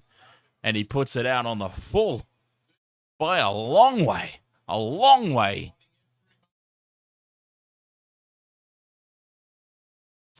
Tigers could put this game to bed right now. They're going to be starting this set 30 out from the Broncos line. A 6-point lead. This could be another try here. Goes a long way to winning this game. A converted try, a long way towards winning this game. Tackle 1, 30 out from the line. Tamau offloads, keeps it alive. Hastings wasn't ready for it, and the Broncos have nearly come up with it. The Tigers have lost about 15 metres in that play. Unnecessary stuff there from Tamau. He's going to try and make up for it, though. He takes the next hit up. Hastings to Dewey. Dewey dummies and goes on his own, and he's swamped by Carrigan and co. for tackle 4. The 10 metres out, though, on the right-hand edge of the field. Attacking the Broncos line. Big open side to the left, and they do a backline play. Out the back they come. Stepping inside. Stepping inside is Kapoa, but he's tackled. 5 out. 5th and last. What do they come up with? Tamau for the line. And he offloads to nobody, and it's Broncos ball. And that was just a mess from the Tigers. A complete and total nonsensical mess.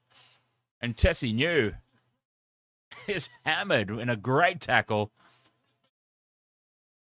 Kapoa with a great hit, but tackle 3 there. Oh, Tony Staggs offloads. Reynolds has got the ball. And they're up to the 40-metre line now on tackle 3. The Broncos. Poita takes it up. Corey Oates up over halfway. Great meters there. Tackle 4. 9 minutes to go. 9 minutes 40. Ezra Mam takes it up. 5th and last. 30 out from the Tigers line. That was a great set. 62 meters gain for the Broncos. Reynolds puts it high. Brent Naden goes up and takes it. What a catch, Brent Naden. One-handed catch. And he's called it a knock on. Oh, the call has clearly come from the touch judge or something, because that was not called live. Brent Naden has gone up and he's done a fantastic one-handed catch. What a horrible call. Oh, I tell you what, the NRL have got it in for the Tigers this year, don't they? If they give up a try here, which ties the game, that is another horrible call that's gone against the Tigers.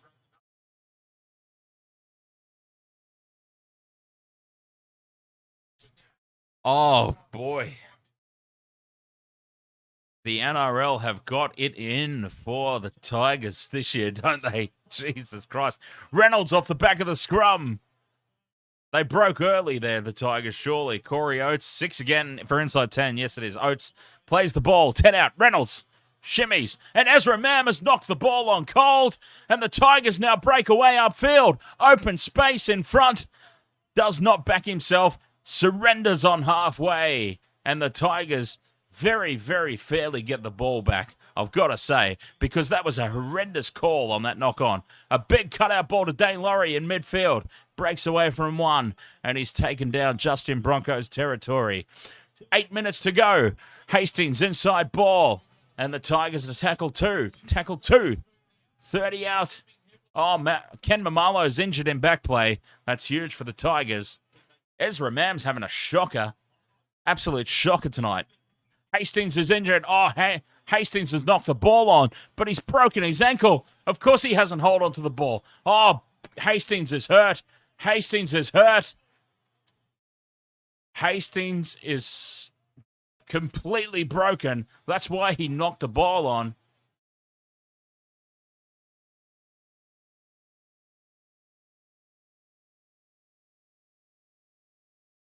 Oh, Carrigan's come in as the third man, and he contorted. Oh, it's a broken ankle. Hastings has broken his ankle. He's gone for the season.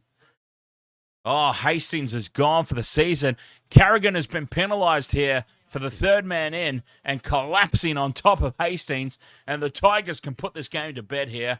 They've got the penalty. That is a penalty to the Tigers, called from the bunker. Hip drop. He has broken Hastings' ankle.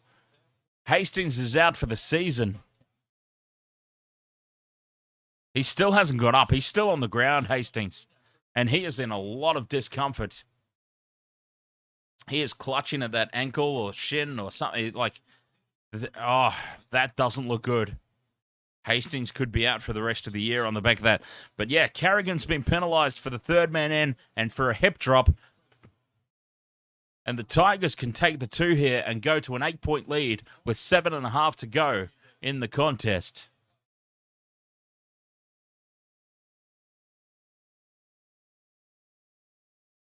Carrigan's on report for that.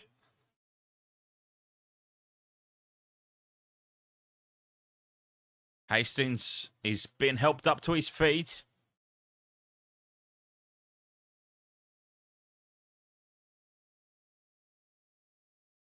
Hastings being helped up to his feet. Adam Reynolds is in for a chat. Adam Reynolds is in for a chat, and the referee's just gone, well, that's your opinion. That's your opinion, mate. And I disagree. But it's penalty for the Tiger. Hastings is off. He can't even walk.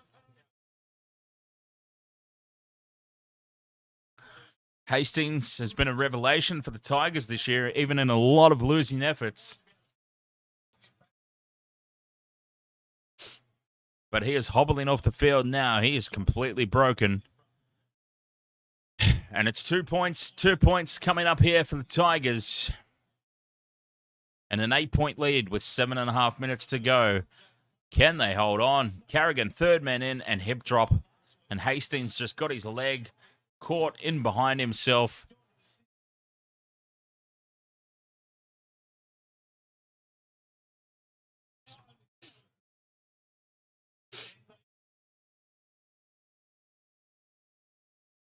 "30 metres out, just to the right of the posts. Pretty much right in front. It should be a given 2 points. It should be an easy 2 points, quite honestly. So while they're lining up this penalty goal, I will take this opportunity, of course. I'm going to post a link in the chat room. youtube.com/Intoxigamer. If you're enjoying hanging out with me tonight and you would like to keep the party going, we're going to head over to Intoxigamer after the stream tonight for some more live streaming. So do feel free to check out that link and subscribe to me over there. Adam Dewey lines up this kick to put the Tigers out by 8 with 6 minutes to go. Steps back, moves in, strikes the ball. Straight down the middle. Tigers 24, Broncos 26, sorry. Tigers 26, Broncos 18. 6 minutes to go. Can they hold on this week? Or will there be some sort of decision that cruels the Tigers of another victory? Does Reynolds go short? What are the odds? Short kickoff. Under 6 minutes to go.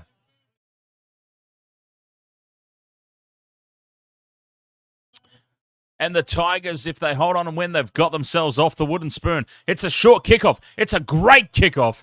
And it's tapped back, but it's taken by the Tigers. They were ready for it. And they hold on to the ball. That was Alex Seyfarth. Alex Seyfarth was there, ready for the tap back. Kurt Capewell got up above everybody and did all he needed to do. It was a great kick from Reynolds. It was a great leap from Capewell, but Seyfarth was there, ready for it, and catches the ball for the Tigers on the rebound. And they are now tackle 4. Geez, they can just dominate play down this end now. Tigers, 5th and last, steps inside. Some extra meters there, very valuable. 5th and last. 30 out from the Broncos line. Dewey puts the ball high into the corner. They're chasing through. It's off the face of the Broncos. It's called a knock on. I'm pretty sure. I don't think you can knock it on off your own tongue, but it's obviously going to be a captain's challenge here for that. I don't think you can knock the ball on off your own tongue.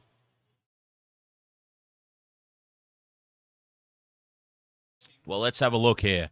Captain's challenge. We're going to have a look at everything. Well, it hasn't come off his face. It's come off his chest.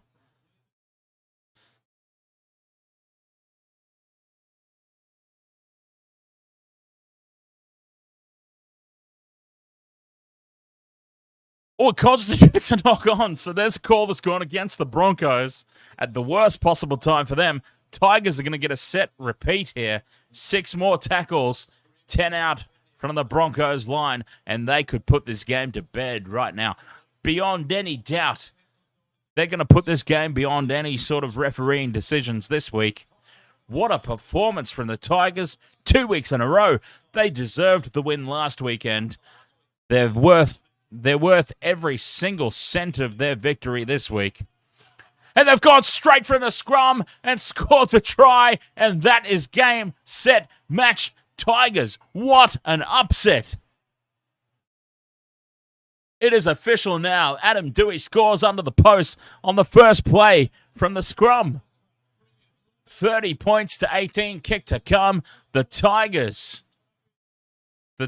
deserved the win last weekend. Well, they've got their win well and truly this weekend. What a performance from them. Straight through Ezra Mam's channel. Ezra Mam has had an absolute nightmare. He was racing up way too fast there.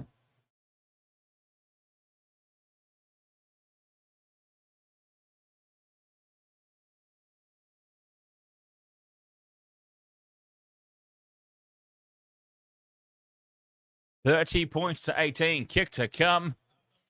They are going to put this game to bed right now with the conversion. 4 minutes to go. Tigers off the wooden spoon. The Tigers are off the wooden spoon. And that last place now belongs to the Gold Coast Titans, who'd have thought. Michelle's here. Ahoy, Michelle. I'm fine with this, FYI. Well, the Broncos have been terrible, haven't they? Like, every now and then, no matter who you... Oh, look at the crowd. All the Broncos supporters in the background leaving to beat the traffic. Yeah, no matter who you go for, when your team has a terrible night, you've got to own it, don't you? And obviously... Old Love Tiger supporter there looking very nervous. What do you look so nervous about? You crazy old bat. Your team's ahead by 14 points with 3 minutes to go. You're going to win. But yeah, as I was going to say, no matter who you go for, if your team has an absolute shocker, then you've just got to cop it on the chin, don't you? You know?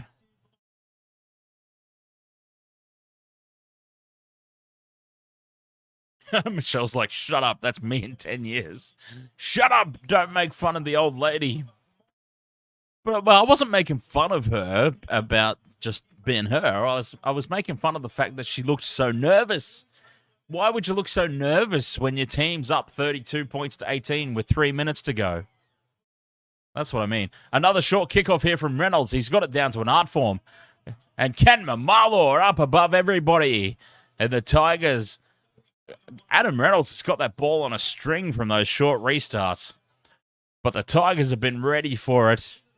And they keep hold of the ball. Tamau with a great run. And as this game sort of winds down to its conclusion, once again, I will repeat, I'm going to post a link in the chat room. YouTube.com/Intoxigamer. The link is in the chat room. We're going to keep this party going. We're going to keep this party going tonight. So after the game, if you're interested in some video gaming, I'm doing a playthrough of The Quarry at the moment. So do feel free to head on over to that channel after the game and stick around and keep partying with me tonight.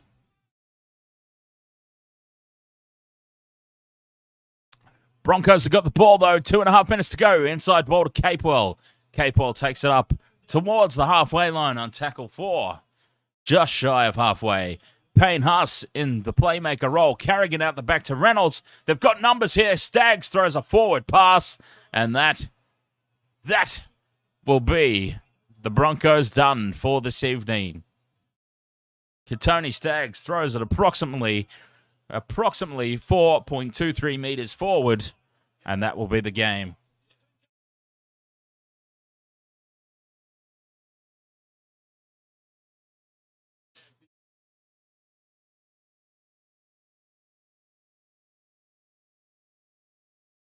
Scrum on halfway for the Tigers. 1 minute 50 to go.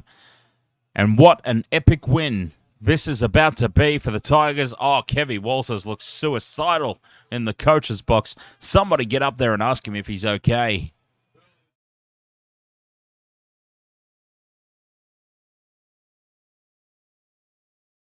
This could be the beginning of the decline of the Broncos season, to be fair. Oh, Tessie News had a nightmare. Quite a few players for the Broncos tonight have had probably the worst games I've seen them play all season. Tessie New, Ezra Mam, Patrick Carrigan. They've all sort of had bad games together.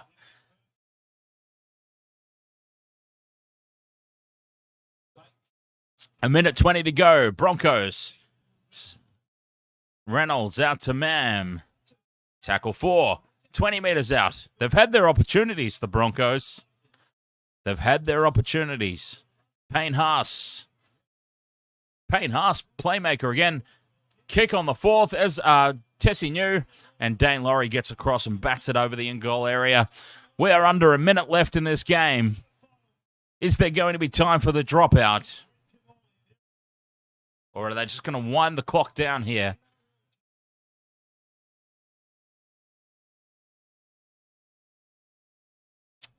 And that should be full time.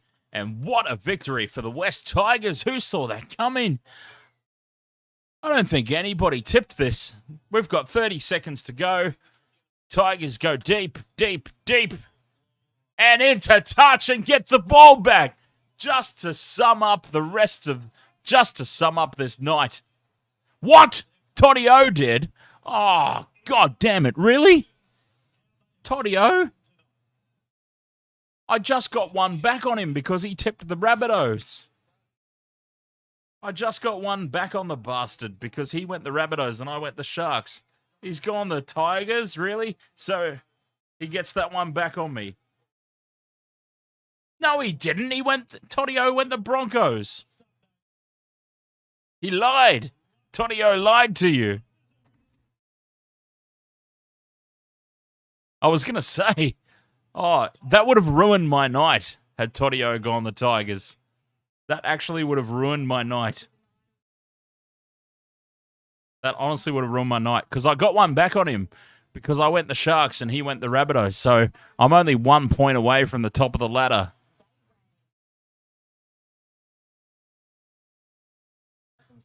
Tigers 32-18. And lucky Todio did not tip the Tigers. He went the Broncos, so I retain my 1 point that I caught up to him. I'm only 1 point off top spot now. 32 points to 18. Tigers over the Broncos. What a turn up. What an upset at Suncorp Stadium. YouTube. Oh, I've posted it in wrong. YouTube.com/IntoxiGamer. I'm going to head off now and set everything up over there because we are carrying on our playthrough of the Quarry, which is shaping up to be a fantastic game. What a great night. What a fantastic night of games. Sharks 21-20 over the Rabbitohs earlier. Tigers 32-18 over the Broncos in Game 2.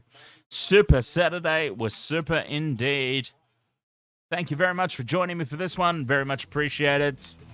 Thank you for tuning in. Thank you for subscribing. Thanks for following along with all my nonsensical speak. I very much appreciate your company. YouTube.com/IntoxiGamer if you would like to keep partying with me for something a little bit different. Otherwise, I'll catch you next time. Thank you once again. See you next time. Cheers.